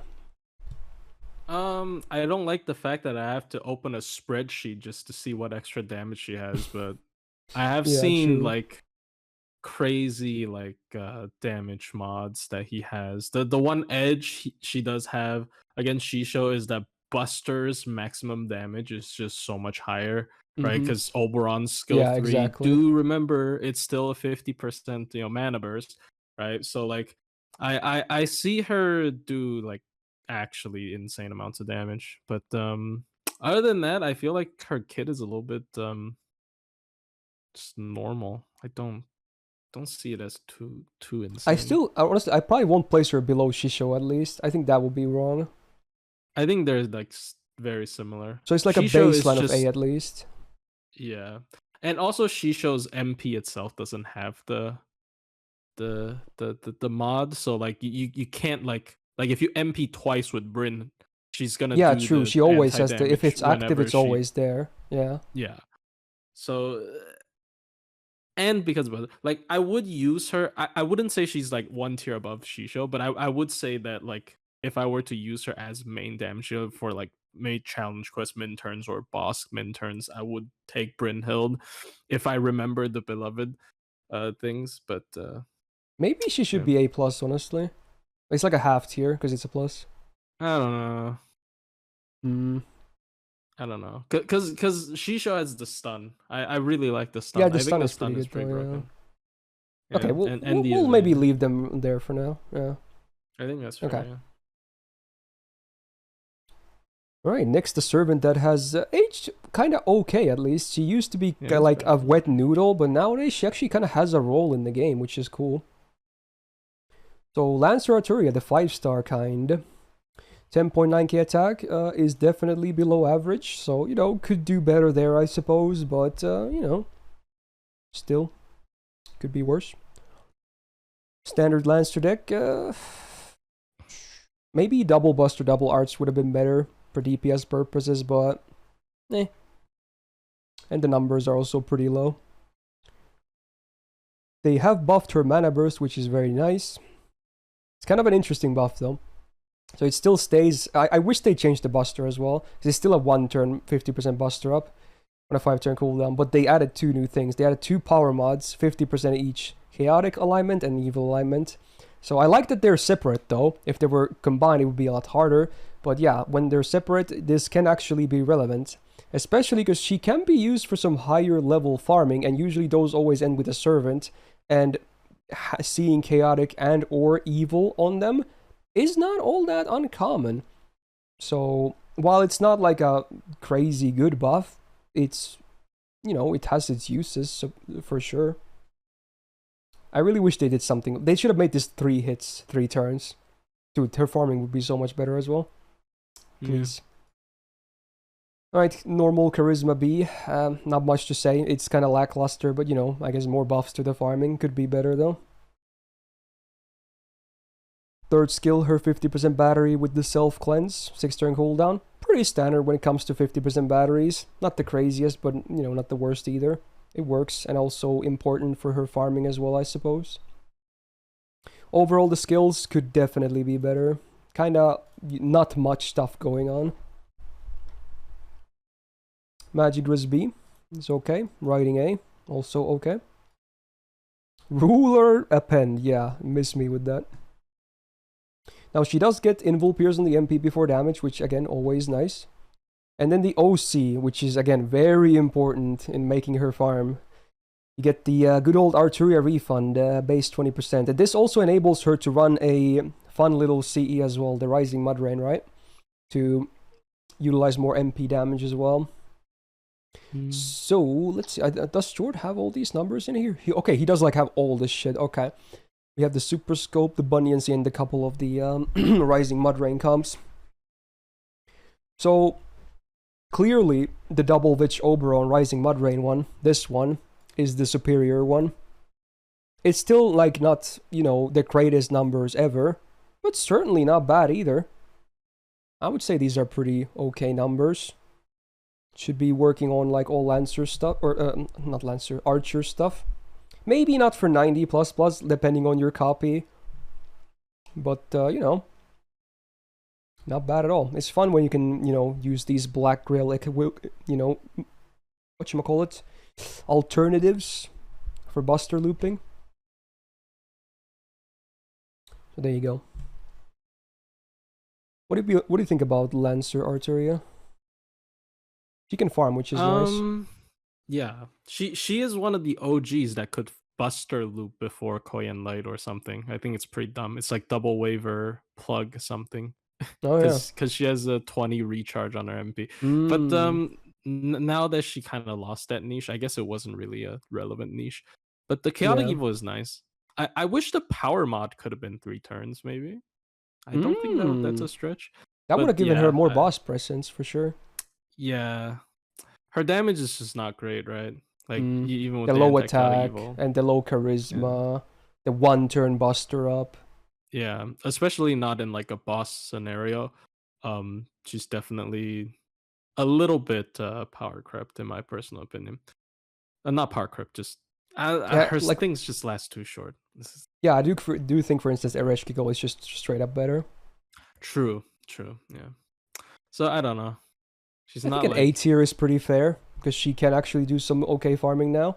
She might not be the best DPS, but her farming is not bad. Where would you place her? I I would have placed her 1 tier lower, to be honest, Like a half tier, like like a B plus. yeah, cause like you know, Buster looping is just. Do you have 50? You have 50. All right, sure. Like right, like it's just it's not like a refund thing as well. It's just like you said, Ereshkigal can do it, right? Mm. So I don't know.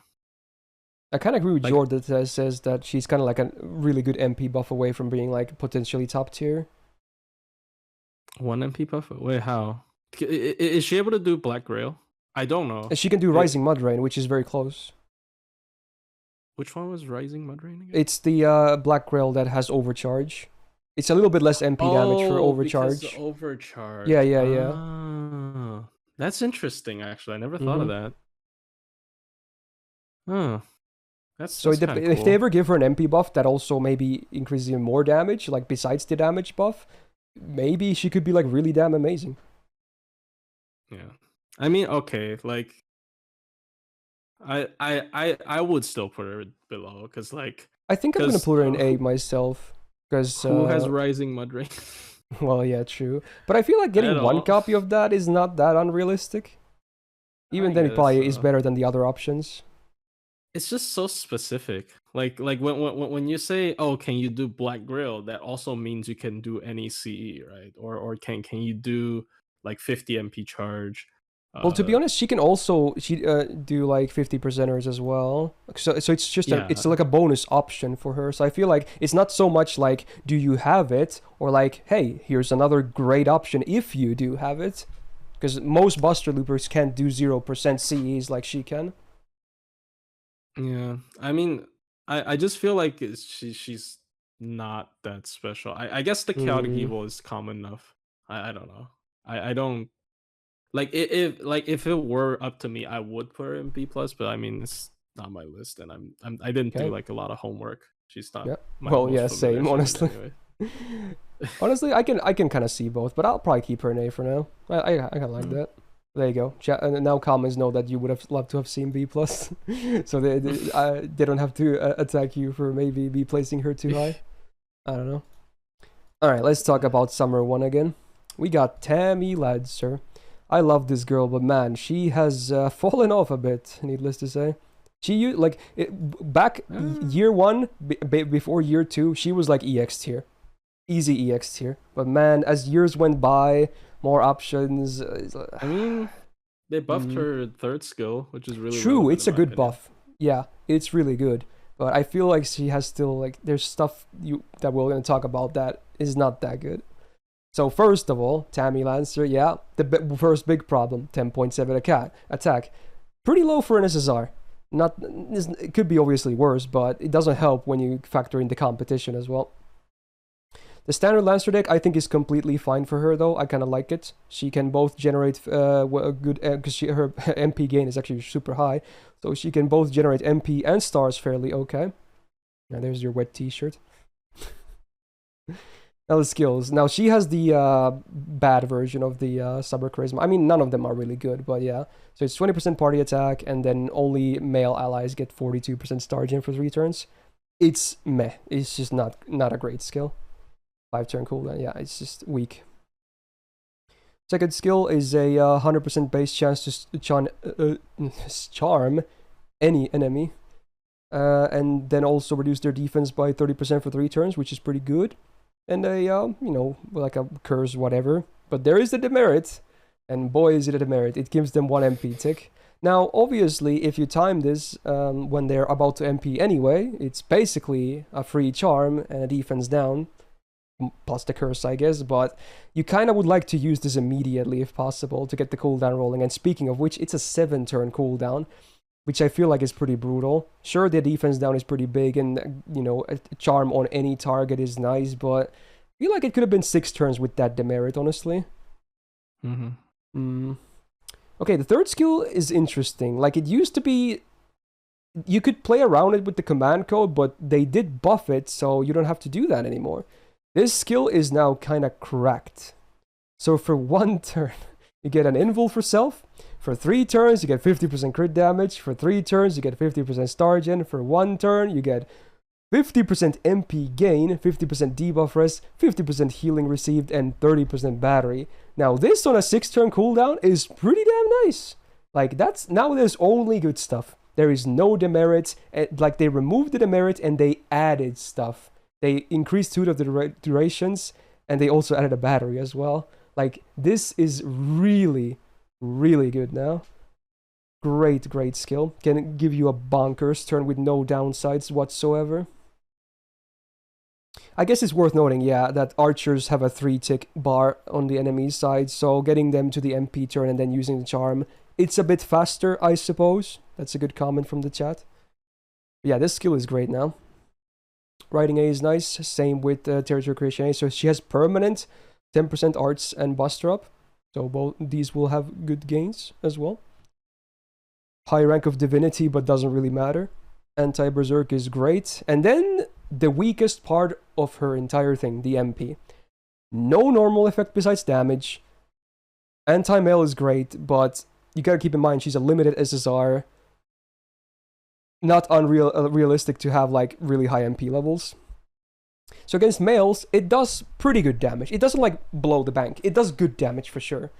But then if you try her against non-male archers, especially at like MP1, you will probably be disappointed most of the time. It's just is not a pretty sight to see.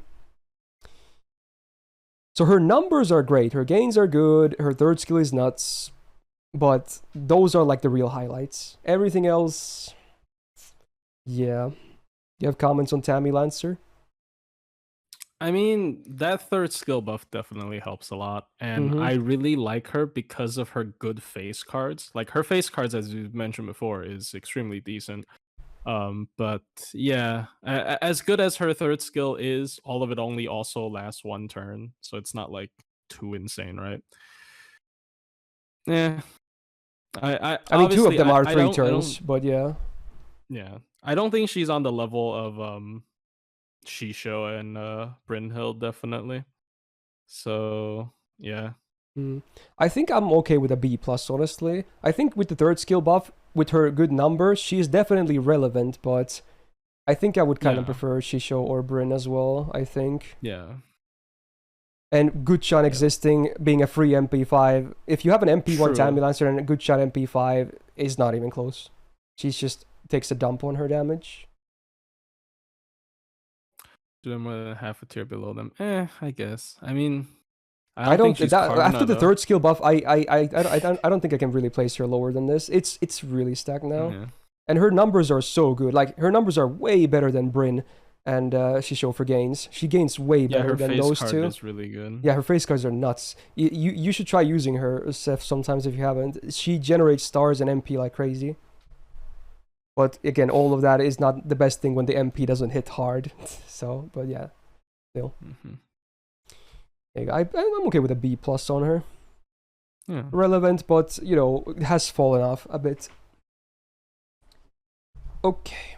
Next one is a big one. Whoa. I'm going to talk about Mr. Clay. Enkidu. Oh, whoa. I think that, honestly, this is not really a hot take. I think the worst stuff is up here. The low attack and the stupid deck. These are the 2 things that are bad about him. Everything else, not so bad. So yeah, he's a single... Thick HP. His thick HP can True, it's actually not that bad in hindsight, yeah. It's not all bad. So yeah, he's a single target buster DPS. Attacks, again, certainly on the lower side, but honestly, no, yeah, like Plushy said, it's not the worst thing, considering he has a fat heal as well. So yeah, you know, in his case, it's not all bad, and he's definitely not short on damage anyway. Now, I kinda still to this day hate his deck. Because he has a Buster MP, I don't like that he has a triple quick. I just don't like it. It should have been standard Lancer. It would be so much better. It is what it is. Yep. At least with a full quick chain, he can still generate a good chunk of stars, but you can just get stars from so many things nowadays. I don't think it really is that big of a deal. So double Buster would have been definitely the way to go. The year 1 assassin deck with the Carmilla, so I guess they wanted to make him unique or something. Yeah. Yeah. Oh well. But that's mostly the bad stuff. Like, now we're gonna see some of the better stuff. So his first skill is also is not that great, but it's definitely better than the Mana Burst, because you get the 50% Buster for 1 turn always, but then randomly you get either 50% attack or quick or 50% quick. It's like a coin flip. So especially in solos, it doesn't really matter which one you're gonna get. You probably want the arts, to be honest, because you want to do Mighty Chains, but you know, at least you can guarantee use of either of the buffs, which is cool, I guess. And on team comps, it's not that unlikely to... I mean, if it's the arts card, it's a bit harder, but the quick one, it's kind of easy to find it. So this is his weakest skill by far, but it's not like a garbage skill. Second skill I really like. So it's a 1-turn evasion or 5-turn cooldown, which is already better than most 1-turn evasions. And then a 50% crit chance down for 3 turns. How lovely for 1 target. And also, if they happen to have evasion, that's gone too. So it's a good skill for sure. I really like this skill. It's a great defensive skill with good utility as well. Good stuff. That enemy won't really be critting when this is active. Very good uptime on this too, with the 5-turn cooldown. Then the third skill, which he actually buffed after my last year's tier list as well. So it's his infamous 10k heal, which again is kind of nice that he has more HP as well. Full self-cleanse, and then they also added a 50% battery now. Like, some people might say it's like crazy overpowered now. I wouldn't say so. It's still balanced because it's a 10-turn cooldown. You gotta realize that. It's still really, really high cooldown. It's nice, but it's not as crazy as some people think it is. But, you know, I don't think he needed this. He was already very, like, super good. But you know what? Sure. Why not? There it is. So, yeah, pretty good. Magic Resist is the only passive, but at least it's a high amount. Anti-Berserker, because, you know, he needs to do more damage against, you know, good classes. And then the thing that truly originally made him, like, just absolutely crazy is the MP buff. So yeah, the OC in particular is really crazy. So it's a 3-turn defense down by 30% base before damage. Like, it's Jinako's MP basically, but he has better damage potential. So there's that. And then he also gained a not 150% damage, but 200% flat threat to humanity damage mod. Because again, why not?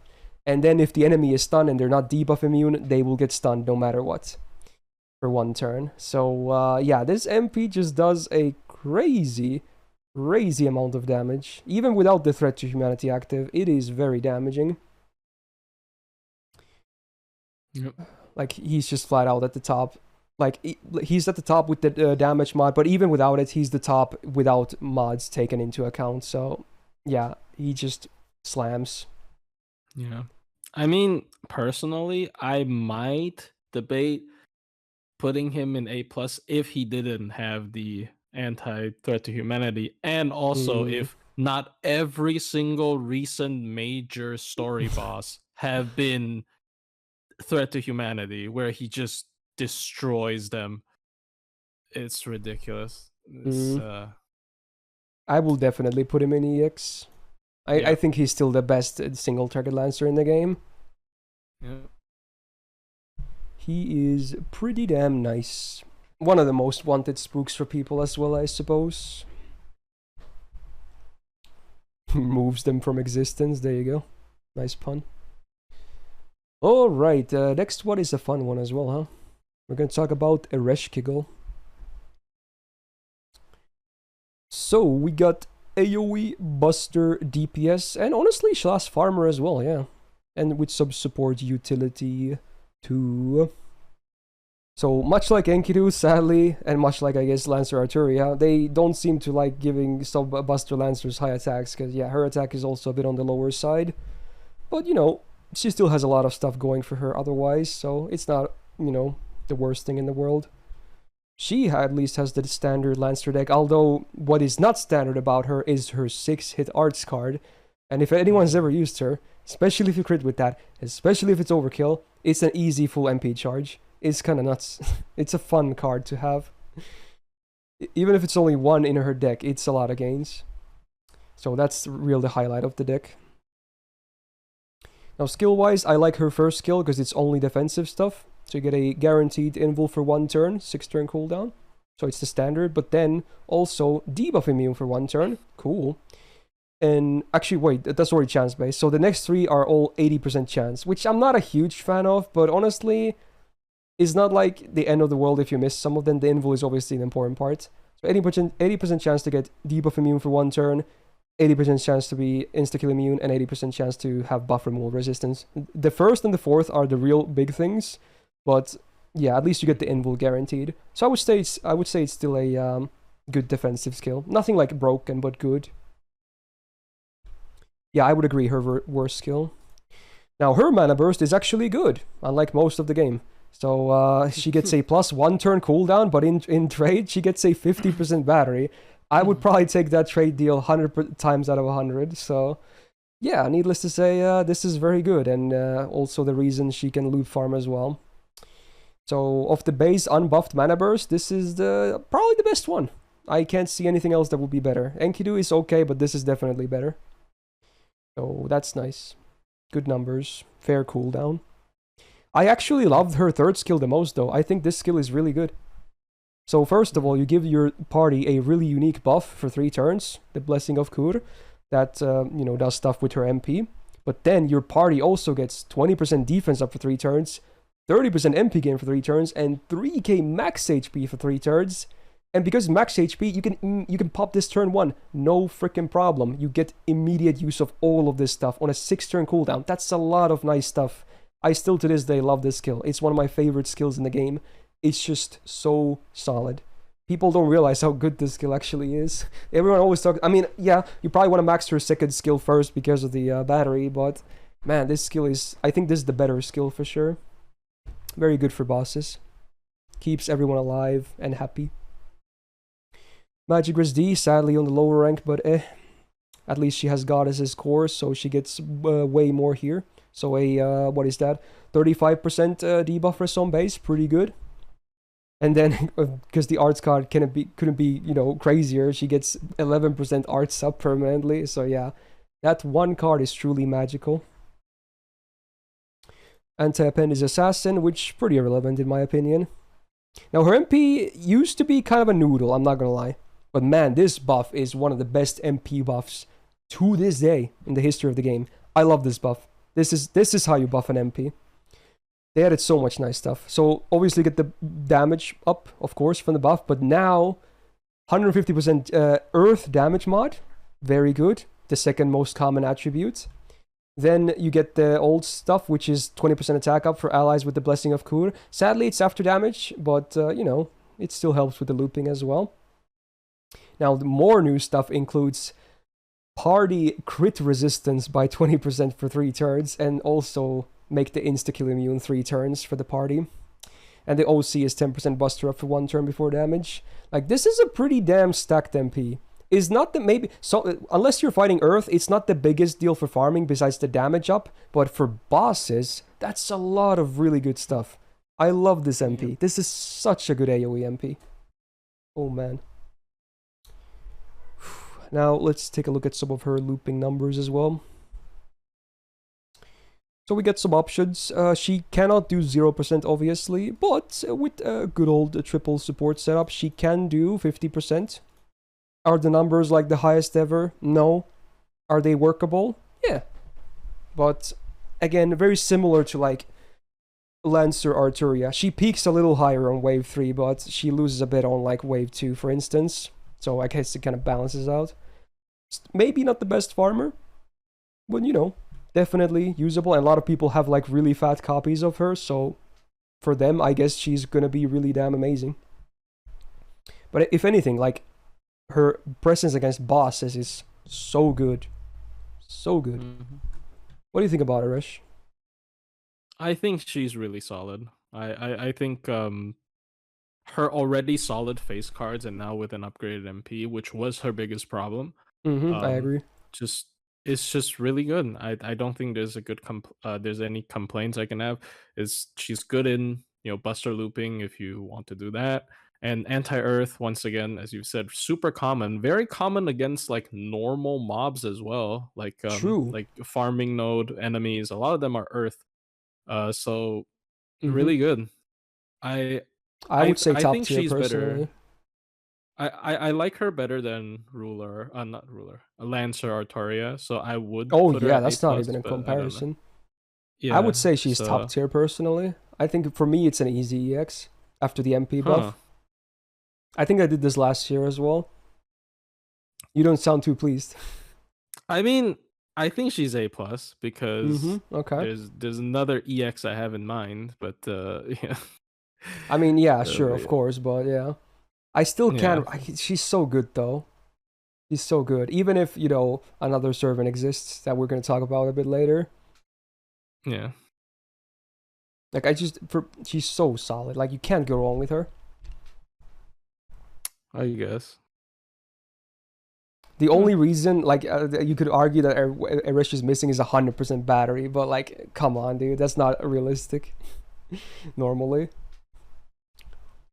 Okay. Anyway, let's move on and talk about Bradamante, I guess. Oh boy. Oh no. So AoE quick looper, I guess. Not really a DPS either, honestly. 10.8k attack. Better than some of the ones we've seen, but honestly, with her kit, it should be like over 12k, honestly. She deserves a high attack or something. Double quack, the quack, yeah, that's a new type. Double quick and hard stick. Yeah, makes a bit sense. Like, she even has a good skill to go with that. Yeah. Let's talk about the skills. So, the first skill is literally just a duo buff. There's no third effect. This should definitely have a third effect. But I guess they are 30% because of that on a 5-turn cooldown. So, it's okay. It's not like amazing, but it's okay. Then the second skill, Self Guts, 1 time 3 turns on a 6-turn cooldown. Again, pretty standard, nothing out of the ordinary. And then Self Defense, 30%. I do like that it's only defensive stuff. That's nice at least. So it's not an awkward skill. Easy to use. Don't worry about it. Yeah. Third skill, 20% targeted battery and also a cleanse for the target. 5-turn cooldown. This should just be on a support. This makes no sense being on her. Why does she have this skill? This should be on a flat-out full support unit. Is weird. They should give her like a 50% battery with like an attack up or something. I just... Yeah. It's horrible. It's too little. It's not... We need more. Magic Resay is fine. Rider bonus, eh. I actually do really like the MP. FX-wise, it's actually really good. It's a 60% AoE stun chance, which again, not reliable, but for bosses, it's nice to have some of that landing. I like the 20% crit chance down for 3 turns, and also MP damage before damage for 1 turn, 20% based on the OC. Like, FX-wise, the MP is actually great. It just doesn't do the most damage. Yeah. They should either buff her third skill, maybe even the first one, and the MP. She needs a lot. They should give her a taunt. Yeah, maybe a taunt could be cool as well. Yeah, the buff was Brit, even though Brit is not like top tier either. Alright, so looping wise, this is just double Scotty. It's not bad, but it's not really like crazy good either, honestly. Oh man. Do you have any Bradamante comments? I think she's worse than both the 4 stars. Okay, probably, I don't know. I don't like. Okay, she's straight up worse than Parvati, right? Because like the stun is She very needs a similar to her super charm. scope. I don't know. I don't like her design. Not like Yeah, I not the got you. I ass got part, you. right? Yeah. But like, but like, she's so mid. Like, I don't know. Not even mid. She's so below average. I think she's like below average in like almost every aspect. Is C too harsh? That would be like below average. It is not too harsh at all. Yeah. She needs... I still can't believe she hasn't received a single buff to this day. It's crazy. He's a permanent too. It makes no sense. Alright. Let's talk about the Roma. A very cool servant. So AoE Buster DPS, and I guess also a farmer to an extent. I think he definitely shines more against bosses though. Alright, now finally we have a great attack. 12.27k. That is good with the Lancer mod as well. Nice. Double Buster, double Arts deck, I think is perfectly fine. Can still do a full Buster chain with the MP Gureto. Good numbers as well. So up here, everything is A-okay. First skill, his version of Charisma, which is a very cool one. So you get the 20% attack for 3 turns. Also 20% crit damage for the party for 3 turns. And then also, if your allies are Roman, they get another 30%. So up to 50% bonus crit damage. He always gets this, right? I believe. Yeah, he always has the Roman trait. So he always gets the 50% no matter what.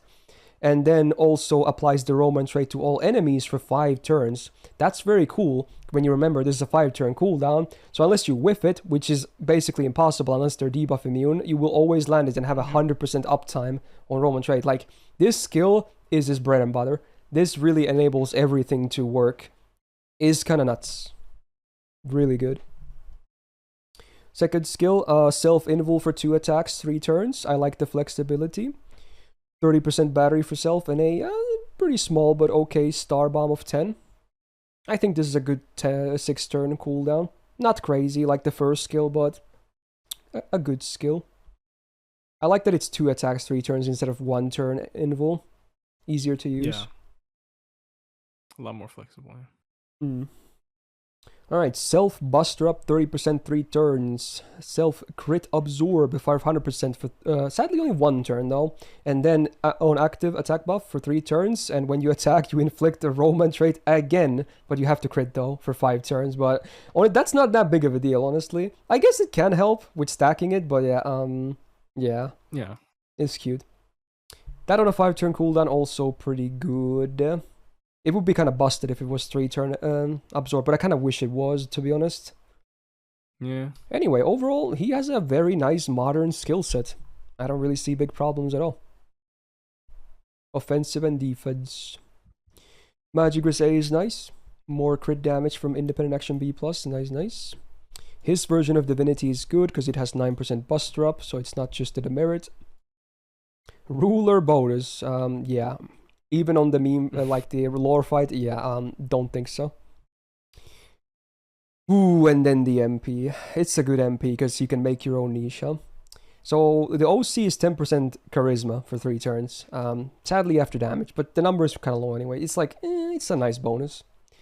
But then we got the normal effect. So first of all, your party gets Roman trait for 5 turns, which is nice. You can enable them to get that crit damage as well if they weren't able to do that before. But you probably just want to pop it turn 1 anyway, because he's most likely going to be your main DPS, and he always gets it anyway. So it's just a nice bonus thingy. Also, the MP itself inflicts another Roman trait on the enemy for 5 turns. And then the damage mod. So you can have up to 10 Roman traits on the enemies for max damage. So it's like how does dude I'm so bad at math. How do you like count this?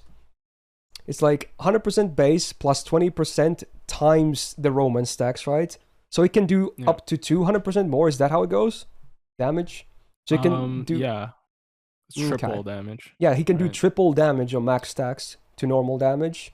That's kind of nuts. Obviously, it's not easy necessarily to get 10 stacks, right? But, you know, even on lower stacks, you will still feel like a good increase on damage, for sure. Yeah. Now, sadly for looping, is you know, because you can't really stack it that much, it's not going to be like the highest damage. But for extended boss fights, yeah, you can definitely already see good numbers.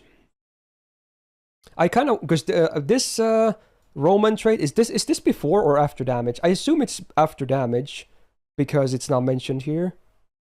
I'm not sure. It's after damage. Yeah, if this was before damage, after damage. Yeah, if this was before damage, his farming would be a lot better for sure. he'd be a little But bit still, too for good. bosses, it's good.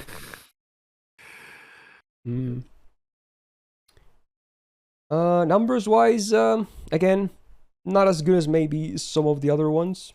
He does actually pull his weight against the Ereshkigal, at least, for what it's worth, you know? I mean, let's be real, no one really compares to Melusine, so...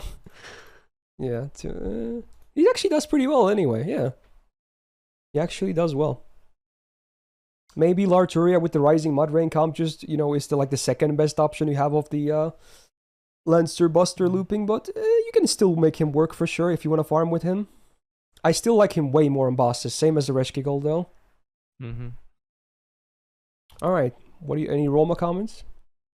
Plot twist, the EX tier Lancer I said I wanted to put there instead of Eresh was him. Oh, you okay? I mean, Melusine is also. I mean, spoiler alert. You know, I don't think I have to explain that part. Yeah. Okay.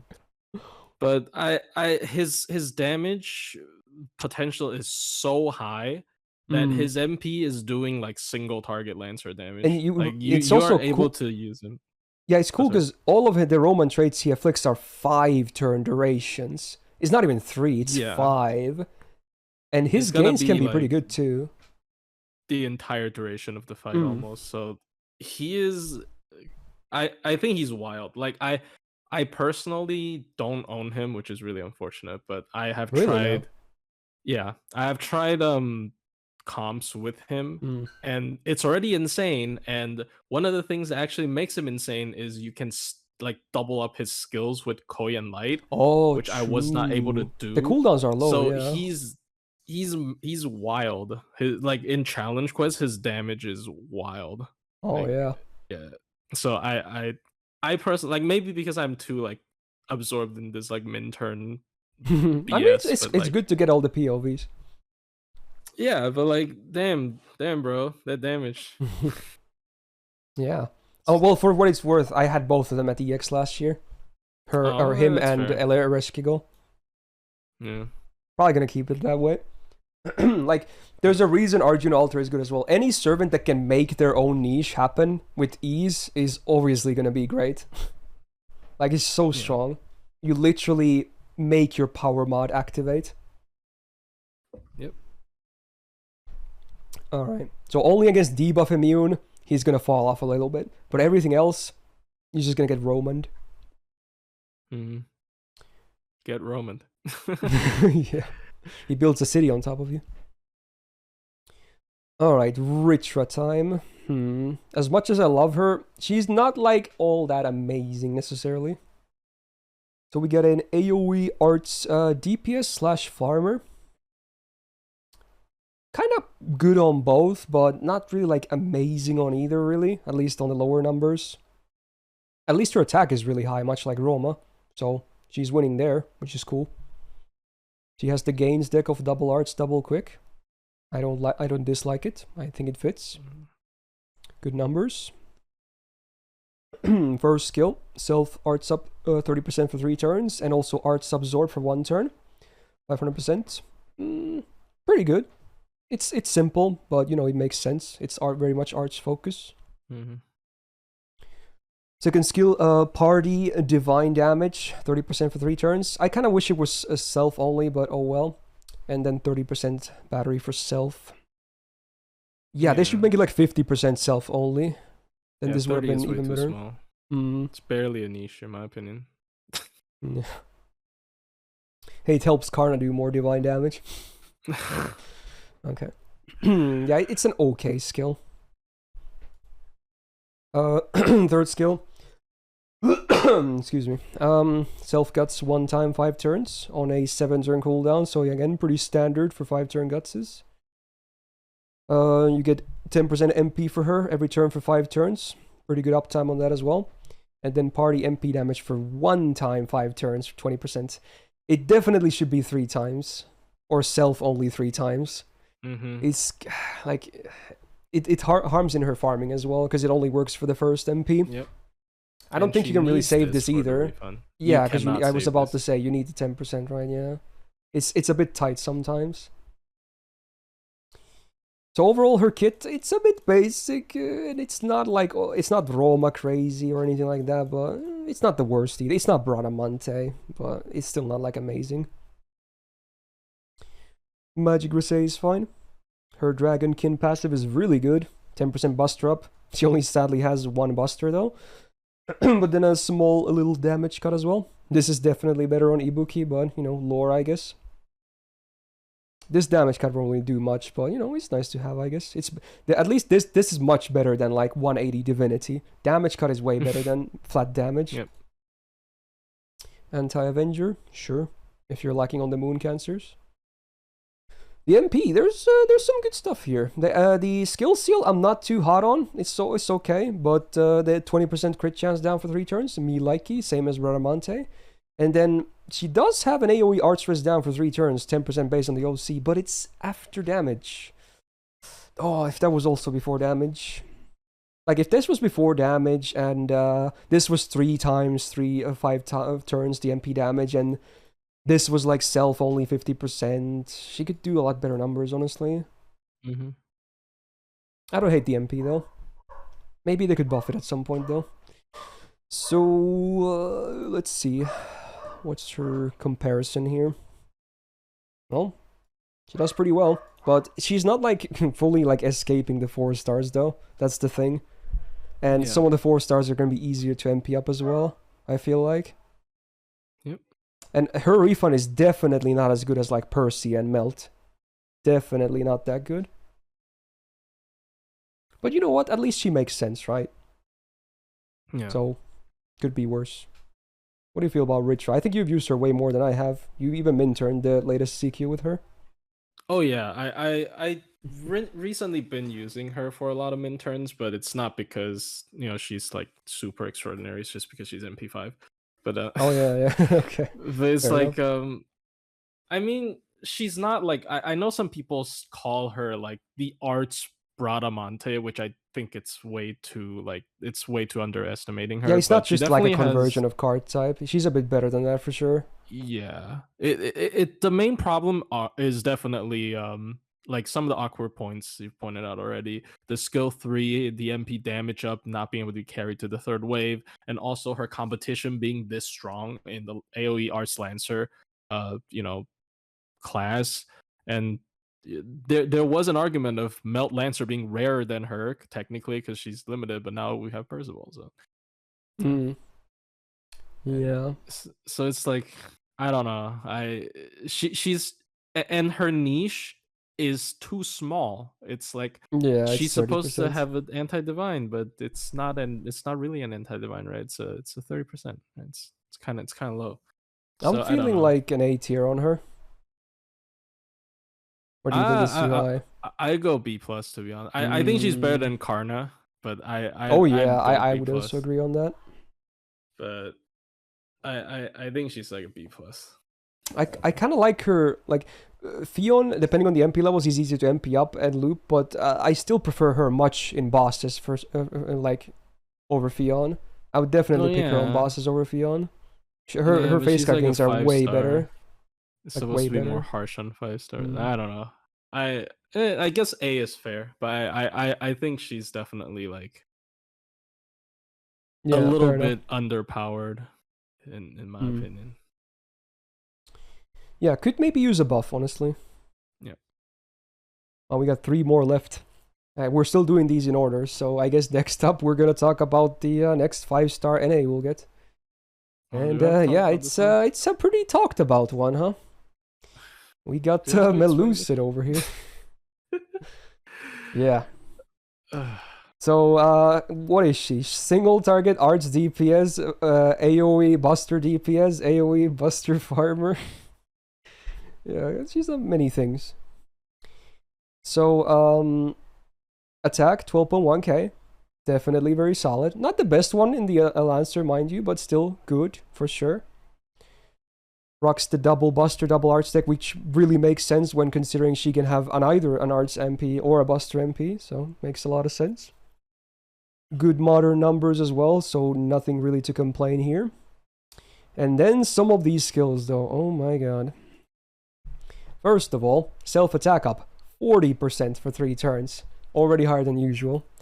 500 damage cut for 3 turns, Cool bonus, I guess. 2k max HP for 3 turns. Yeah, better than a heal in most cases. And a 30% battery for self for 3 turns. Or not 3 turns, just flat out 30. Yeah, for a 6 turn cooldown, this already is starting to look like a pretty damn strong skill. I don't know why the attack is 40%. It feels a bit too high, but you know what? Okay. There it is. It's Melusine, everything's too high. Yeah, especially the 3rd skill. Yeah. So of course she's a Lancelot, so she has to have a 4-digit absorb, casual 5k for 3 turns on a good uptime. Okay, dude. And then 10 stars per turn every turn, and a 10-star bomb when you use it. Like, yeah, you want her to be a crit DPS? Done. There you go. Now she's a crit DPS too. Be it AoE, it doesn't matter. It's just a crit DPS with this skill. It's a really good skill. All the stars will go to her with a 5k absorb on a Lancer class. Every single one. And then the fun part. So, if you're using an Ascension that is 1 or 2, you get a 100% battery and a self-invul for 1 turn. Now, it's a 5-turn cooldown.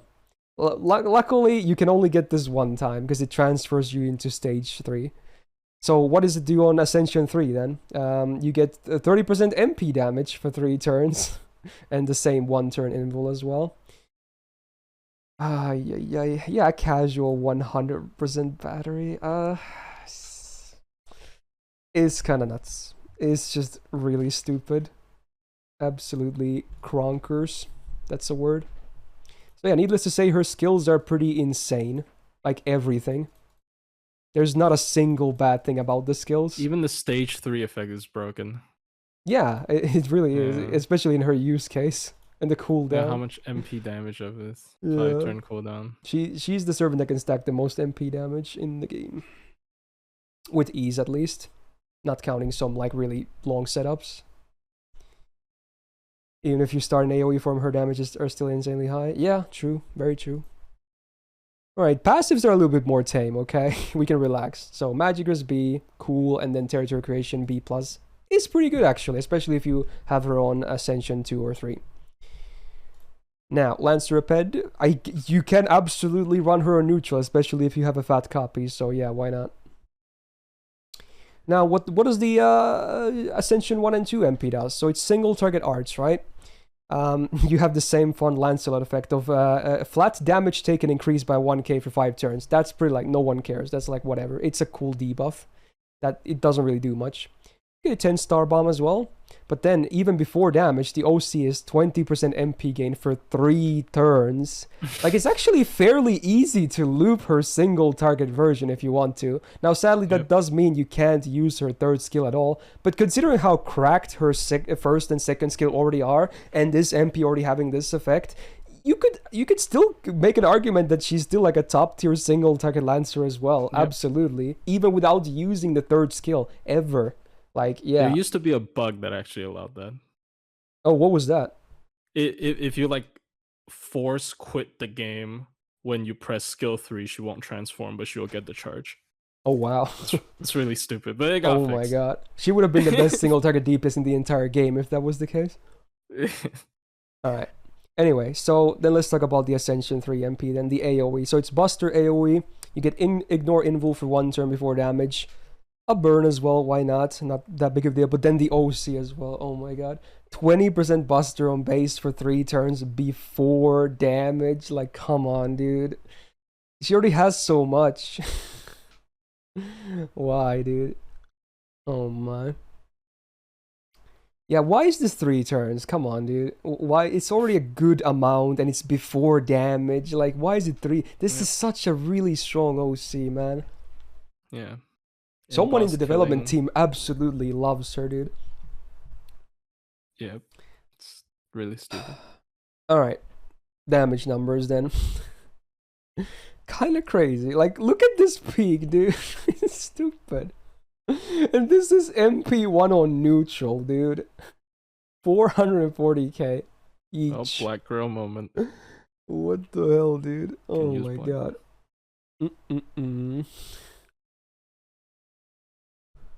Even the Bunyan one, like even without the black rail, you're still doing really good numbers, right? Oh my. Yeah. Ay, ay, ay, ay, ay.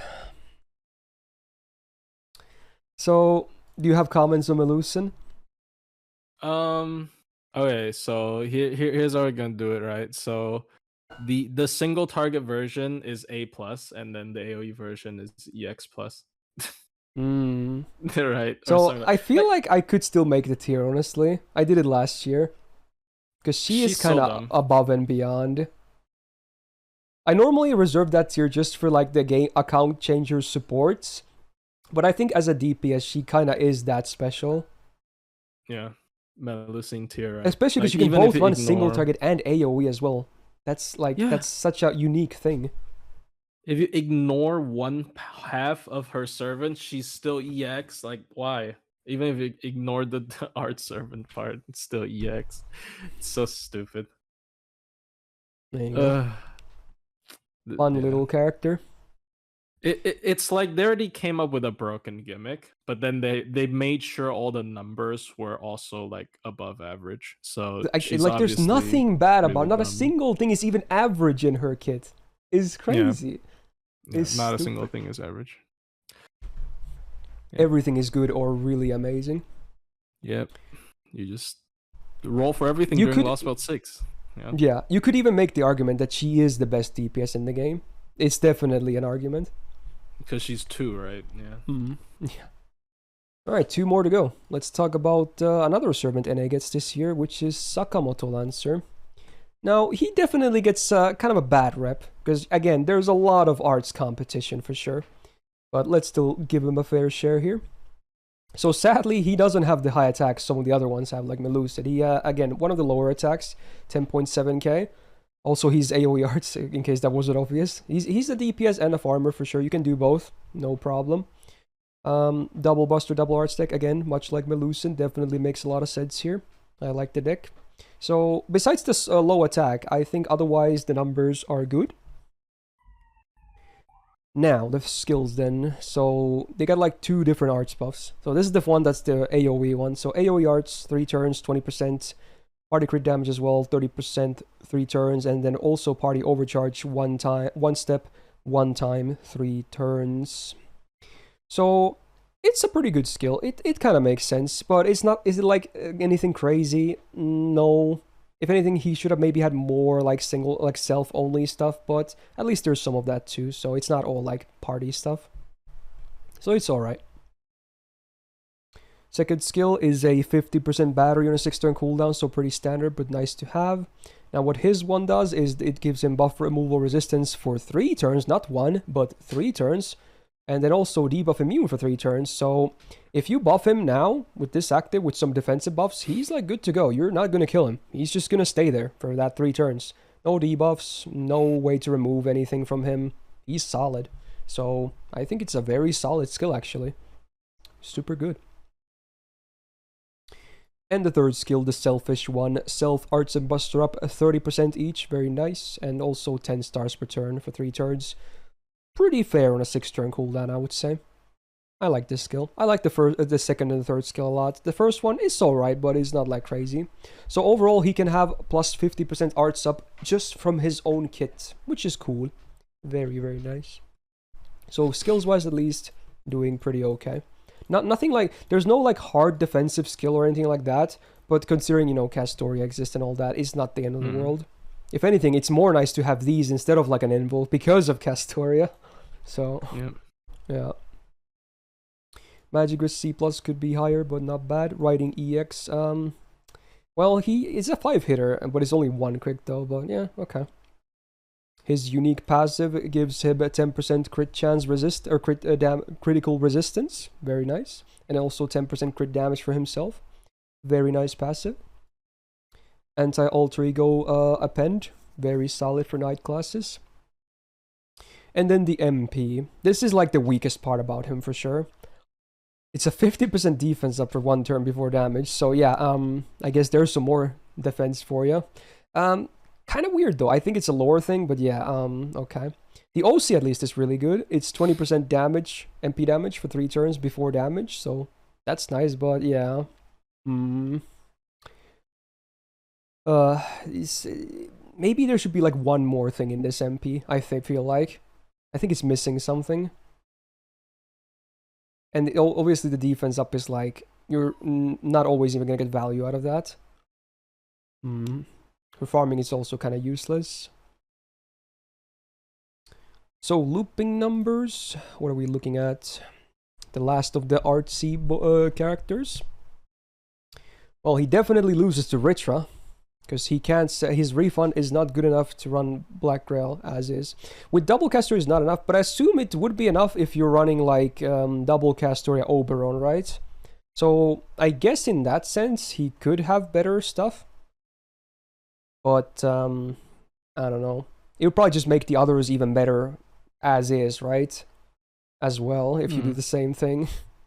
Yeah. It would probably be similar to Ritra with the Black Grail setups with Oberon, but I mean, his MP scales a lot better with Oberon. Yeah, because of the overcharge being so good. Yeah, so it'll be 60%. It's gonna be like Space Ishtar. Yeah, he might just do more than Ritra then, with that in mind.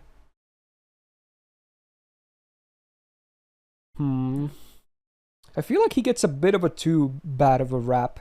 He's definitely not bad. His skills People are really usually good trash him when they talk about him. Yeah.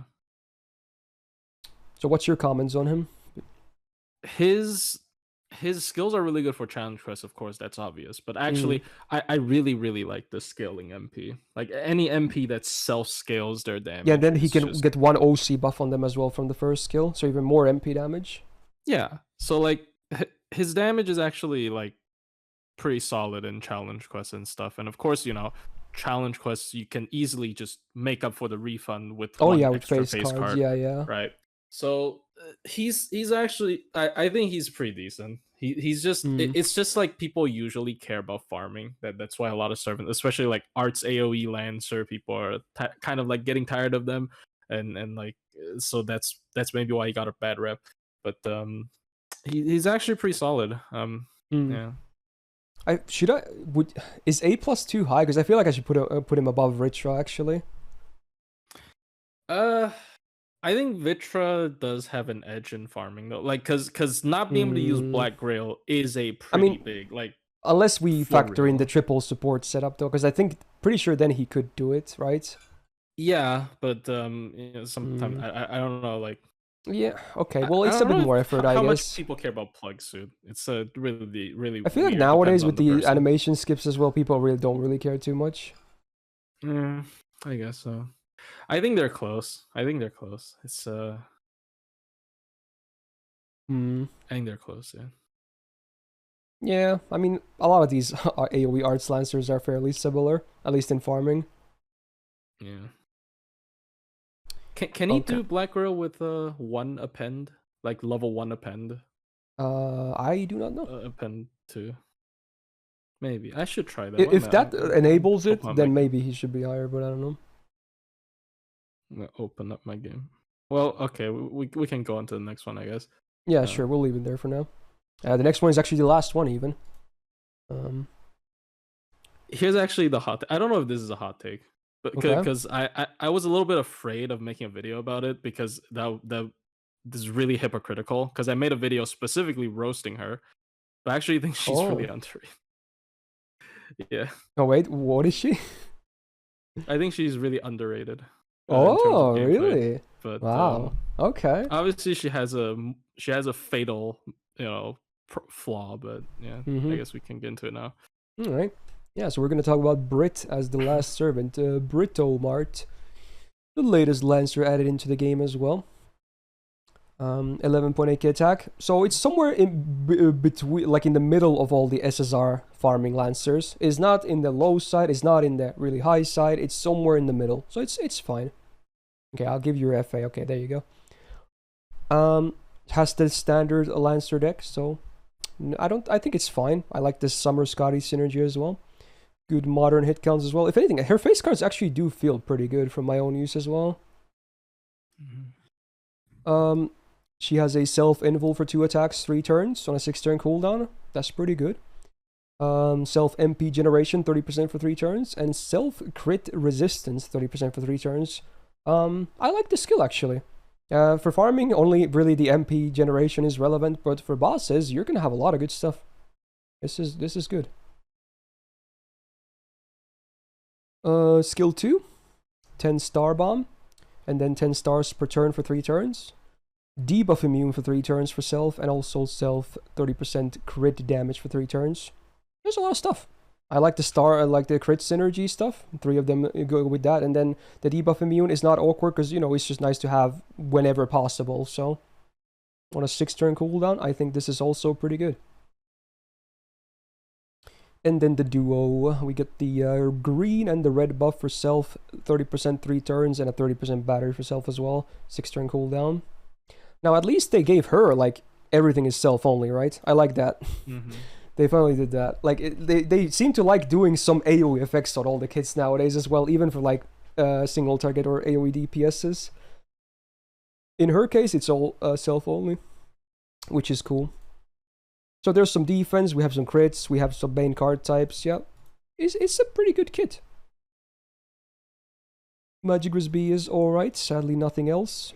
Avenger bonus, if you're lacking those moon cancers, is okay. And then the MP, it's a fun one, huh? I like the Invul Pierce for 1 turn before damage, but then we got the 2 different niches. So the first niche is a 50% damage mod against riding trait enemies. Now that's not the rider class, that's the riding trait, which is, you know, on most riders, and maybe a lot of sabers also have it, and some other servants. Also before damage, important. And then the actual big damage mod is literally against the rider class. So 150% to 200% scaling, the standard. Interesting. And basically, like, I would say, is there any riders that don't even have riding? Most of them definitely have it. So Kintoki doesn't, which is I think that wait, he doesn't have it? Do they? Yeah, they don't count doesn't. Motorcycles? That's what? That's lame. But they should, because because yeah. And dude, and riding passive would be amazing on him because he's so quick. Yeah. Oh my god. He got nerfed. He got shadow nerfed, dude. Yeah, that was clearly a nerf. So yeah, I still to this day don't really know how I feel about this MP. Like, I guess she could do pretty good damage against riders with the MP, but only this smaller, the riding buff, is the one that lasts outside the MP. The big damage mod is for the MP only, so your face cards might still not do all that, like, crazy damage against riders. And this is basically still, like, these two combined are basically like normal full class advantage, so basically an assassin attacking a rider, when you think about it. And that's mostly just for the MP alone. So have you tried her too much against riders? Is it worth? I mean, it's approximately the same as an assassin, but then again, she's wasting her damage mod to do anti-class damage against an extra class when assassins can have an additional. Yeah, they always have it, mod, like both ways, right? All the time. Yeah. Right, yeah. But the only thing is, like, that even makes her competitive against assassins is because assassins have, like, 0.9 base. Yeah, true. Damage the mod, which damage is mod horrible. Sucks. Yeah. Right, yeah. So, but, like, I don't know. It's funny. I think she's solid, not because of that. It's just because her skill sets are all pretty solid. Her refund is pretty good, which I guess we'll get into later. Like there's everything you could need here. Yeah. And the Invul Pierce on MP. I think her only flaw is the attack stat, which is pretty low, but yeah. And I would also argue that the riding and rider stuff is also a flaw, because again, you're probably better off running an assassin. But even then, like, if the MP was better, she could probably be, you know, way better overall. Yeah, it's like for mixed nodes and stuff, which is like, do I really care? Probably not. Yeah. So she has some options for farming. With the triple Scotty, you can run Black Grail, which even works against Zerk, which is cool. For double, you have to run a 50%er. But with triple, it's actually fairly respectable numbers, actually. Like, compared to some of the better ones, like Charlie, Okitan, you know. Is not quite up there, but fairly respectable regardless, I would say. Yeah. Well, like, definitely, like, top 15 quick loopers in the game, like, easily, for sure. Yeah.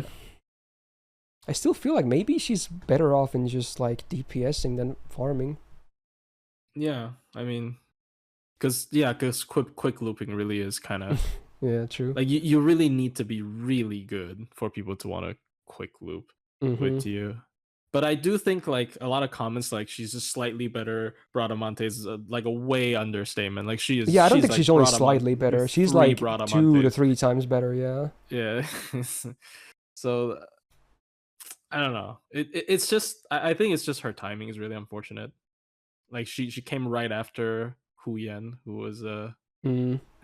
almost the same. She also has Yeah, they were like Voltaire. almost the same but different class. And it's funny because Huyan is an assassin and she also wants to be anti-writer. Yeah, it's just really bad timing for release. I'm thinking maybe a B plus. How do you feel about that? That's fair because like yeah, I think that's fair. I think because of the quick, maybe because inherently quick is like less good in challenge quests compared to arts. Um, she should be a tier lower than like Ryoma and stuff.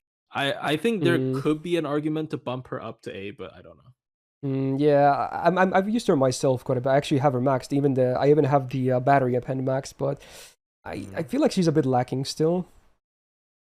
Yeah, that's fair. Her attack stat is like really low. Yeah, it I could be think that better. is really what like destroys her because if she had Melusine attack stat, maybe people wouldn't react like that, right? Or a 40% attack up as well. Yeah. That's nice when you have a high attack to begin with. Yeah, it's really good. Uh, It's like a buff without having to use a skill for it. hmm. I guess now we have completed the initial placements, and before we lock in, we should do some kind of a discussion, maybe if some stuff should be moved. So you can say stuff and chat can say stuff, I guess. I'm not most stuff probably doesn't get moved, but let's see. There's always room to Yeah. wiggle. Yeah, this looks pretty fair. I'm liking this a lot already. Yeah. Parvati to A. Let me see. Well, where's Parvati? He's B plus.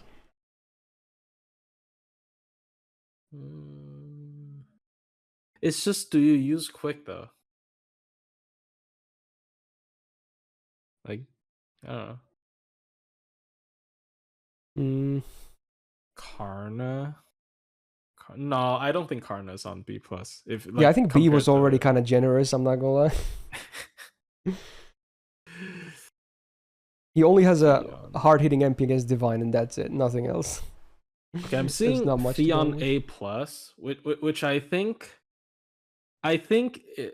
guess they aren't a full tier apart. The arts AOE's, the like melt. Oh, you mean yeah, like Percy and melt. But I think Fionn. Okay, so here's my argument. I think in terms of looping, Fionn doesn't even necessarily lose, right? But in terms of like higher difficulty content, I think Fionn's taking quite a bit of a. Is he good in CQ? I don't know. I don't think so. I don't think he's good in CQs. I don't. I don't think he has a lot of stuff. He has a 1-turn taunt, and that's nice. But outside of that, his downtime is pretty atrocious. Isn't that just worse versions of Percival's thing? It's so much worse. He has a 3-turn taunt. Yeah, and his downtime is way better. It's like so much better. His cards are so good. Yeah. Feels kind of unbalanced to not have any SSRs on A+. I don't know. I kind of think this is... I mean, honestly, a lot of Lancer SSRs are like not like all that amazing. Some are really good, but some are like good to like not so good. It just happens to be like that. It's gonna be very hard to impress with a SSR Lancer after the monster, in EX plus tier there. So it's just kind of... If anything, the only one I would maybe consider is like Sakamoto to A+. Maybe. Oh, okay. By the way, bad news. I just tested. It doesn't work on Zerks with Black Grill, even with Penskill. Oh, really? Okay. Yeah, that's true. I thought the New Year's Mystic Code would work, but it didn't. It was like 3 off, which is really sad. It's Sakamoto.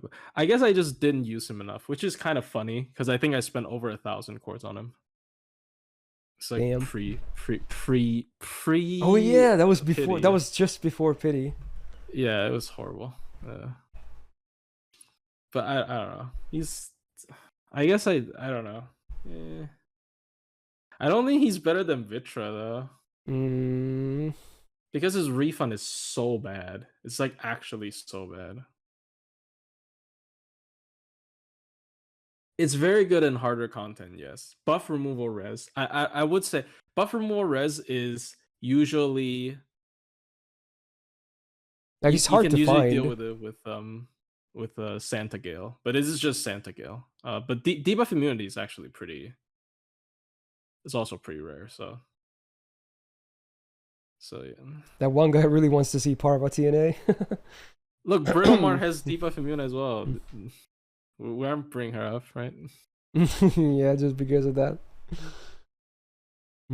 I could maybe honestly myself see the argument of bringing Parvati to A. She feels good to, use at least. I guess. I just feel like her skill 2 should have been 3 turns. If her skill 2 was 3 turns, I think it would be too OP at 3 turns. They would have to remove one of the effects at least. I mean, her skill 3 is also not like a real skill though. Maybe some of them should be 3 turns, not all of the effects.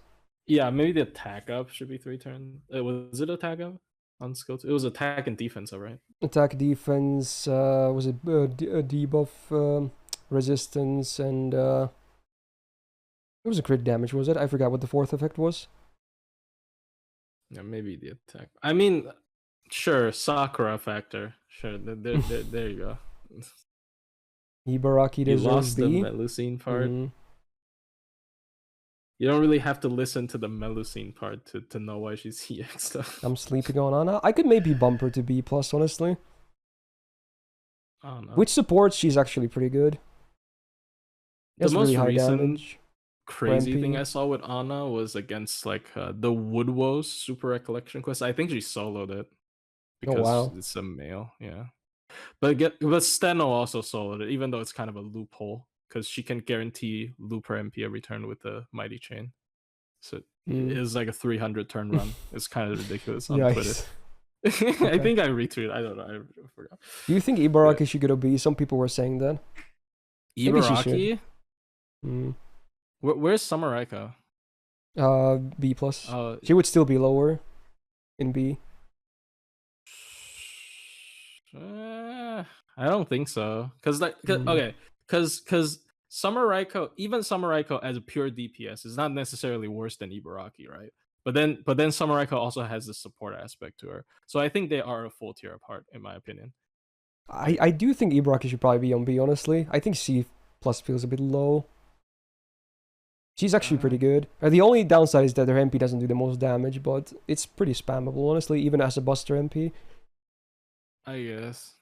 And she can dump a lot of stars from her MP as well. I do agree she doesn't belong with the other ones in C+. Yeah, I would feel kind of dirty with that.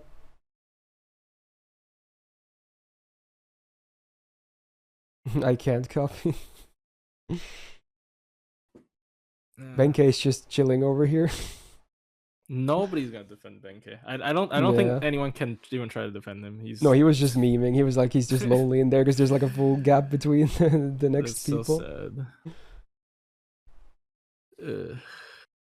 I don't know. I'm getting more and more like inclined to just lock this in. This looks pretty good to me. I mean, obviously, there's always going to be like a small tier adjustments, but it's pretty fair. I think I'm okay with this. Give Benkei another gap, Jesus. Yeah, he needs to go down more. Oh no. Oh, bro. All right. I think with that, I'll just lock it in. Who knows what happens next year? And of course, if buffs happen, with my buff breakdowns, I sometimes just move stuff as well, retroactively. Also, another reminder for people watching the stream, or if you're watching this later on YouTube, I'll be hopefully, if I remember to link this template in the description. So on a later day, we can press this button and it shows like averages of where usually people play stuff. So it'll be like a fun little breakdown for like maybe future videos or something. So you guys can fill your own lists, and then we'll see what happens on a later day. I don't think I linked them in the Saber and the Archer list, but I'm gonna update the descriptions to those videos as well, for people wanting to do that on those as well. But yeah, I'm happy with this. Again, not everyone will, no one will ever agree 100% on everything, but I'm happy with this. We were a bit more savage this year, for sure. Not the biggest differences, but certainly fair a bit different. So again, I want to give a huge thanks to Plushie for being here for like what 5 hours just now, pretty much. Thank you. Yeah, it was fun. Yeah, I'll definitely check out his content, because he puts a lot of effort into pumping out a lot of good content. Very informative, good setups, all that kind of jazz. If there's new updates, he usually covers a lot of stuff as well. And I guess is the next list Rider, I think that's usually the first of the cavalries. Oh boy, Rider. So yeah, that's going to be another fun list, and hopefully again next week. I apologize for the 3-week gap again. I'm not gonna lie, my voice kind of took a hit here, but I actually managed to do this until the end, and if this is only once a week, I think I'll be able to do this. So let's hope that ends up being the case. So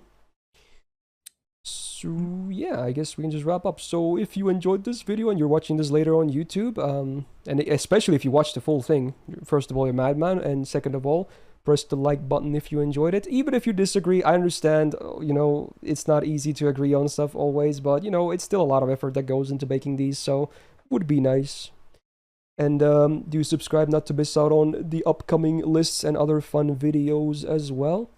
And I hope to see you in the next video episode.